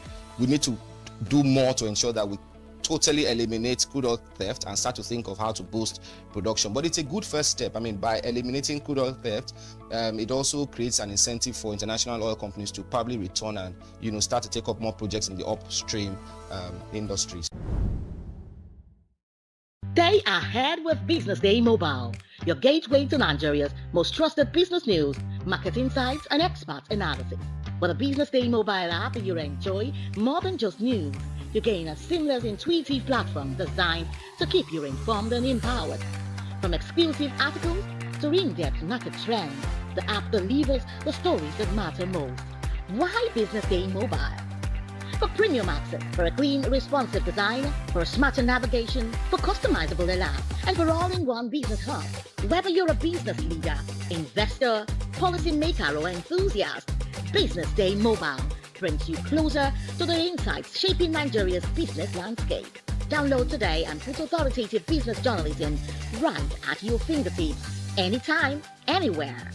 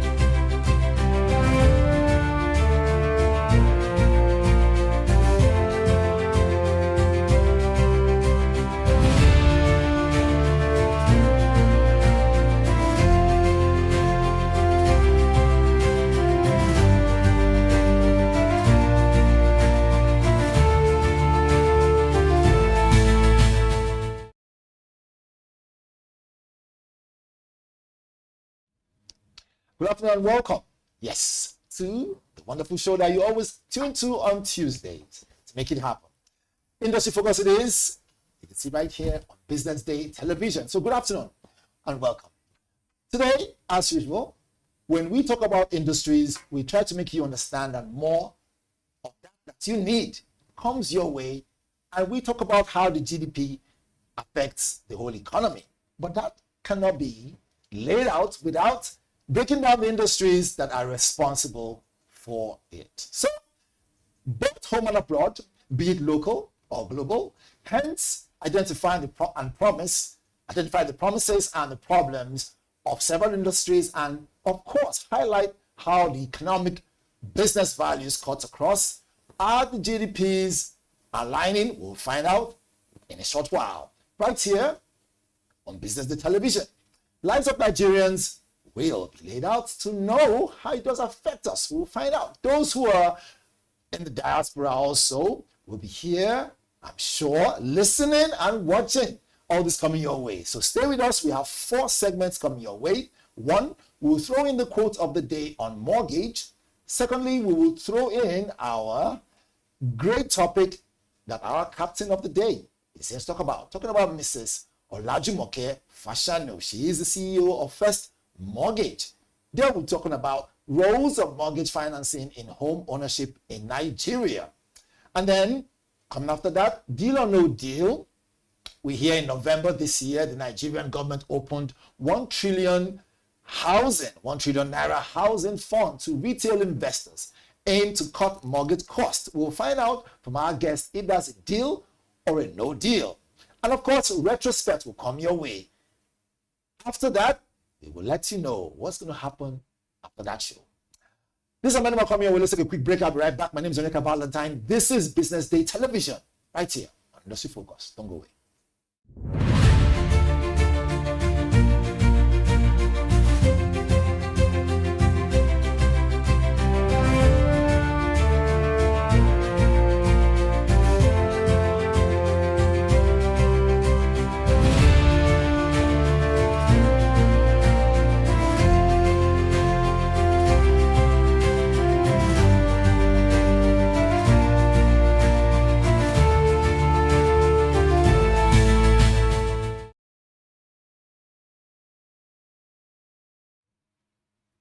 Welcome back. Yes, our very first segment is the quote of the day. Most definitely, it says, owning a home is a keystone of wealth for both financial and affluence, and of course, emotional security. Again, it says owning a home is a keystone of wealth for both financial affluence and emotional security. Not my words, but rather words of Suze Orman. And most definitely, you can go on Google and find out other great quotes that can help you out there, those of you who are in real estate business and mortgage business. You never know. All right, let's jump straight up to our captain's segment, where we most definitely would outline the different ideas that you have to have. Yes, have to have. How about that? So that you can jump into this kind of business and make some money and grow the GDP. So let's look at our guests very quickly. Ms. Olajumoke Fashanu, FCA, FCPIN. She is the Vice President of Lagos Chamber of Commerce and Industry, LCCI. She is also the council member for Certified Pension Institute of Nigeria. For over 20 decades, she has been deeply involved in mortgage and housing finance space. There's more. Now, her work has taken her through leadership roles, large financial operations, acquisitions, restructuring, and building of systems that help organizations run smoothly. She now serves as CEO of First Home Mortgage Brokers Limited, where she spends her days helping people understand the true path to home ownership. Ladies and gentlemen, watching back home, my guest is in the building. Good afternoon, madam. Good afternoon. Welcome to the show. Yes, Welcome thank to you the show. for having me. I hope I was able to break down, clarity who you are. You did what you an do. excellent job. Thank you very much. Thank you very much. I know it's your first time here on Business Day Television. But again, it cannot be complete if we don't get to know, first and foremost, your journey so far in 1 minute and why you chose mortgage and real estate business. Oh, thank you. home ownership is one of the fundamental, aside from being human right, it also plays a role other than just shelter. That's the platform that enables you to enhance your wealth. Right. Now, I saw a lot of people struggling, and I actually struggled as well. And I realized very early on that there's this peace of mind that owning your own home gives you. Meanwhile, if you own your first home, you don't have to live in it. So while I had several, at least my first home, we were still living as a tenant. And the landlord was just a very difficult man. You couldn't buy a generator, you couldn't on gen. He connected the water supply to pass through his house. He owns almost the street, the houses in the close. So if he's angry with his wife, he will lock the water source. Yeah, but because I had my own home that had a tenant. So what home ownership does for you, if you're smart, provides you with a kind of confidence against any instability. Right. I had a house, my first house by mortgage. And the place was in Oniru Extension. A tenant was living and was paying 500,000 per annum. Where we were living in Ogba, we were paying 75,000 naira per annum. That's the kind of thing that mortgage does for you. All right. Great to know. And now we have a level playing field now. We've understood why you chose mortgage and how you want to help all the Nigerians. Hopefully at the end of the show, you're also going to help me to own my own home too. Who knows? All right. So our questions have been laid out by our viewers. When we tease this topic, they threw in their own ideas so that we can ask you. So our very first question, right, from our viewers, they say, and this is tied around the home ownership for people who want to kind of pick up one or two things that will enable them know where to put their money, when to put their money in. So the accessibility question now, right? It says, for average salaried Nigerian, the dream of ownership can feel totally out of reach. Now, from your point of view, your vantage point, what is the single biggest barrier when it comes to current mortgage system? Okay. The first mistake is to keep underlining salaried people. Mortgage currently in Nigeria is available for every adult that has a steady source of income. So you don't have to, it does not have to be monthly, you don't have to have a formal employment. Right. So I would say that the biggest obstacle is the lack of information. People do not know. And people are so used to being naysayers. Naysayers. Yes.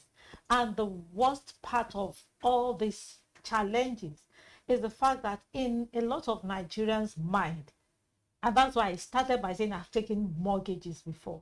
A lot of people still prefer, there are people who you know, your friends, your families, that you've attended their housewarming.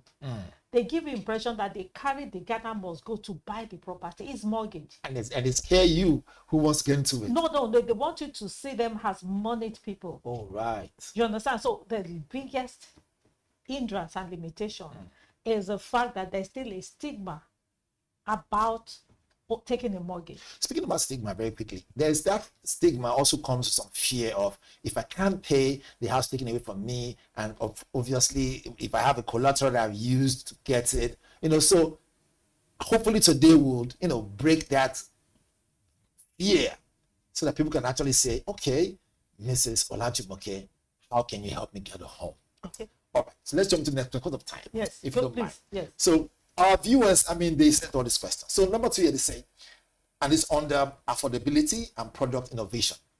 Says, high interest rates are a major concern. Beyond just lower rates, what innovative mortgage product, right, or finance model can make monthly repayment more manageable for Nigerians? Okay. Now, number 1, you can't not cherry pick. We talk about high interest rate. Interest rates had always been various depending on the product. Now, that's number 1. Number 2 is the fact that when you tell yourself that And it's a truth. If you've been living and paying rent consistently for 5-6 years, you actually should be able to take a mortgage. There are a lot of innovative products. Take, for instance, before 2017, there was no subsector known as a mortgage brokerage subsector. That is new, and that is also to make mortgage more available and more accessible to the general public. So the products are always unveiling. I would say that where we need to work, which is something that we're now looking at, is to take cognizance of, we've resolved a lot of those that were not, that felt they were not financial inclusion, but those like the people in the entertainment industry, whose income is not like structured. So there are a lot of product development to be able to address and make them feel welcome, so that they too can also understand that they can actually access mortgage. They can also access mortgage. Those of you watching back home, I told you that we have a powerhouse when it comes to real estate and, of course, mortgage and how it adds value to GDP. If I've kept my promise, just stay with us. Our next question, right? Again, obviously want to know. I'll probably cut it down because of time, right? This one here says, it's about the future. It says future and policy question, which is very key. Looking ahead, what one policy change or collaboration between the government and private mortgage institution would obviously be more significant when it comes to transforming the housing landscape in Nigeria within the next 5 years? We're looking at the future now. Yes, if I answer that without, first of all, acknowledging what the government has done, that would be very unfair. Now, the Ministry of Finance is incorporated. Now, so they've created a government-backed pool of funds that has brought mortgage rates down now to 9.75%. That gives maximum of 100 million over maximum tenure, 20 years, depending on your age. So that is a good starting point. I now will say that the NMRC, the mortgage refinancing company that has been incorporated over a couple of years, has access to long-term funding as well to be able to refinance mortgages that's already booked by mortgage banks. I would say that what we need to do really on the part of so the responsibility does not lie just on the government, does not lie just on the stakeholders, but to the public. They should become more receptive so that the products that are available, I would say the depth, we are trying to create a depth and trying to widen the numbers and increase the numbers of people that would embrace mortgage. That will embrace mortgage. Out of the whole general questions, I want to throw one in as I just follow up to what you just said, because you have it all when it comes to this experience over 20-something years, 2 decades plus. But the question now is, what do you think is the biggest challenge holding those who are professionals like you, holding you back from really helping people, get homes, become homeowners? What would you think is the major challenge? I think our culture is a challenge. And what is that culture? The culture that relies more on verbal testimonies.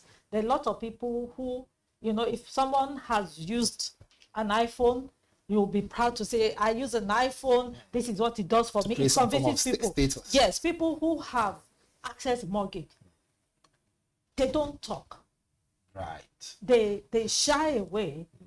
I've had a radio program and about 6 people promised to come with me to the studio. None picked their call. Wow. The 13 editions until I finished before they picked. So I would say that that culture that monetizes, they look at money as raw cash, whereas money is actually a tool. Mortgage is a tool. It provides a leverage. So when people are becoming more receptive, if you take a mortgage, I'm proud. I have nothing to be ashamed about. That I've taken mortgages before, I will take again. When you become that as well, hopefully people will learn that there's no stigma. There's nothing to be ashamed about that you're taking a mortgage. No stigma, nothing to be ashamed of if you're taking a mortgage. After all, owning a home must come with so much pride. Yes. Ladies and gentlemen, those watching back home, anywhere you are around the world, right here in Nigeria, or maybe outside the shores of the wonderful country that we have, Nigeria, or maybe Africa, or a different hemisphere, you're listening to, or rather hearing at the same time watching, right? And of course, you know that we have our guest in the building, Mrs. Olajumoke Fashanu, giving us all the tips that we need for those of you who really want to get into mortgage at the same time, jump to real estate. Don't be afraid to make that move. Take that great step. Let's take a quick break. When we come back, we have Deal or No Deal, where our guest will at this point either shake my hand to say it was a good deal, or maybe the government will put a good deal on ground to support mortgage. Don't go away. This is Industry Focus.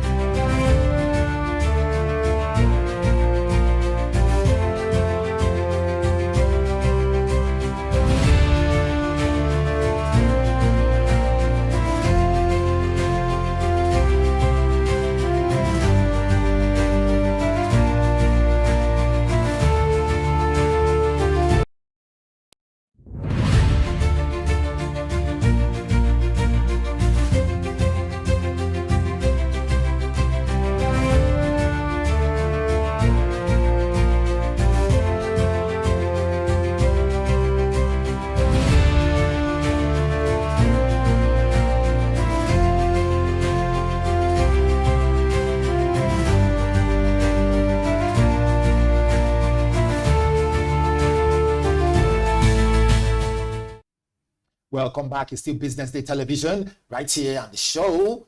It's Industry Focus. Aneka Valentine is my name. I've got my wonderful guest in the building, in our studio right here, Mrs. Olajumoke Fashanu.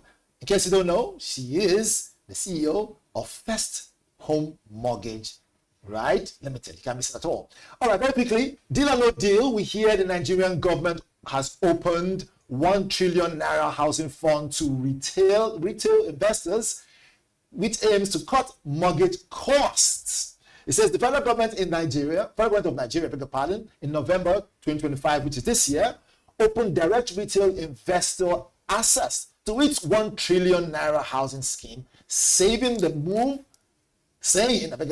the move will help more Nigerians buy homes and deepen the mortgage market. The program, as the Ministry of Finance Real Estate Investment Fund, MREV, will list units on Nigeria's exchange so ordinary investors can buy and sell shares in the funding alongside institutional players. Officials say that the listing will help channel long-term private money into housing building and, of course, most definitely make mortgage cheaper long-term for buyers. There you have it. Deal or no deal? Let's ask our guest.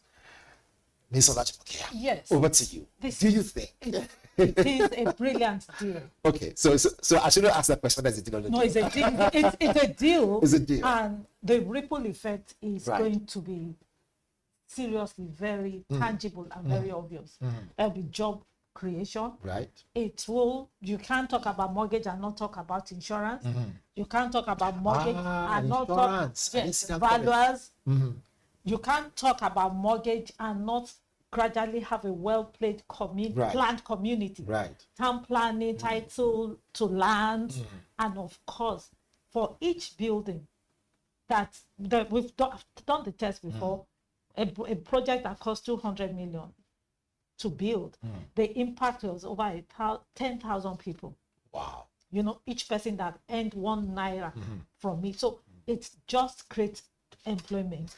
And it drags more people into financial inclusion and ultimately will enhance the GDP. Not only that, the MREF is open to even Nigerians in the diaspora. Those who are outside the shores, Yes. Nigerians living in different countries. Yes, they can access MREF and become homeowners, and they've been doing it. You seem to have a lot of idea about the MREF. Do you work with them? I run a mortgage broking company. Okay. So what we do, we work for you. Right. We pre-qualify you. Right. We show you your affordability. And the MREF provides the funding through one of the partner banks. Right. We have there's a uniform underwriting standard in Nigeria now, and there's also a uniform underwriting standard for those in the diaspora. Fantastic. So we have a lot of diasporans that have been And you can't, what that does, it just, number one is it makes the economy more fluid. It creates houses, brings stability amongst families. Fantastic. And that's the only way to grow generational wealth. The only way to grow generational wealth. So at this point, I'll shake your hand. Thank you. You said good deal. Good deal. Back home, you guys have seen it. Mrs. Olajumoke most definitely has said it's a deal. And if she didn't say it's a deal, who else would have said so? Right? Before we leave the studio, we have retrospect where we just educate people about what's going on with real estate and, of course, mortgage prior to now. Right? So let's quickly just jump into that. But before we go any further, at least you got those tips about MREF. So get your papers and whatever you have to do, get them in place. And if you're looking for the right person to educate you, you already know. Our guest in the building, Mrs. Olajumoke, right?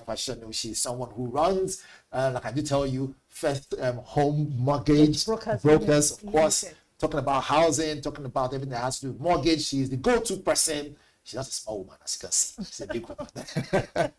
All right, so let's quickly give you retrospect so you get to know what has been happening before real estate and mortgage became a powerhouse. All right, so let's jump into this. So very quickly, it says here, in case you don't know, for those of you who have been asking me questions online, so mortgage markets in Africa and Nigeria have historically struggled with a lack of long-term capital loan penetration and high interest rates, hindering home ownership for majority of the population. Nigeria's mortgage sector in particular, has been limited by undercapitalization or capitalized mortgage institution, but with recent development, we hope a major turnaround will be recorded. Again, with recent development, like the recent development of this show, moving forward, we hope that, mortgage and housing, industry as real estate will begin to say, I hope they watch me to say, wait a minute. So if we had this kind of powerhouse explaining to us, that's you, about this thing, which means Nigeria has great hope, there is hope for Nigeria. There is a great hope. And yes, particularly we encourage people to take their mortgage processes while they're young, because if you're 30 years, that means you can take a mortgage and pay over 30 years. Right. Yes, they're long tenor. And there's nothing tying you. There's always a more optimal level at which you can pay back. And don't forget that property, it's the capital appreciation. So your wealth is actually enhancing far beyond what your repayment is. Wealth is far enhanced. Please school me again. Okay. See, you take a mortgage. There's someone who took a mortgage, a 30-year mortgage, to buy a property in Surulere. His repayment over the years will be telling the man to pay back. He said he doesn't want to pay back. His repayment is less than 20,000 naira. So meaning that 30 years ago, if it was 30,000 naira, what is the worth of that property today? Right. So in those days, things that used to make people afraid of taking mortgage is, what if I die? Now there's mortgage insurance. Okay. So if you die and you've taken a mortgage, insurance company pays. Insurance company pays? Yes. People are afraid that what if I'm unable to pay? What happened to my children? Will they get the property? No, of course, no, they're yours. I mean, the obligation that is remaining if you take a mortgage, and insurance companies have actually been paying. There are people who have taken mortgages and they don't get thrown out because the insurance company will pay the balance. So there shouldn't be any fear about that. What if you lose your job? Ideally, that's where affordability comes in. Okay. You've lost your job before. I have lost my job before. Did you end up on the street? Because you watch your rent compared to the income you were earning. Right. And worst case scenario, each mortgage you have equity. So if you took a mortgage, there's somebody that took a mortgage 3 years ago, their equity was 20%. The property was 60 million. Now the property is 180 million. So that your equity is still 20%. Instead of 20% of 60, is now 20% of 100. And if they sell, which means money comes to you. Thank you. Ah, right. Yes. Right. I mean, we cannot exhaust this whole thing. I'm 100%, you see, I'm seated up, understanding, the details. They say what you don't know, you don't know. Yes. And I'm glad that you'll be able to, list out and highlight these areas and how it, gets to boost the economy. And most people who are afraid of taking mortgage will begin to rethink, should I go for mortgage now or should I not? Do you know why they're afraid? A lot of us, we are religious, but we are very irresponsible with our faith. Right. do the part that you can do. Don't leave the part that you ought to do to God. Those who are not taking mortgages is because they think that God will do it tomorrow. What is your responsibility? God is not going to do it. You have to play your part. To play your part. Ladies and gentlemen, watching back home, the time for us to leave the studio has come, but we will not leave the studio without probably having our guests give us a final word, and of course, the things you're working on. Let's start by telling us, let us know what are projects you're working on moving forward. Yes, we're increasing our database and encouraging people to take the pre-qualification test, so that their affordability can be ascertained. What that does, assuming you're not even ready to take a mortgage, you take the pre-qualification test, you know if you are renting above your means. If you're renting above your affordability, your possibility of ever owning your own home is going to be very remote. So when you take the test, you'll be able to say, okay, if I take a mortgage at this point, my annual repayment will be 1 million naira in a year, and I'm ready for 4 million naira. So you'll be able to take smart and informed decisions. And we will also want to encourage those people who have taken mortgages. We need you to help the economy. Don't give anybody money, but come out and acknowledge that I used mortgage, so that people can trust that yes, it works, but because definitely it is working. Definitely it is working. Time for us to leave the studio. Like I said, thank you so much for joining us in the Thank studio. you for having Hopefully me. we'll call you another time when we need to break down more insight about real estate and of course mortgage.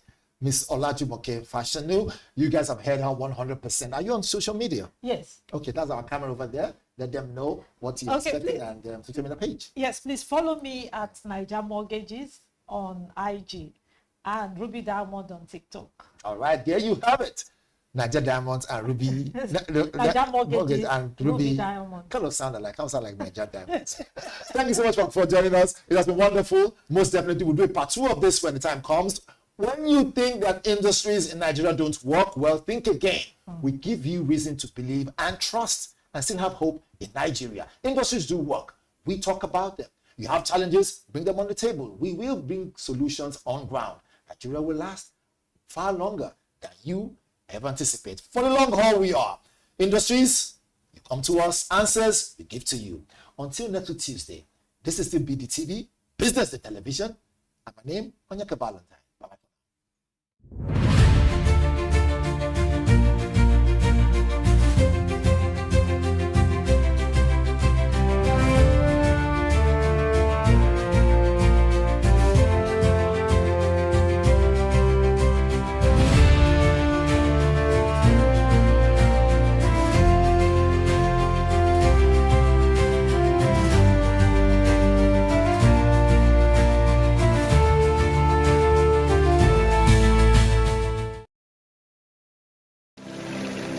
They say money never sleeps. Wake up to clarity, insights, and the stories driving business in Nigeria and beyond. From the heartbeat of small and medium enterprises to the pulse of national economic policy, this is where business meets perspective.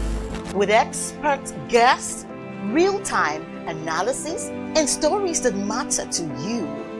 We go beyond headlines to bring you the full picture. Join us every morning as we break down the numbers, decode the policies, and spotlight the people shaping our economy. This is Business Money.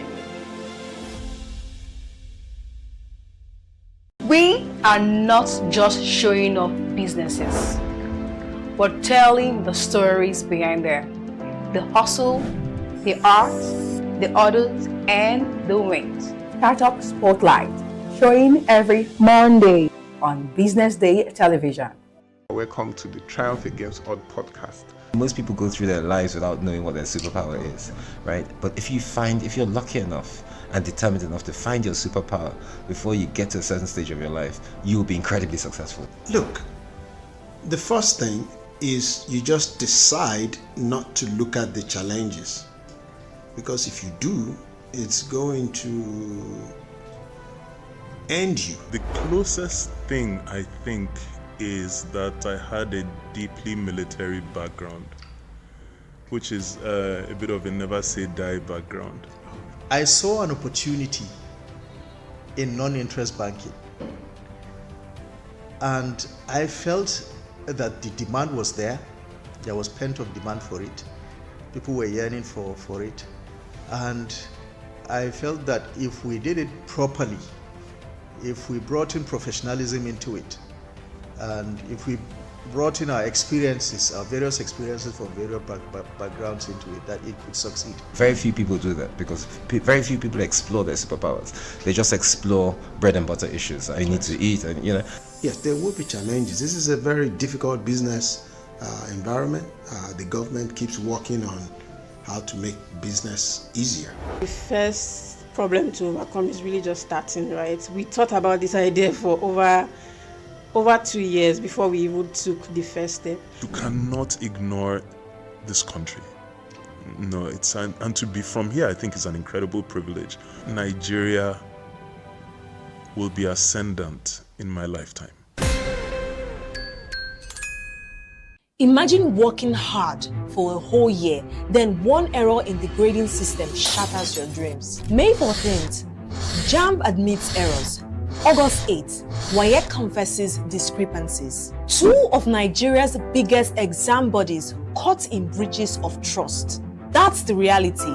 And no, it isn't just a glitch. It is the rewriting of millions of destinies. It is young Nigerians robbed of certainty, parents questioning everything. Experts are calling for reforms, private sector involvement, and transparency. But the question is, will anyone listen? What happens if they don't? And if exam results can't be trusted? Then what else in Nigeria's education system is broken? You won't hear this depth anywhere else. Only on Business Day Premium. Want to know how Nigeria can fix education?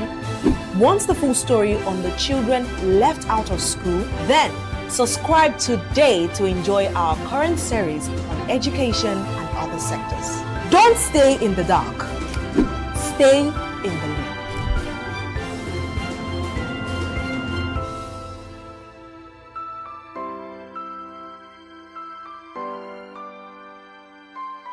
This is Business Week, a weekly program brought to you by Business Day Television.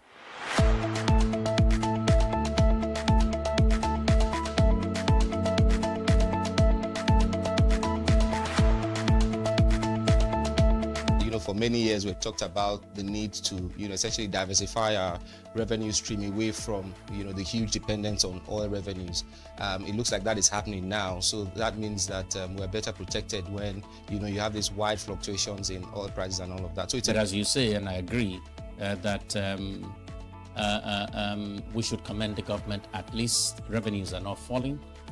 There have been times in the past when we recorded drops in revenue. That's not the case today. We're seeing revenues actually going up.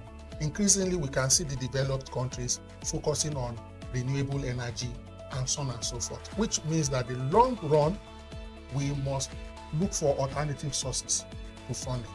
So the government says that crude oil theft has essentially come to an end.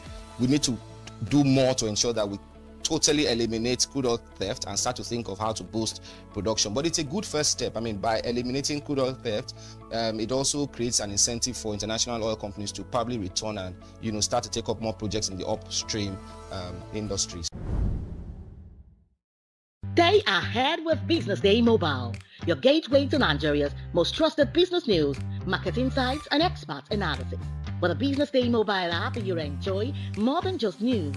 You gain a seamless, intuitive platform designed to keep you informed and empowered.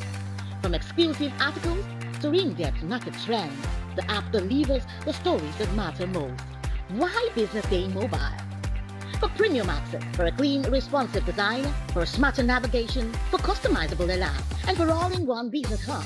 Whether you're a business leader, investor, policymaker, or enthusiast, Business Day Mobile brings you closer to the insights shaping Nigeria's business landscape. Download today and put authoritative business journalism right at your fingertips, anytime, anywhere.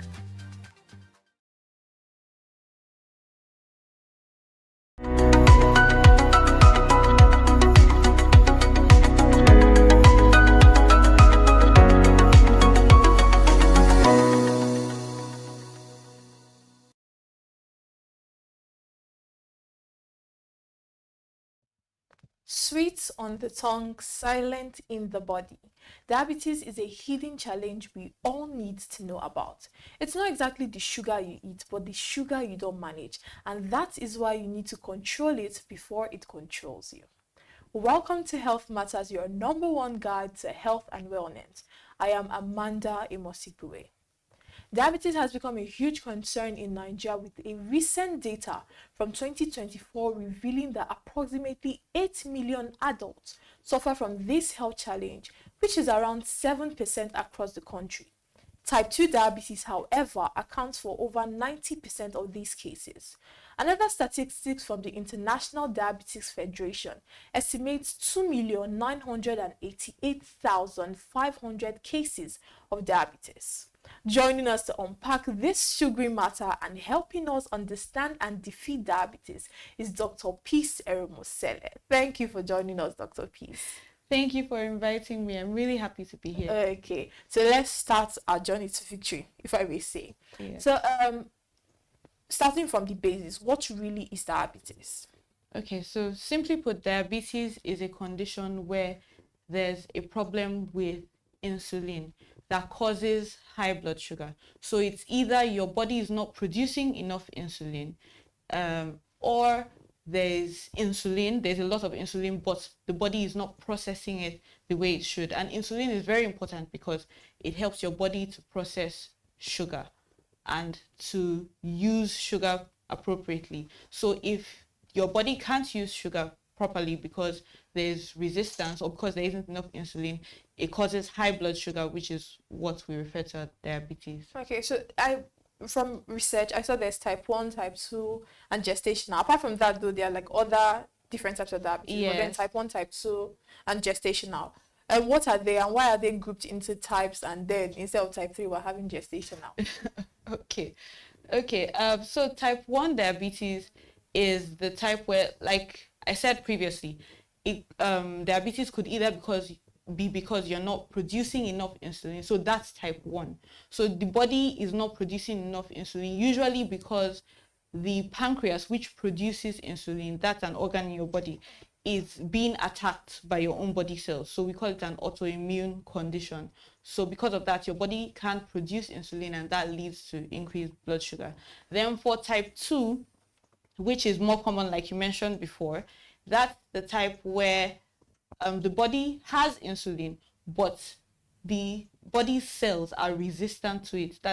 They're not allowing the insulin to do its work.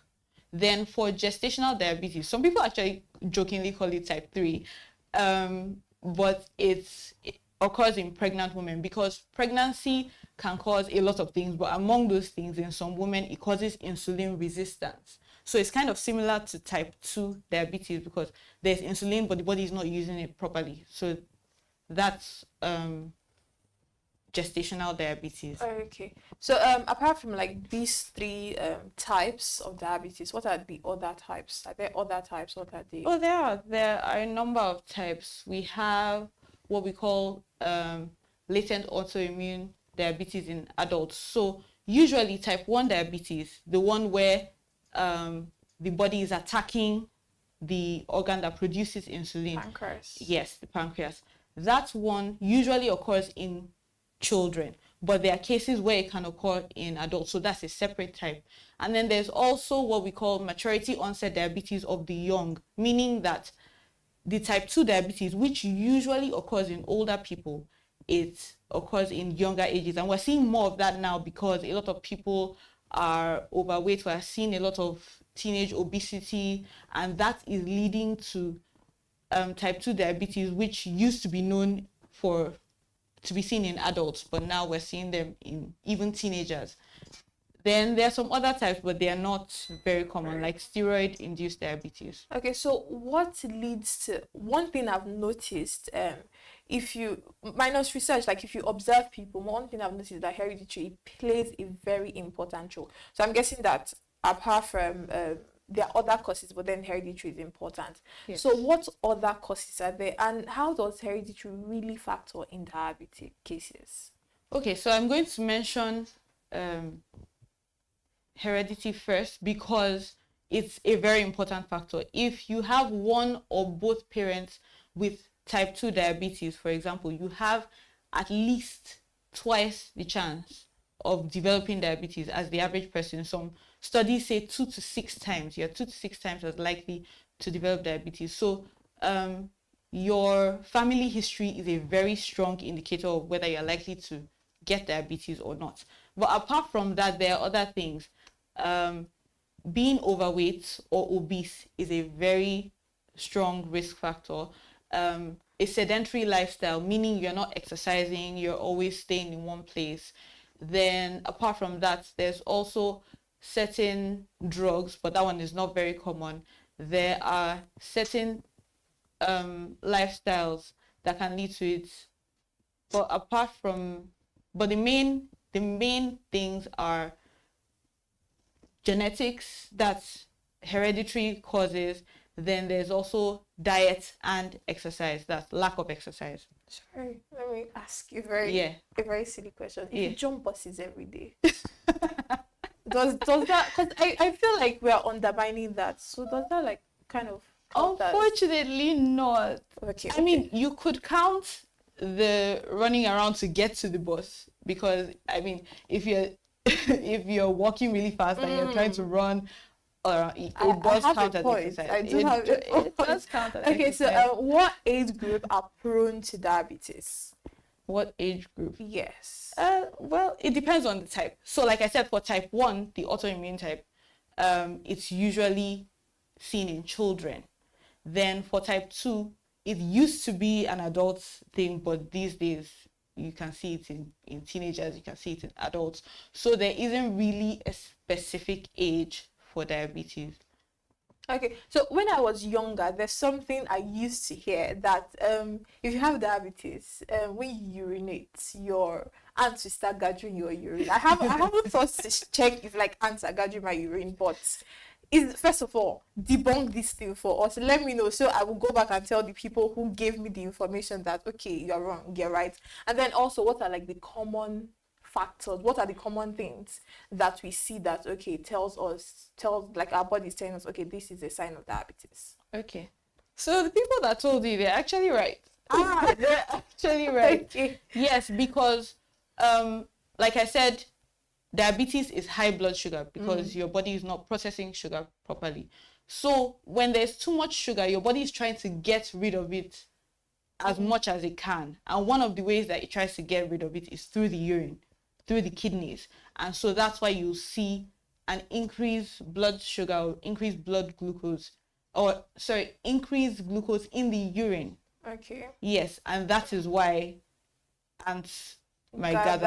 Yes, okay, so yes. that's So true. it's actually true. I'm shocked. It's actually true. Okay, so what are the other signs that your body gives? Okay, so common signs, increased fatigue, like you're tired all the time, and that's not your normal. There's also increased thirst, like you're extremely thirsty all the time, drinking a lot of water, but it's like it's not doing anything. There's also increased hunger, like excessively increased, like you know you're normal, and then it's like you're always hungry. No matter what you eat, you're never satisfied. Then there's frequent urination as well, because like I said, the body is trying to do its best to get rid of that excess sugar. Okay. So it's trying to, you're urinating more frequently. Those are common symptoms, but there are so many symptoms because diabetes has a lot of complications, and with each complication there are like a lot of symptoms that can occur. So now there are different tests, I presume, or first of all, are there different tests to check for diabetes? What are the different tests, and is there like a universal test for diabetes, to check for diabetes? Okay. Well, if you want to say universal test, it is checking your blood glucose. Okay. So all the variations of diabetes tests are checking your blood glucose, that's your blood sugar, in one way or the other. So we have what is called the fasting blood sugar. So you take it in the morning when you haven't eaten overnight, and that's what we call the fasting. We have values for that. Usually if you have more than 126 milligram per DL, that indicates diabetes. We also have random blood sugar, which you can take at any time when you've already eaten. Then there's also what we call the OGTT, oral glucose tolerance test. Basically, we're testing in real time how your body processes sugar. So we give you a sugary drink and see how your body processes it. Then, and there's also the HbA1c. That one checks your sugar control over a period of 2 to 3 months. And so we can use it to see if you've been, taking your drugs. For someone with diabetes, if they've been taking their drugs and adhering to lifestyle changes. Okay, so this is kind of like a two-in-one question. If someone has diabetes, apart from, I think personally, in my own opinion, like apart from saying throw out your junk food, apart from that, what other advice would you give to a person? And then what are the complications of diabetes? Okay, so let me start with the advice. I think the number one advice I would give is take it seriously, because so many people do not take it seriously. Because when diabetes starts, all you see is your blood sugar is high, but sometimes the symptoms are manageable or they are barely even there. So you might feel like, okay, I'm fine. But meanwhile, that high sugar in your blood, because it's not supposed to be there, it's causing damage to your blood vessels, to your heart, to your kidneys, to basically every part of your body. So the number one advice I would give is take it seriously. Go see a doctor, go and get medication, listen to the lifestyle advice. So for the complications. Yes, for the complications are many. So diabetes can affect virtually every organ in the body. It can affect the blood vessels, leading to what is known as peripheral artery disease, meaning that there are issues with your blood vessels, like your arteries and your veins, your arteries, that is not allowing blood to flow properly, and that can cause damage to different parts of your body, especially the feet. And there's it can cause problems with the heart. Some people, they don't even see signs till they have a heart attack, and that's how you know that, okay, they've had diabetes or they're not properly managing it. Then it can also affect the kidneys. That's the common complication we see. It can lead to kidney failure. It can lead to nerve problems. So people have tingling sensations in their hands and their feet because the high blood sugar is affecting the nerves, and so they're not working properly. And it can also lead to slow healing wounds or wounds that don't heal. And that's what leads to what is known as diabetic foot. And in many cases, if it's not well controlled, can lead to amputation of limbs. Okay. So there are lots. Yeah, so when we're seeing type 1, type 2 gestational, we saw that these diabetic conditions affect like various groups of people. So there's children, there are pregnant women. So now, for children, for pregnant women, what are the different treatment options available? And then how do they like differ from the average person who has diabetes? Okay. So let me start with children. So since in children, the commonest type of diabetes is type 1. Usually the solution for that is insulin, because the body is no longer producing insulin. So you need to replace it. You can't exactly make the body start producing insulin again. Medically, that's not possible. So you have to replace that from the outside. So that's the number one. Of course, there are lifestyle modifications, but that's number one. Then for gestational, right? Yes. Gestational, it's basically, like I said, the cause of gestational is pregnancy hormones are causing insulin resistance, and that's similar to type 2. So we use drugs for type 2, but because of the baby, yes, there are some drugs that are not safe. So we always take that into consideration when we're prescribing drugs for pregnant women. Okay, then like the average person, what's like treatment option? The average person, like we said previously, type 2 is the most common. So for the average person, you start with drugs and lifestyle modification. Both of them are very important. So there are common drugs like metformin, glimepiride that we start people on, but even for type 2 diabetes, depending on the severity, some people might need insulin, some people might need gliptins. There are several categories of drugs, but the most important thing is that you go to your doctor and then you let them determine the best drug for you till you achieve a normal blood sugar level. Okay, so is there, out of curiosity, is there a cure for diabetes, or do we just manage it till the end of time? Oh my God, patients ask me this all the time. Okay. And sometimes I'm hesitant because technically there's no cure, but there's what we call remission. Okay. So a lot of times when people hear that, they're happy because they're like, I can get rid of it, but then they're not willing to do the work because it takes a lot of work. So what we call remission is that it's not like diabetes is not there, but because you're being very strict with your lifestyle, with your diet, with exercise, then you can actually achieve normal blood glucose without medication. So it is possible. It does happen, and I've seen it happen, but it's not very common because it takes a lot of work that many people are not very willing to do. Okay, so there was one time I was on a Telegram group trying to like lose weight. So there was this dietitian, and he's like, don't take fruits like in excess because fruits contain sugar. And as a diabetic person, do you advise them not, like, debunk it? Do you advise them not to take fruits because there's sugary content in it? So for diabetes, we like to preach balance, especially when it comes to natural foods. Of course, processed foods should be cut out, but for natural foods like fruits, we always advise a balance. Now, for people with diabetes, sweet fruits, like really sweet fruits, pineapples, oranges, those should be taken like very minimally because they can spike the blood sugar. But if you're talking about the average person, it's not a problem as long as it's done in moderation. Everything has to be done in moderation. Everything has to. Okay, so like, this is the final question. I was reading the figures: 2,988,500 That's cases. a lot. It's a lot. Is Nigeria equipped to take care of these diabetic patients? Yeah, the funny thing about that number is that it might actually be more in real life because there's a lot of data that isn't collected or reported.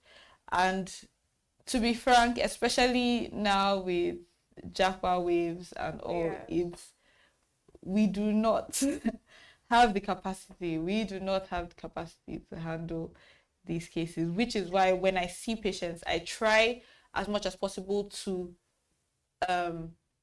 emphasize the parts that they can control. That's the lifestyle and the diet, so that they don't have to spend so much on medication, because medication is so expensive these days, so that they don't have to spend so much on medication, so that they don't have to go to the hospital as often and pay those expensive bills, and so they don't end up in emergencies where doctors might not even be available because we're understaffed. Okay, I know I said final question, but it permits me. I didn't really talk about the fitness aspect, and then I know that as much as science is against herbs, there's a fitness option. And then, like, you see a lot of people where I'm from, you see a lot of people, once they feel the sense in their spirit, man, that, you know, they're diabetic, they start taking bitter leaf and all of that. So are there like herbal remedies? You know, you said it's expensive, so for the low class people, are there like herbal remedies? And then what is the fitness aspect? Okay, so let me just say this first of all: most, if not all, herbal remedies that are sold are scams. Okay. Straight up, they're scams. Okay. And even for those that say that it works, a lot of times, if you ask them questions, you'll see that they're using it maybe alongside their diabetes medication, and they won't tell you that.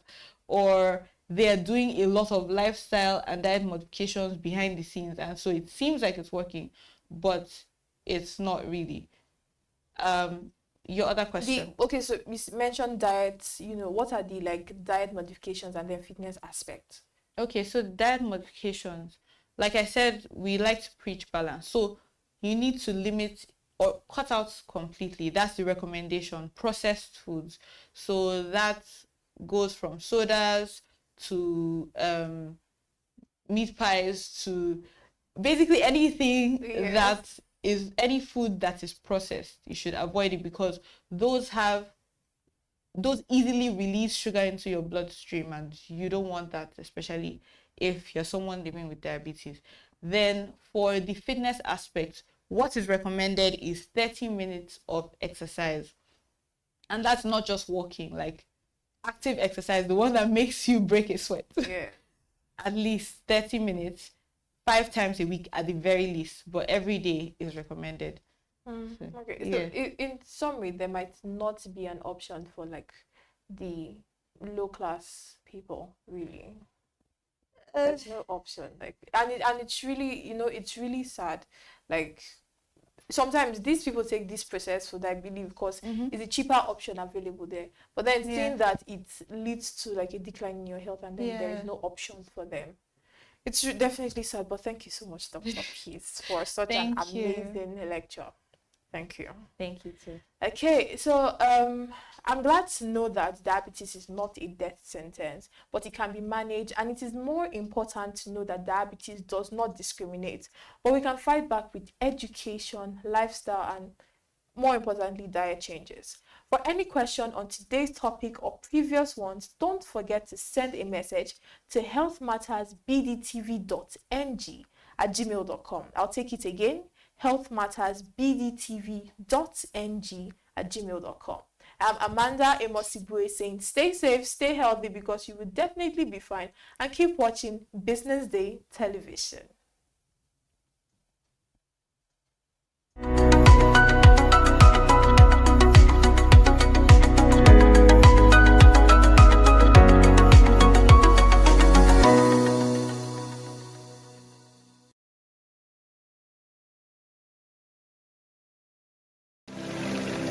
They say money never sleeps. Wake up to clarity, insights, and the stories driving business in Nigeria and beyond. From the heartbeat of small and medium enterprises to the pulse of national economic policy, this is where business meets perspective. With expert guests, real-time analysis, and stories that matter to you. We go beyond headlines to bring you the full picture. Join us every morning as we break down the numbers, decode the policies, and spotlight the people shaping our economy. This is Business Money. We are not just showing off businesses, but telling the stories behind them. The hustle, the art, the orders, and the wins. Startup Spotlight, showing every Monday on Business Day television.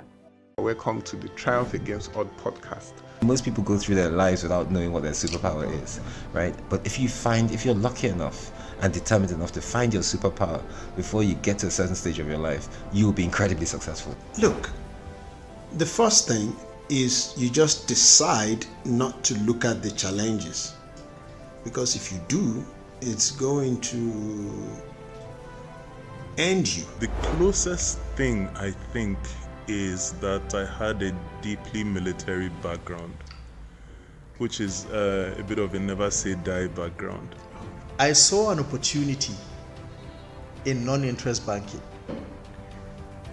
and I felt that the demand was there. There was pent-up demand for it.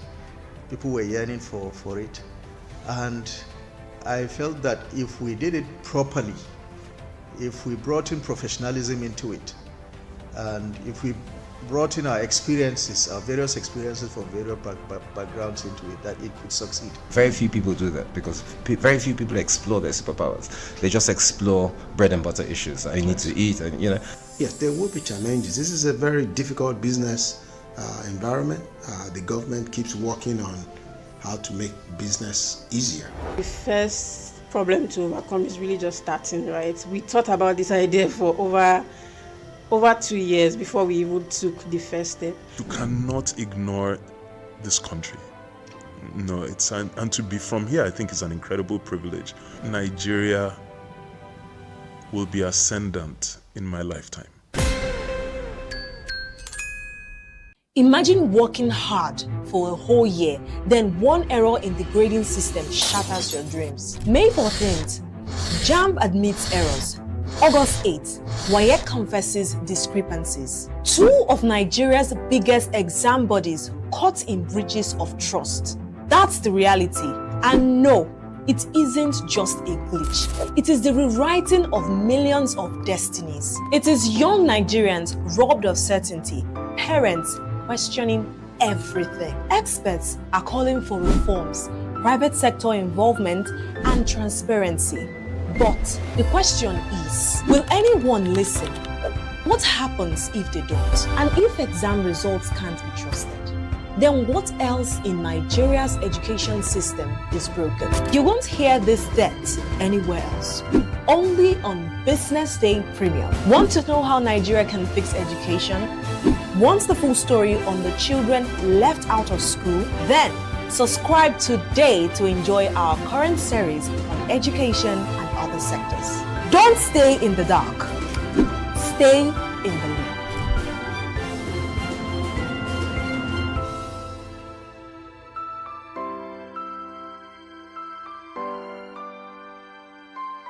This is Business Week, a weekly program brought to you by Business Day Television.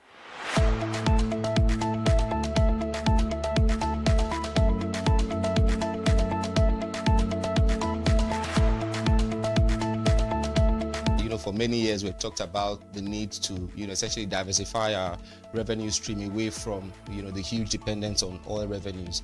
It looks like that is happening now. So that means that we're better protected when, you have these wide fluctuations in oil prices and all of that. So it's as you say, and I agree, that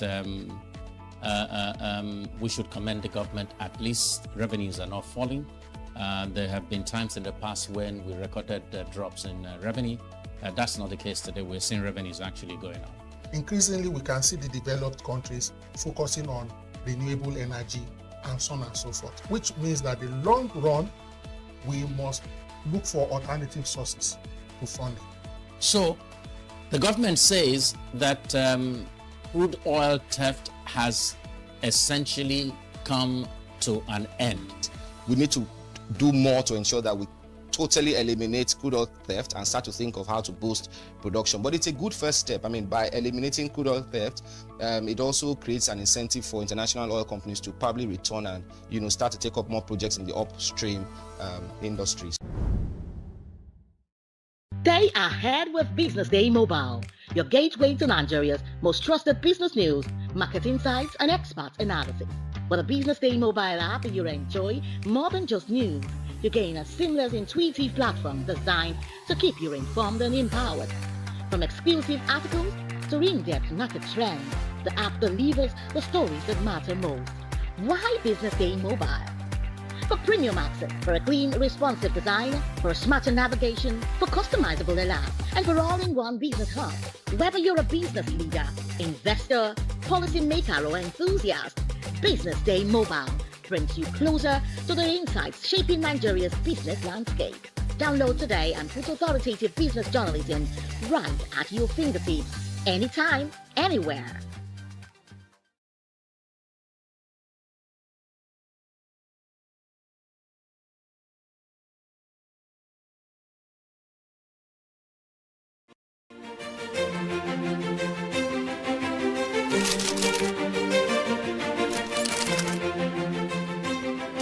I am, of course, a great admirer of the impeccable credibility, professionalism, and business savviness of BusinessDay. If you really mean business in Nigeria, start your day with BusinessDay.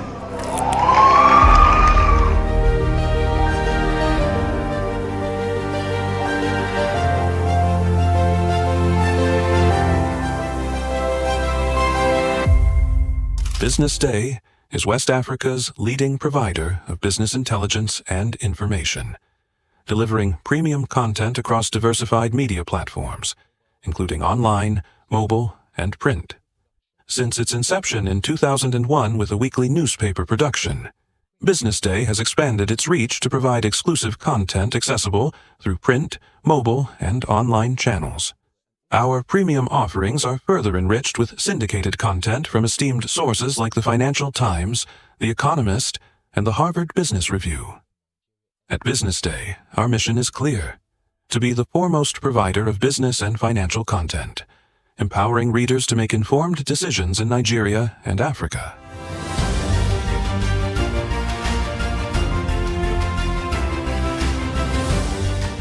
Since our establishment, we have been committed to delivering insightful, relevant, and accurate information about Nigeria's business and finance environment, while contextualizing the impact of global events.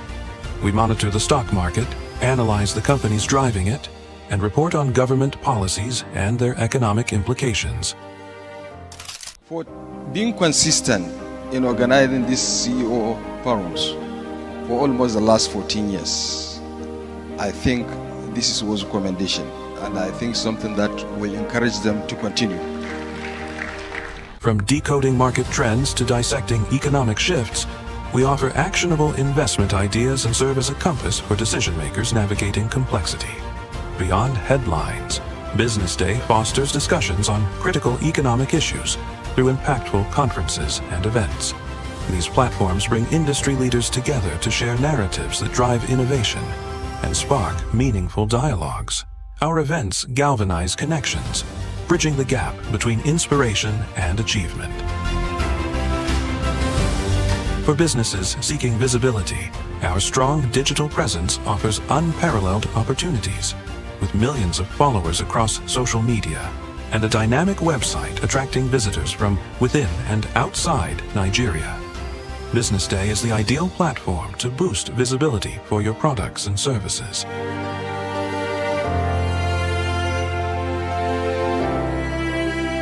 If you're looking for in-depth analysis and expert opinions on Nigeria and Africa's business landscape, Business Day is your guide.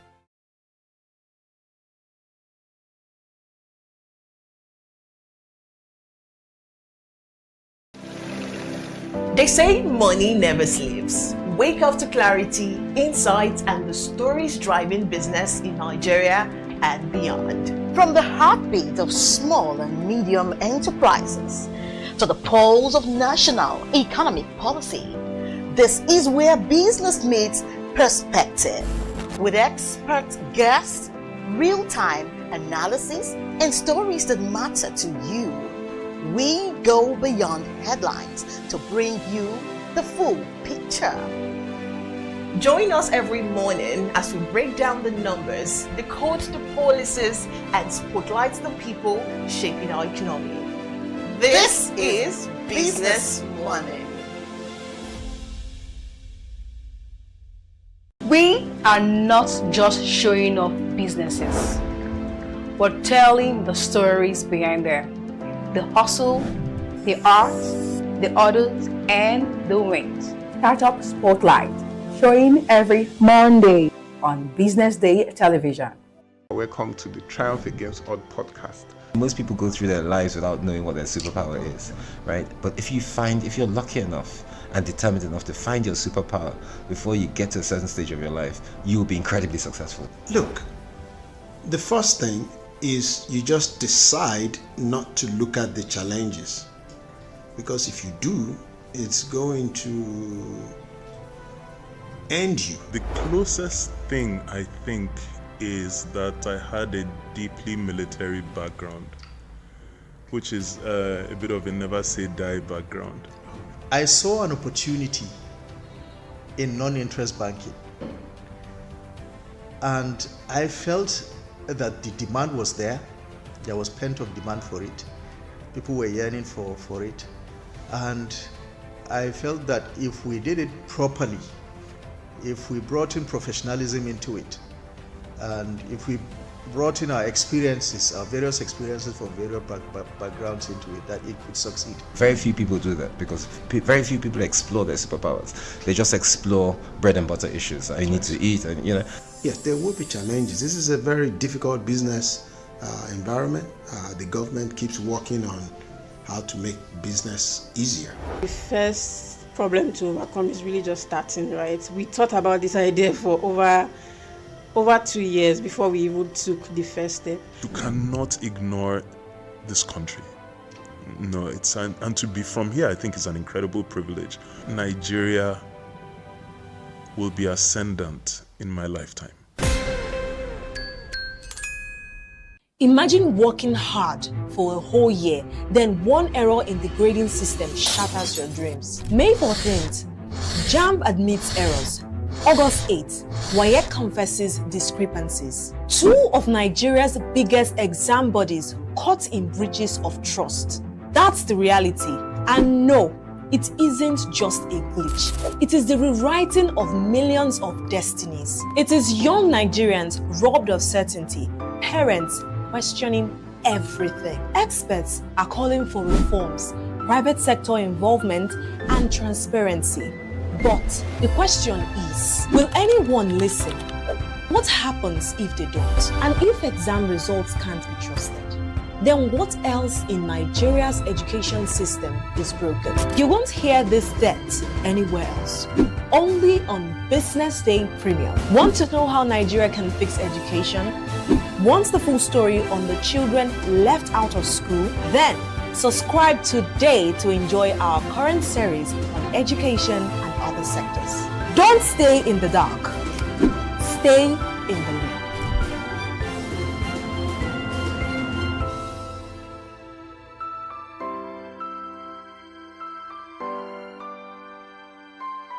This is Business Week, a weekly program brought to you by Business Day Television.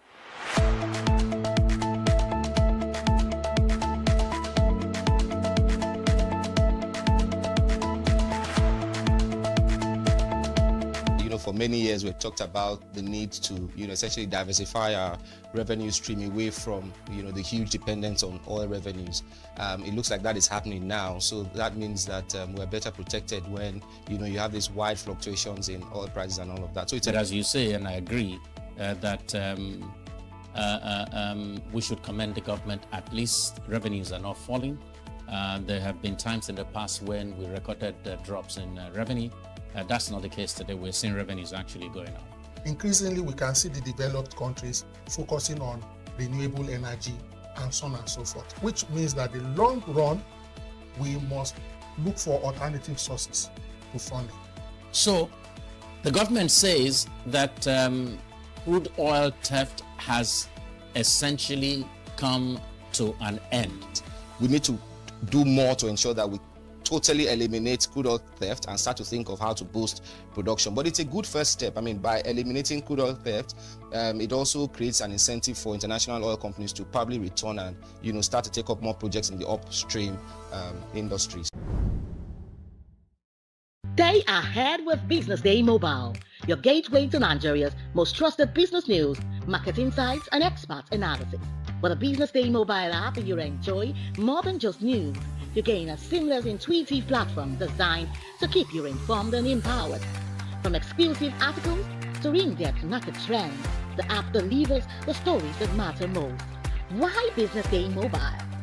For premium access, for a clean, responsive design, for a smarter navigation, for customizable alerts, and for all-in-one business hub. Whether you're a business leader, investor, policymaker, or enthusiast, Business Day Mobile brings you closer to the insights shaping Nigeria's business landscape.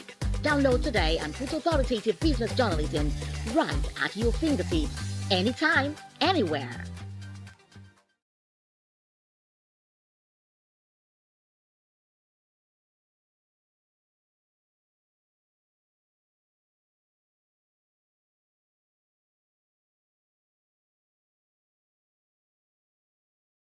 Meet Monica, your all-in-one financial solution. Convert crypto to Naira at juicy rates anytime, anywhere. Enjoy fast withdrawals straight to your bank. Buy airtime, data, and pay bills in seconds. No stress, no delays. Just seamless transactions. Monica, the smarter way to move your money. Download now.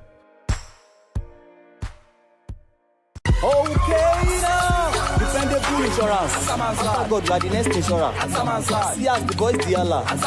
All the ladies the Allah. Ensure your car protection from accidents. Unforeseen loss, you can see them. Mistakes are meant to happen. If you don't jam the car, they'll jam yours. Will you beat them? Ah yes, you will get them arrested. Your plans for that day is affected. You waste your money, you waste energy. With AXA, you can be protected. Get the protection that pays today. Call 0700 AXA Mansa to get a motor insurance that pays. At Stanbic IBTC, we are here to help you grow with financing that helps you expand, expert knowledge across 20 African markets, trade solutions that open doors to 195 countries globally, and an online banking platform that works hard because with us, there's possible, then there's more. Visit www.stanbicibtcbank.com/business for more. Stanbic IBTC. True strength. What defines it? The brilliance of a player? Or when a team comes together to win? A solo beat? Or the rhythm of many? The flair of one dancer? Or the art of a troupe? One distinct voice, or the beauty of the symphony. At FCMB Group, we build ecosystems, empower communities, and create the future. Because we believe it's not just one, but the power of the group that delivers the future we all desire. FCMB, the power of the group. They say money never sleeps. Wake up to clarity, insights, and the stories driving business in Nigeria and beyond. From the heartbeat of small and medium enterprises to the pulse of national economic policy, this is where business meets perspective. With expert guests, real-time analysis, and stories that matter to you. We go beyond headlines to bring you the full picture. Join us every morning as we break down the numbers, decode the policies, and spotlight the people shaping our economy. This is Business Money. We are not just showing off businesses, but telling the stories behind them. The hustle, the art, the orders, and the wins. Startup Spotlight, showing every Monday on Business Day television. Welcome to the Triumph Against Odd podcast. Most people go through their lives without knowing what their superpower is, right? But if you're lucky enough and determined enough to find your superpower before you get to a certain stage of your life, you will be incredibly successful. Look, the first thing is you just decide not to look at the challenges, because if you do, it's going to end you. The closest thing I think is that I had a deeply military background, which is a bit of a never say die background. I saw an opportunity in non-interest banking, and I felt that the demand was there. There was pent-up demand for it. People were yearning for it.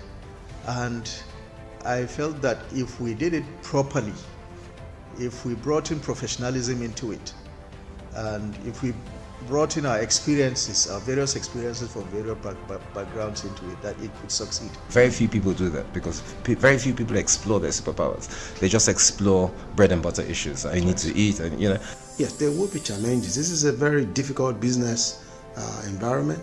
The government keeps working on how to make business easier. The first problem to overcome is really just starting, right? We thought about this idea for over 2 years before we even took the first step. You cannot ignore this country.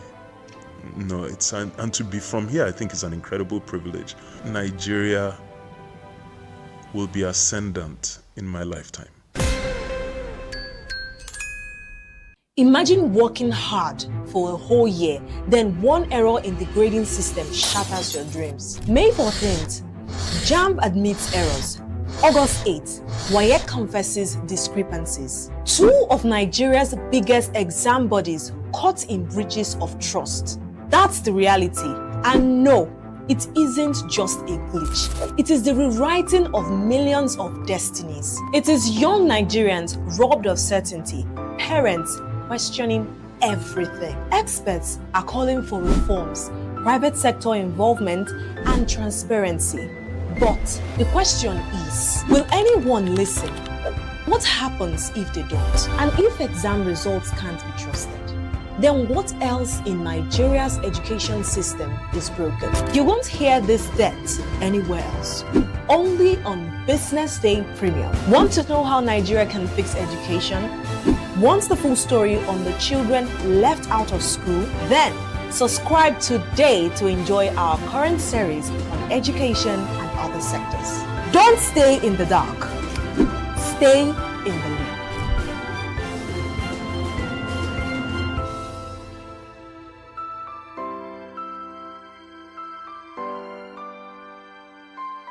This is Business Week, a weekly program brought to you by Business Day Television.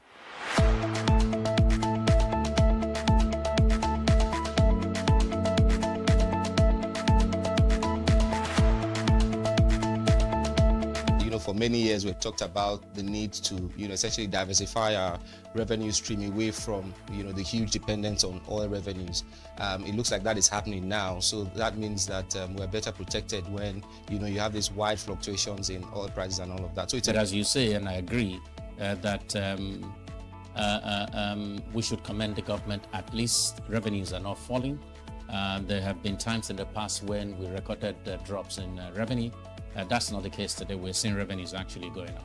Increasingly, we can see the developed countries focusing on renewable energy and so on and so forth, which means that in the long run, we must look for alternative sources to funding.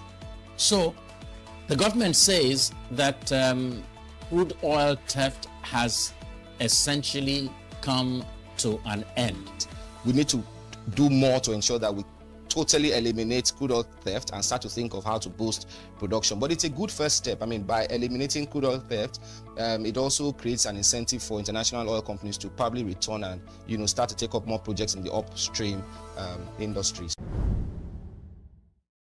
Stay ahead with Business Day Mobile, your gateway to Nigeria's most trusted business news, market insights, and expert analysis. With a Business Day Mobile app, you enjoy more than just news. You gain a seamless, intuitive platform designed to keep you informed and empowered. From exclusive articles to in-depth market trends, the app delivers the stories that matter most. Why Business Day Mobile? For premium access, for a clean, responsive design, for a smarter navigation, for customizable alerts, and for all-in-one business hub. Whether you're a business leader, investor, policymaker, or enthusiast, Business Day Mobile brings you closer to the insights shaping Nigeria's business landscape. Download today and put authoritative business journalism right at your fingertips, anytime, anywhere.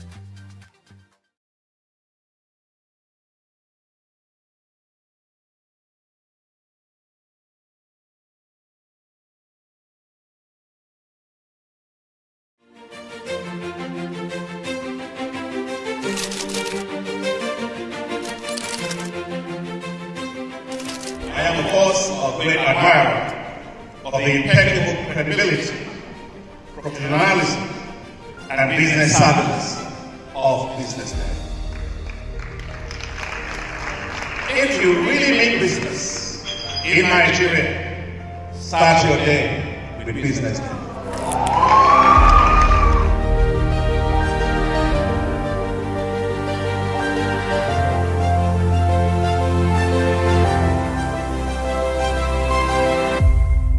Business Day is West Africa's leading provider of business intelligence and information, delivering premium content across diversified media platforms, including online, mobile, and print.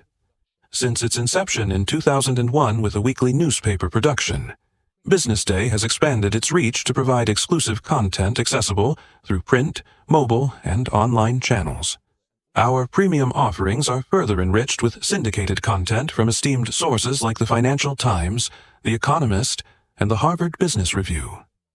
At BusinessDay, our mission is clear: to be the foremost provider of business and financial content, empowering readers to make informed decisions in Nigeria and Africa.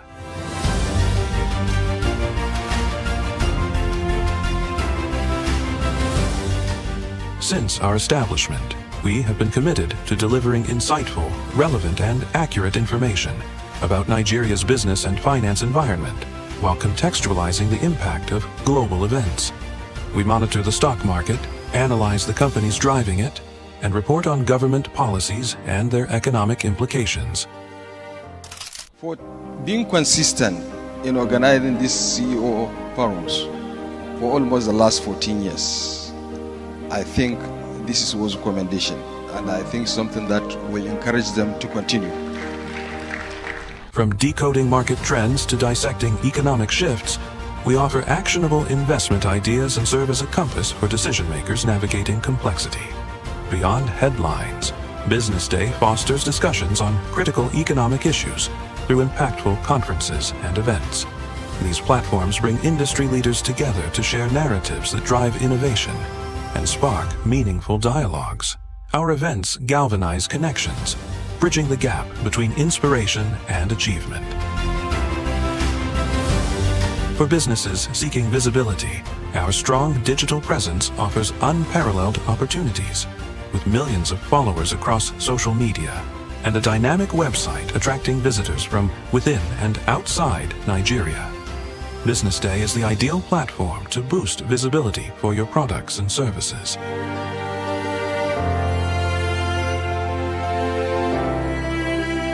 If you're looking for in-depth analysis and expert opinions on Nigeria and Africa's business landscape, BusinessDay is your guide.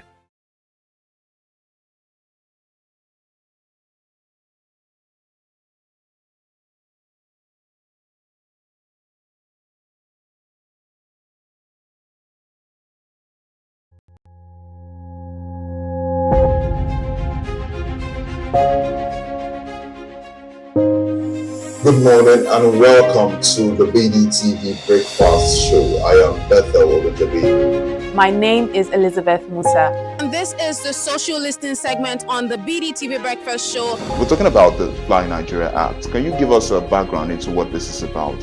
We are here today on the streets of Lagos, Nigeria, to gather opinion about a pressing issue. I will look at the cost of petrol. We get away from Nigeria with the suffer. The income is not really increasing, but the prices of items are increased. Nothing like service again. No. You only pray for that money to reach you that month. There's a lot of high pressure, a lot of stress. There's a lot of high targets to be met. I was quite strict. In my mind, I said, looking for my hand, my picking will spoil.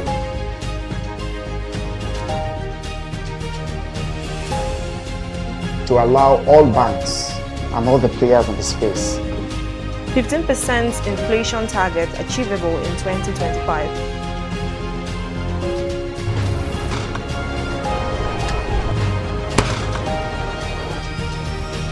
The command and vision philosophy of both the Chief of Defense Staff, the Chief of Army Staff, and indeed all the service chiefs.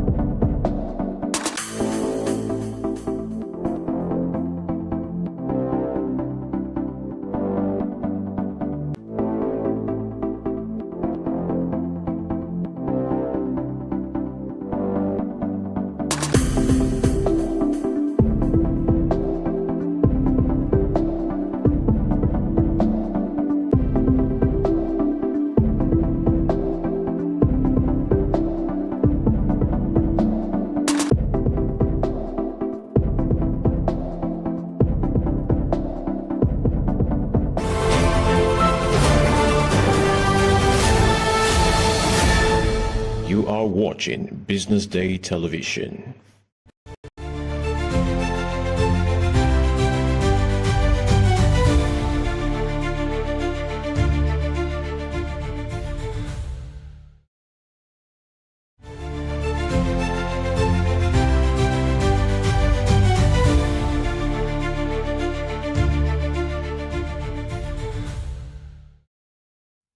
Hello, this is News Update, reaching you live from Business Day Television News Studio here in Lagos, Nigeria. Coming up,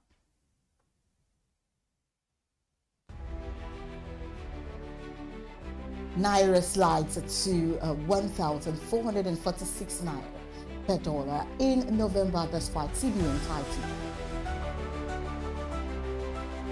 Nigerian stocks opened December on a bearish note. Nigeria's public debt rises to 152.39 trillion naira in the second quarter of 2025, says NBS. Nigeria completes shift to T2 settlement target T1. Thank you for joining us on News Update. I am Destiny Momo. The Naira ended November slightly weaker, closing at 1,446.9 Naira per dollar compared to 1,438 Naira at the start of the month. A small slip from 1,427.5 Naira per dollar on October 31. The currency only crossed the 1,450 Naira mark for 5 days in November, far fewer than October's 18-day stretch above that level. And November's brief spike saw rates hit 1,452 Naira and 1,459 Naira, unlike October, when the Naira consistently traded between 1,460 Naira and 1,474 Naira, peaking at 1,474 Naira on October 16 amid strong import demand, speculation, and weak FX supply. At its November 24 to 25 meeting, the CBN held all monetary policy rates, an MPR at 27%, a CRR at 45% for banks and 16% for merchant banks, liquidity ratio at 30%, and the asymmetric corridor at plus 50 and minus 450 BPS, saying stability was needed after inflation eased to 16.05% in October. The CBN also announced a revised FX manual coming soon, aimed at clearer rules, better documentation, deeper market participation, and stronger surveillance to restore confidence in the Naira. And meanwhile, the Nigerian Stock Exchange, the stock market opened December on a bearish note, losing 200 billion Naira in Monday's trading. The all-share index fell by 0.22% to 143,210.33 points to sell. Pressure hit major consumer and industrial stocks. And losses in international breweries, Dangote Sugar and WAPCO, dragged the market lower, outweighing gains in UBA Champion Breweries and ICO, and trading activity slowed sharply, with volumes down nearly 20% and values down over 6%, while Cornerstone Insurance dominated trades with more than 908 million Naira shares. And market breadth was negative, with 26 losers against 19 gainers, reflecting cautious investor sentiment. Top risers included NCR, Sonny Show, and the Champion, while international breweries led the day's decline with a 10% drop. Among these pullback reversed the 180 billion Naira gain posted on November 28, when modest advances in the banking, consumer, and industrial sectors lifted the market despite the downturn. Block trades in banks such as Wema, Access Co, Fidelity, and Zenith signaled ongoing institutional interest. And our Nigeria's total public debt has climbed to 152.39 trillion Naira, up from 149.38 trillion Naira in the first quarter, according to fresh figures from the National Bureau of Statistics. The report shows a 2% rise driven by both domestic and external borrowings. The NBS says external debt now stands at 71.84 trillion Naira, while domestic commitments total 80.55 trillion Naira. And Lagos remains the most indebted state, followed by Rivers while Jigawa posted the lowest domestic debt and the FCT recorded the lowest external obligation. And the Debt Management Office also confirmed that the federal government borrowed 6.17 trillion naira from the domestic market in the first half of 2025, mainly through bonds and treasury bills. External debt service hit $932 million, with most payments going to multilateral lenders. And debt experts warn Nigeria's rising obligations and are approaching unsustainable levels, citing weak revenues and mounting servicing costs, despite official claims that a country's debt-to-GDP ratio remains within global limits. Up ahead, Nigeria completes shift to T+2 settlement targets T+1. I will bring you more details after this timeout. Stay with us.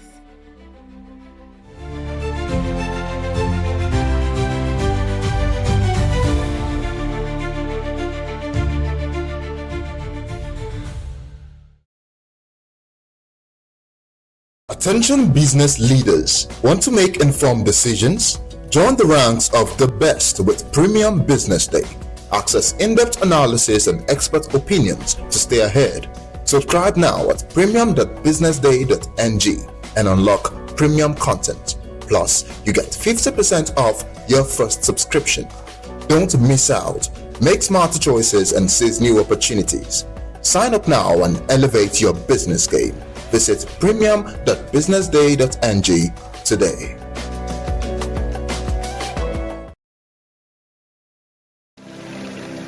They say money never sleeps. Wake up to clarity, insights, and the stories driving business in Nigeria and beyond. From the heartbeat of small and medium enterprises to the pulse of national economic policy, this is where business meets perspective. With expert guests, real-time analysis, and stories that matter to you, we go beyond headlines to bring you the full picture. Join us every morning as we break down the numbers, decode the policies, and spotlight the people shaping our economy. This is Business Money.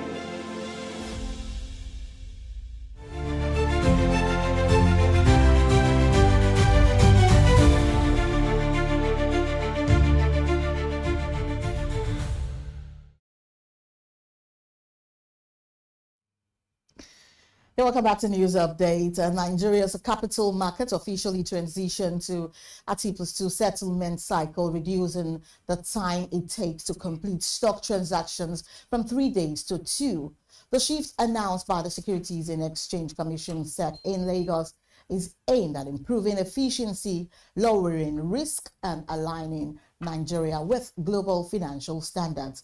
And SEC Executive Commissioner Operations Bola Adomale described the change as a major leap, saying the reform reflects Nigeria's commitment to global best practices and will boost investor confidence.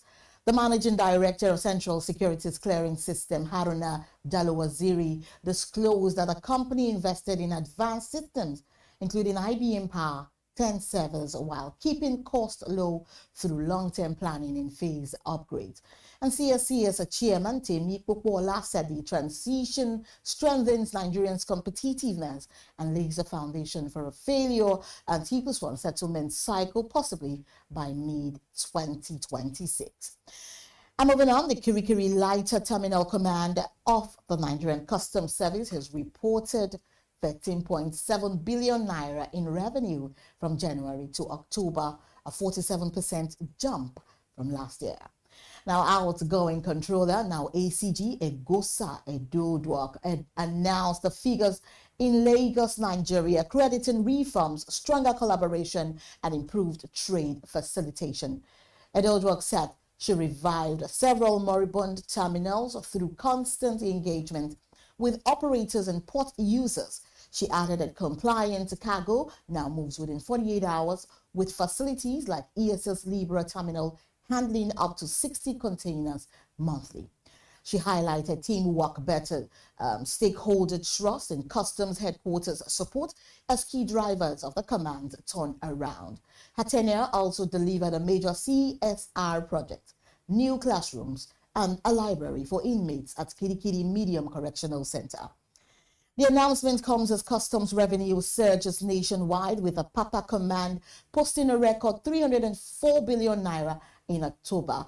Edeldwork says the KLT will keep backing legitimate trade while tightening checks on contraband.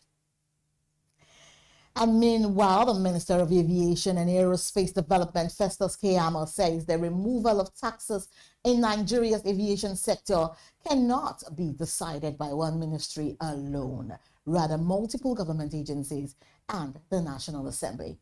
According to Keyamo, statutory taxes fall outside the powers of the Aviation Ministry and must involve institutions such as the Ministry of Finance, tax authorities, and lawmakers, adding that President Bola Tinubu has already demonstrated commitment to easing the burden on aviation by exempting the sector from a proposed 4% tax. The minister disclosed that a government team has now been set up to review multiple taxation affecting airline operations, assuring stakeholders that the process of reform has begun. And beyond taxation, KML said Nigeria's biggest challenge is weak aviation infrastructure, as he identified limited access to finance and aircraft leasing as major setbacks. And still on, Nigeria's economy grew by 3.98% in the third quarter of 2025, according to the latest gross domestic product report released by the National Bureau of Statistics on Monday. The figure represents a slight improvement from the 3.86% recorded in the same period last year.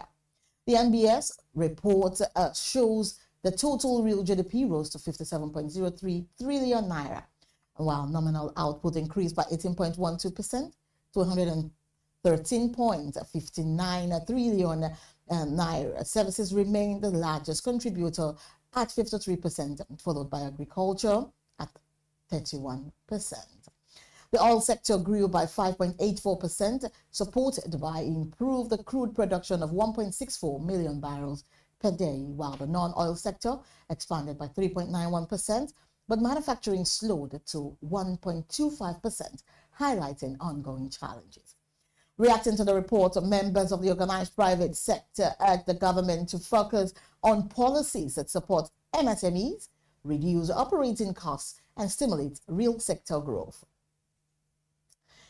And still to come, Africa nears a record of $1 trillion in state-owned assets under management. These and more after this commercial break. Stay with us.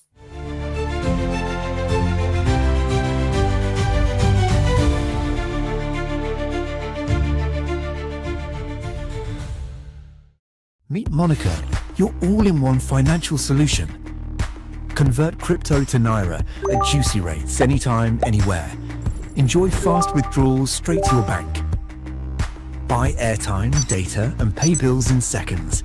No stress, no delays, just seamless transactions. Monica, the smarter way to move your money. Download now. Okay now, dependable insurance. After God, like the next insurance. See as the boys the Allah. All the ladies the Allah. Ensure your car protection from accidents. Unforeseen loss, you can see them. Mistakes are meant to happen. If you don't jam the car, they'll jam yours. Will you beat them? Ah yes, you will get them arrested. Your plans for that day is affected. You waste your money, you waste energy. With AXA, you can be protected. Get the protection that pays today. Call 0700 AXA Mansa to get a motor insurance that pays.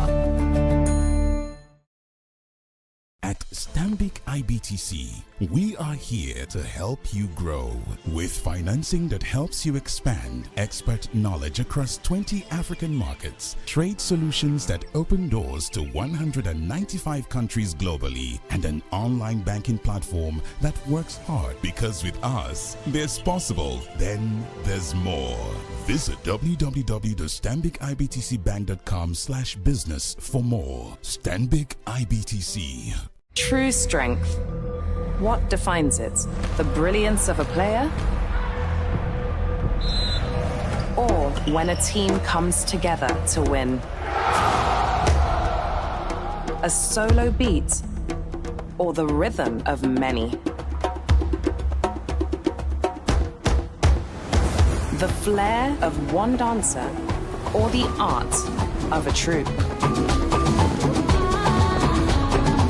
One distinct voice or the beauty of the symphony.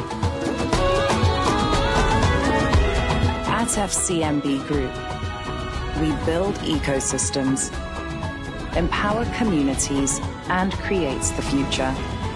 Because we believe it's not just one, but the power of the group that delivers the future we all desire. FCMB, the power of...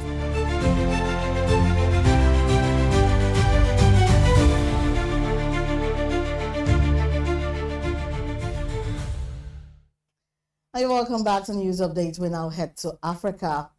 Now, African state-owned institutions are now managing a record $1 trillion in assets, according to a new report from Sovereign Fund Tracker and Global SWF.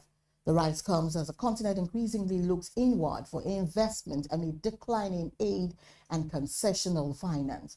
And most of the assets are held by public pension funds and central banks, but the number of sovereign wealth funds is expanding quickly. And 5 new funds were launched this year in Botswana and the Democratic Republic of Congo, Eswatini, Kenya, and Nigeria's Oyo State.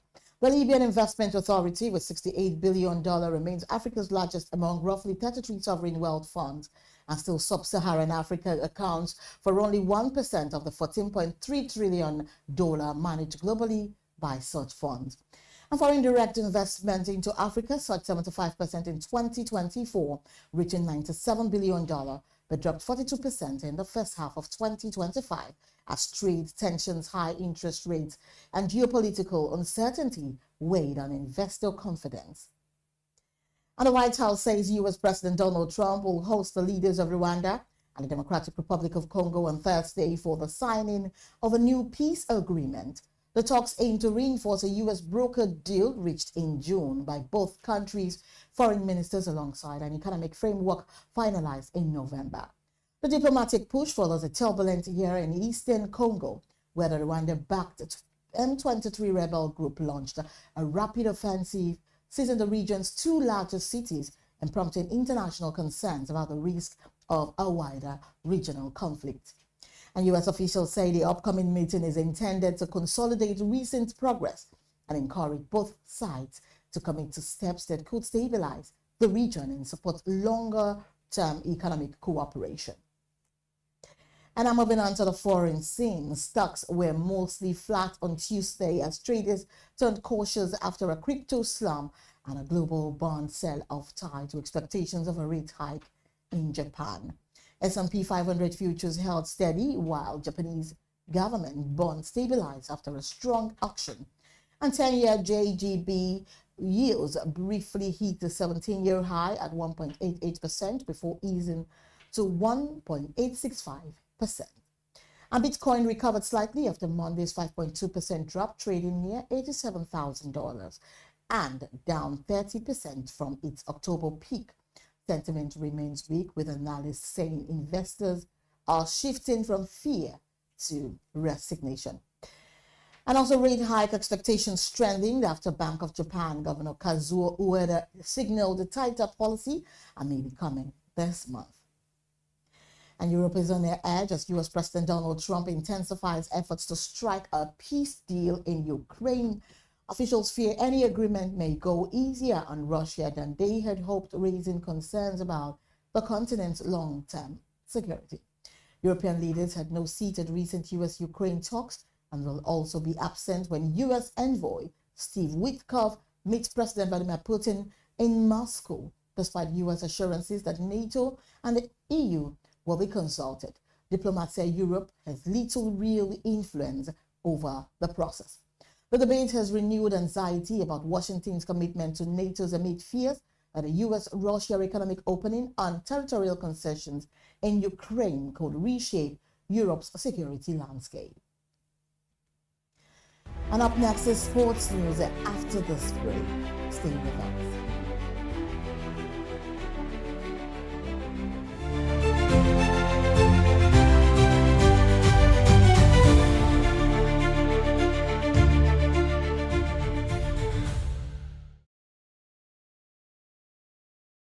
Attention business leaders. Want to make informed decisions? Join the ranks of the best with Premium Business Day. Access in-depth analysis and expert opinions to stay ahead. Subscribe now at premium.businessday.ng and unlock premium content. Plus, you get 50% off your first subscription. Don't miss out. Make smarter choices and seize new opportunities. Sign up now and elevate your business game. Visit premium.businessday.ng today.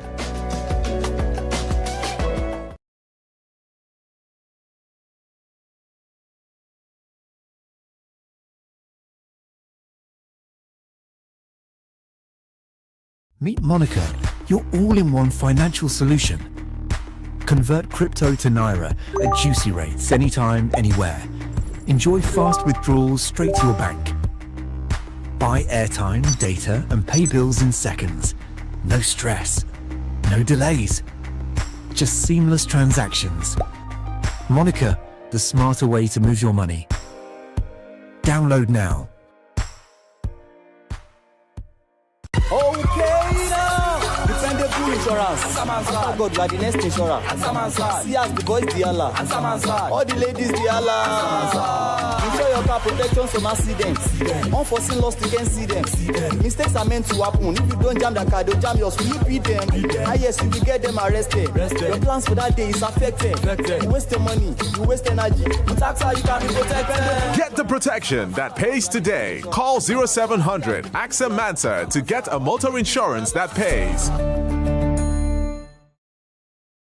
At Stanbic IBTC, we are here to help you grow with financing that helps you expand, expert knowledge across 20 African markets, trade solutions that open doors to 195 countries globally, and an online banking platform that works hard, because with us, there's possible, then there's more.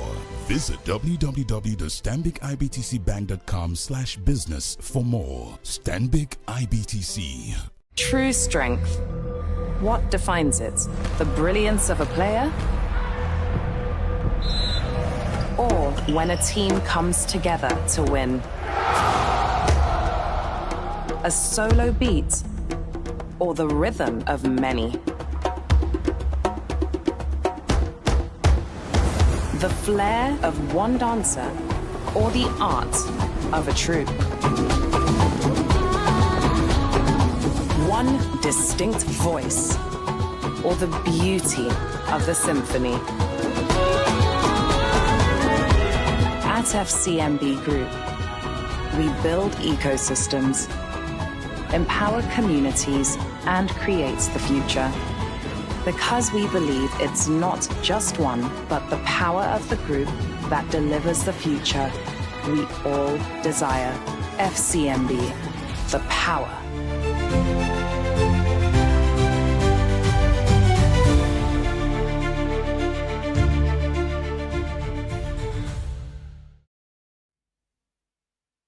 Now moving on to sports news. Tottenham head coach Thomas Frank enters a critical week as Spurs look to halt a 3-game losing streak. They face a tough test at St. James Park against Newcastle tonight before Frank's former club Brentford visit North London on Saturday. And while his job isn't thought to be in immediate danger, a home defeat to Brentford, who currently sit above Spurs, will be personally damaging for the new manager. Spurs away form had been strong before their costly North London derby loss to Arsenal, but home results remain a major concern with just one league win at Tottenham's Hotspur Stadium this season. And fans say the atmosphere has become increasingly grim despite their strong travelling support. And to end the news, the Bournemouth defensive troubles continue to mount with Anthony Iraola's side conceding 15 goals in the last 6 matches.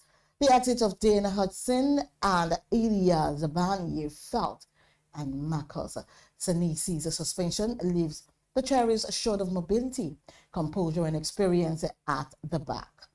The fragility plays into Everton's strength, and David Moyes' team rely on territory, pressure, and set pieces, precisely the areas where Bournemouth have weakened, and they have already won 7 of their 15 league games on the road. Meanwhile, Manchester City's away form is raising fresh questions. Pep Guardiola's side have averaged just 1.19 goals across their last 17 Premier League away matches. A notable drop from their dominant past seasons. And despite being strong favorites with bookmakers, I beg your pardon, their output is more mid-table than title chasing, adding an element of vulnerability ahead of their next trip. And that is the much we have for you on News Update at this hour. Remember to follow us across all our social media platforms and on YouTube to get more updates from Business Day Television. I am Destiny Momo. Many thanks for watching. Good afternoon.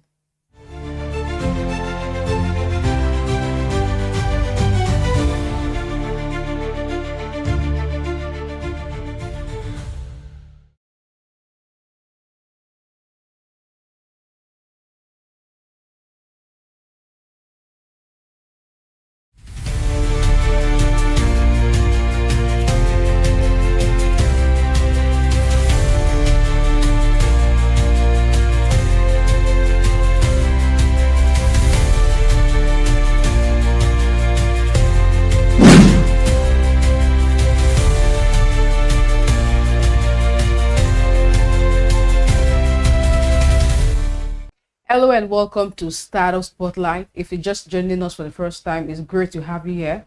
I'm Glory Brown, and today we're shining a light on one of the most inspiring founders making waves.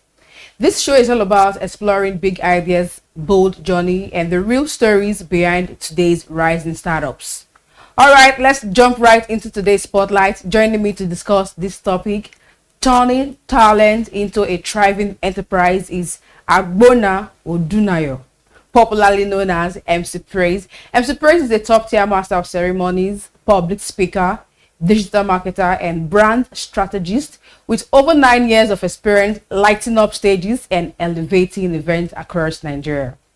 He's also the founder of Golden Star Entertainment Company. And today, welcome MC Praise to Startup Spotlight. It's nice to have you. It's nice to have you. Welcome. I'm so thrilled. Let me start by asking you, at the beginning, you started doing MC way back 2016. Yes. How did you start? Tell us a brief story of how you turned your talent into MCing. So I've always been a comedian. Not just a stand-up comedian, just someone who likes cracking jokes. And some of my friends would say, you're very good. Would you consider comedy as a career?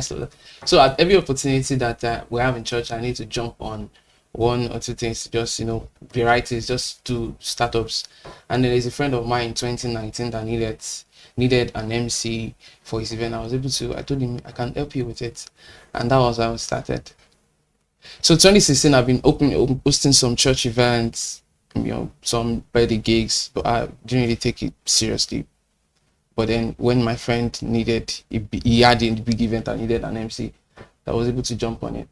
So when you started doing this MC at the start, when you started wanting to make it like a job, what fear and doubt came to your mind and how did you overcome them? So because of how the industry was as at that time, it was not a thriving. It was for some people who had already made names, because that industry is only for people who are made names in the broadcasting industry. You have made waves with the comedy industry. You have to be popular for people to hire you for that kind. So it was very, very hard to just say a random person who is not popular, you do not have a face in the broadcasting industry, nobody knows you, and you just want to start this as a profession. You have that fear of, let me just start. So I just started anyhow, and to the degree of God, here we are. So starting anyhow from the start, it's a very good thing, because you don't know how it's going to be like. Yes. What mistakes did you encounter, like failures, when you started doing it blindly without you knowing what step leads to another step? What failures and mistakes you made then? What lesson did you learn from it moving forward? So for mistakes, of course, if you start something as a newbie and you do not have a mentor who would guide you through some things, you are prone to do mistakes. I think one of the mistakes I had was my first wedding. So to say, my first wedding came from the event of my friend that I hosted, that I jumped on. The photographer was just about getting married. I was like, bro, I love your comedy. You are very, very funny. I will need you to come and do this at my wedding. So my first big mistake, I didn't have a structure yet. So he just said, how much do you charge? And because of my kind of lifestyle, I told him, pay me 8K. I know it's low, don't laugh. And he was like, no, we don't have 8K, we'll do 5K for you. And so the negotiation mistake was a part of it. I never knew the industry was something that valuable. I never knew people pay as high as 200K, 500K, 1 million. I never knew all of those. I never knew my worth at that time. So because of how it came, I just jumped on it. That's one. That's for negotiation mistakes. And when it comes to the execution of the event, I never had information about the couple. I just appeared at the event and I started yapping. So until you need people to start saying, no, it's not done like this. You know, a lot of people have attended weddings will correct you. Especially, it will be very obvious if you're a newbie and you have not seen some things, or maybe you have not hosted it before. If you did not even have anybody to guide you, you just want to go into that industry like a novice. You never blindly you're prone to do some mistakes. So there are some things I did that you just have people to come and meet on stage and say, no, it's not like this.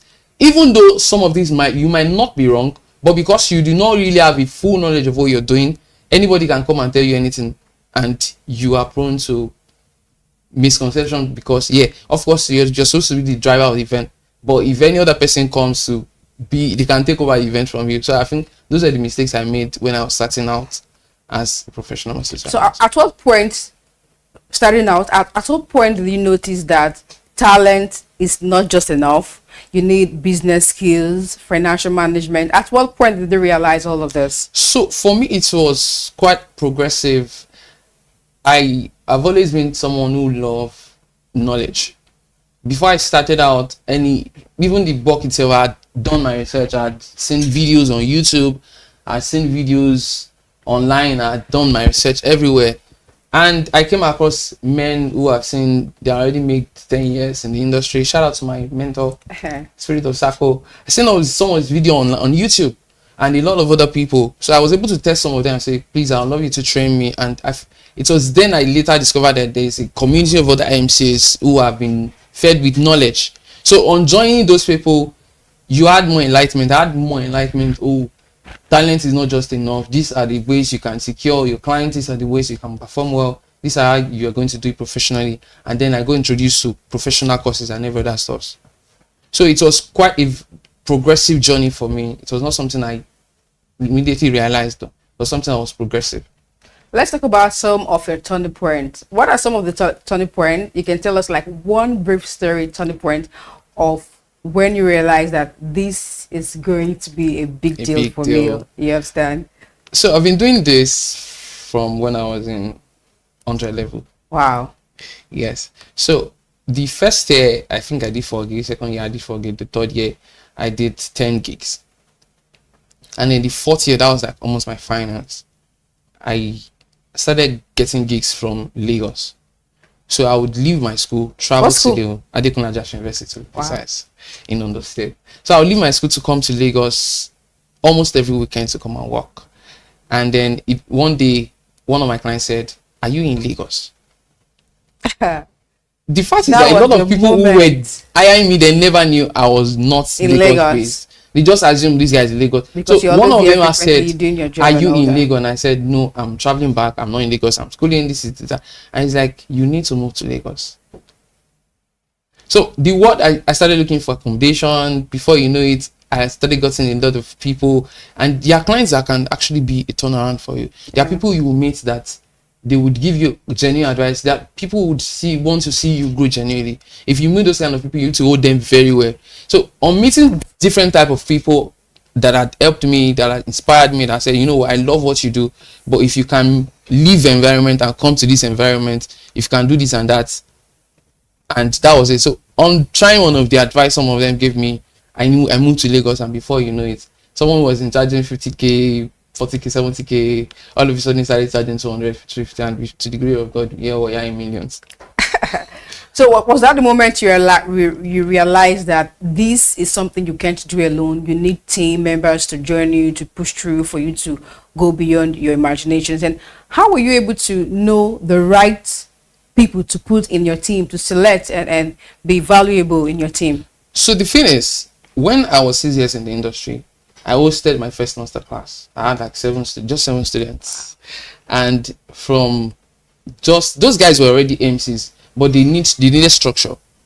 And the industry is a very kind of competitive industry. Like I said, you need to do more research than outside of the industry. Most of the things that we're elevating in this industry is not something you do in the industry, it's something you do outside of the industry. So my first masterclass would open everything. I had some of my friends, those guys are now my friends, they are now the ones in my team.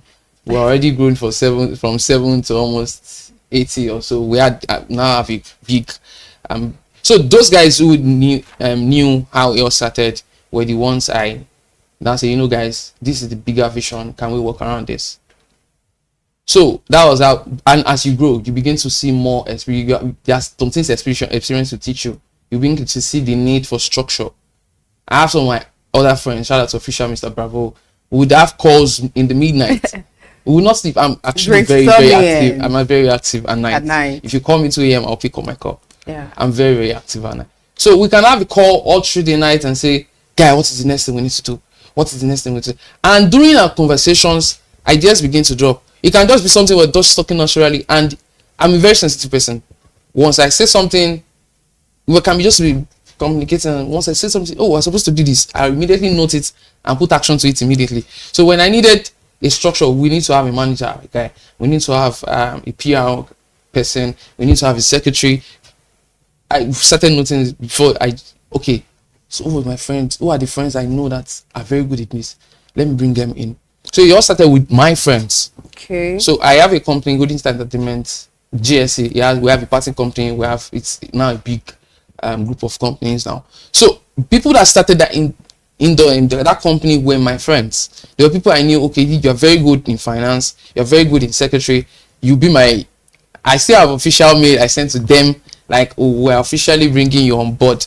So even though I was not paying them, but then I understand the concept of structure from the beginning.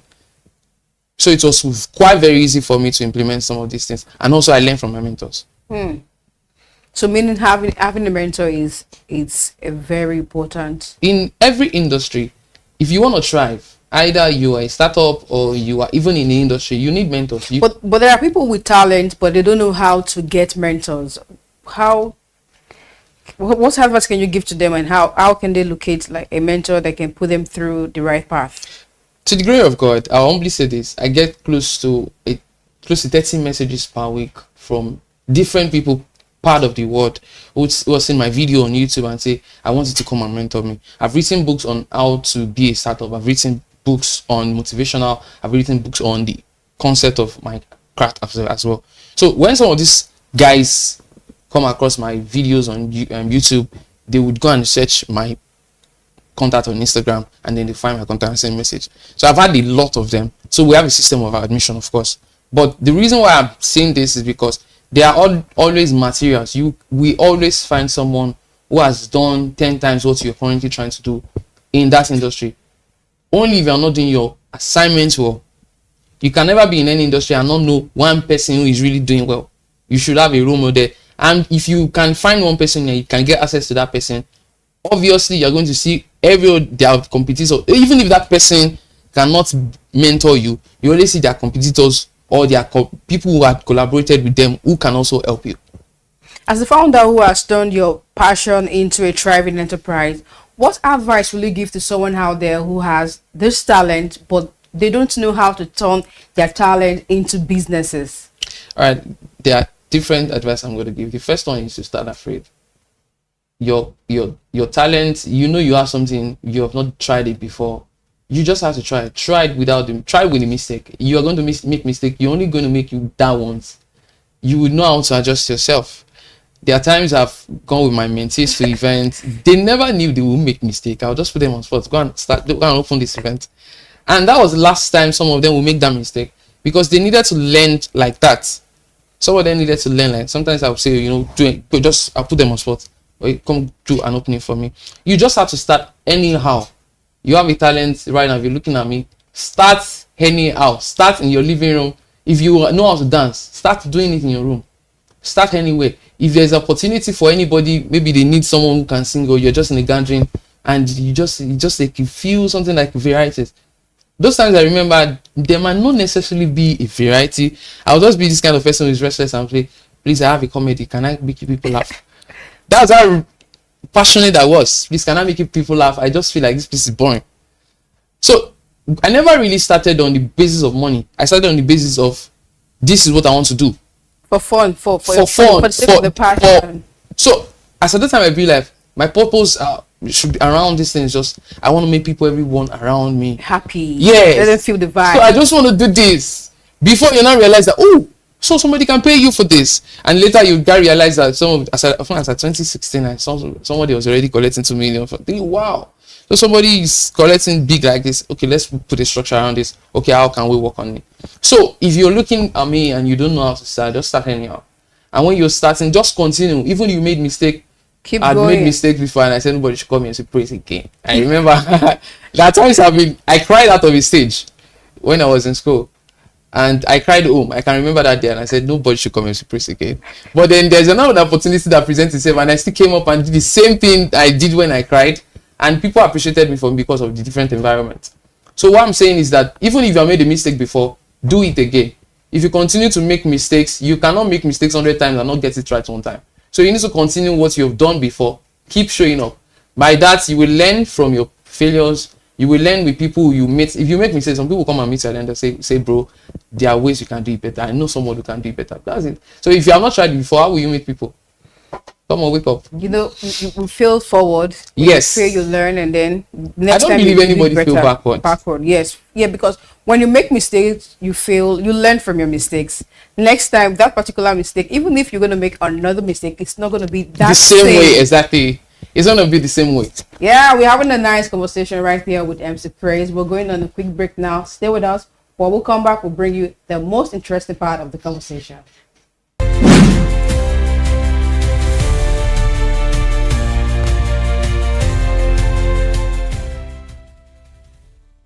Welcome right back to Startup Spotlight. We'll be discussing the topic, turning talent into a thriving enterprise. And we've been having this amazing conversation with MC Praise.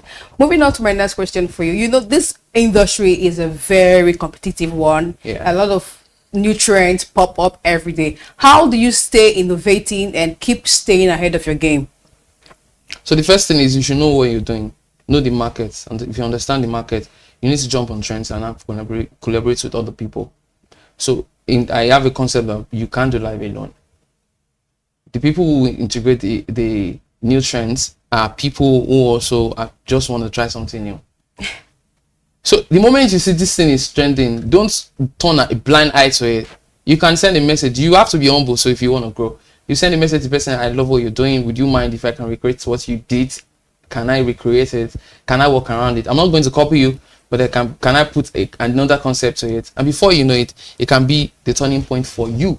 But the thing is, whatever you notice is trending in every industry, you should be able to jump on it. And if you want to innovate, innovation is just doing what has been done before. You're just doing it a different way. So instead of copying and paste, you can have access to the person and say, would you mind if I could do this? And in our industry, sometimes some of them will not even come and meet you. Before you know it, they are done it different way. They package it where. So if the person that packages it well is the one that takes the glory. So if you do it well and you don't have the platform for it, that's another topic for another day. But the thing is, you can easily reach out to the person who has done something big. Appreciate the person. I love what you're doing. I appreciate you, but I want to do something around this. Would you mind if I do it? I'll tag you. Something. Sometimes some of them will not even say I'll tag you, but it's quite very professional for you to meet out and say, you know, I want to do something around this. And before you know, you can actually take the glory for a different. If you can do it, because the way you would do it is actually different from the way I would do it.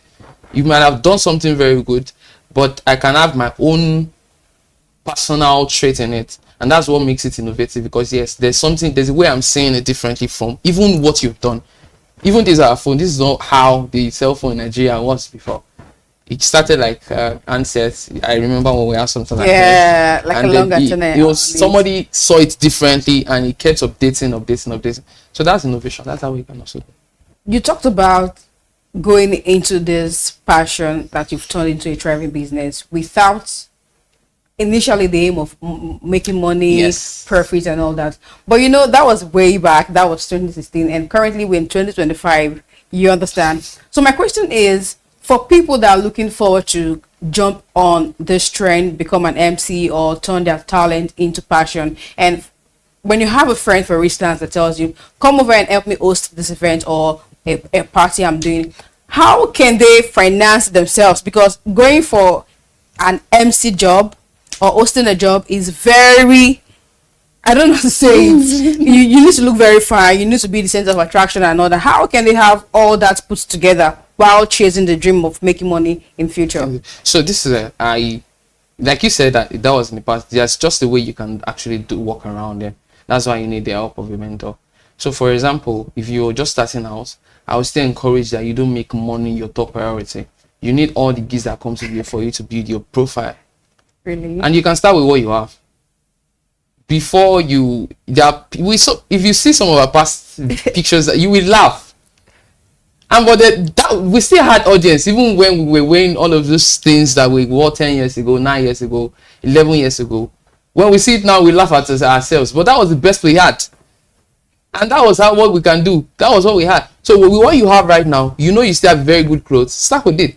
If you are invited to come host an event, put on that clothes. I know some MCs who had repeated outfit like 7 times for an event, for different events, the same outfit 7 times until they were able to raise money to get different outfit. So if you're a newbie, you want to start doing this, like I said, it is, you can actually, say, oh, I would appreciate when you know how the situation of things is, but you don't make money your top priority. Now when you now realize that, okay, you are now doing well, and then there's time for you to, yes, you can now put structure and say, I'll be charging so amount. But the truth is, even if some people want you to come and do it for free, they will still need to test your ability. They don't just want just anybody. So for now, if you message any company and say, I would like to do this for you, they'll still need to send your portfolio, send your profile.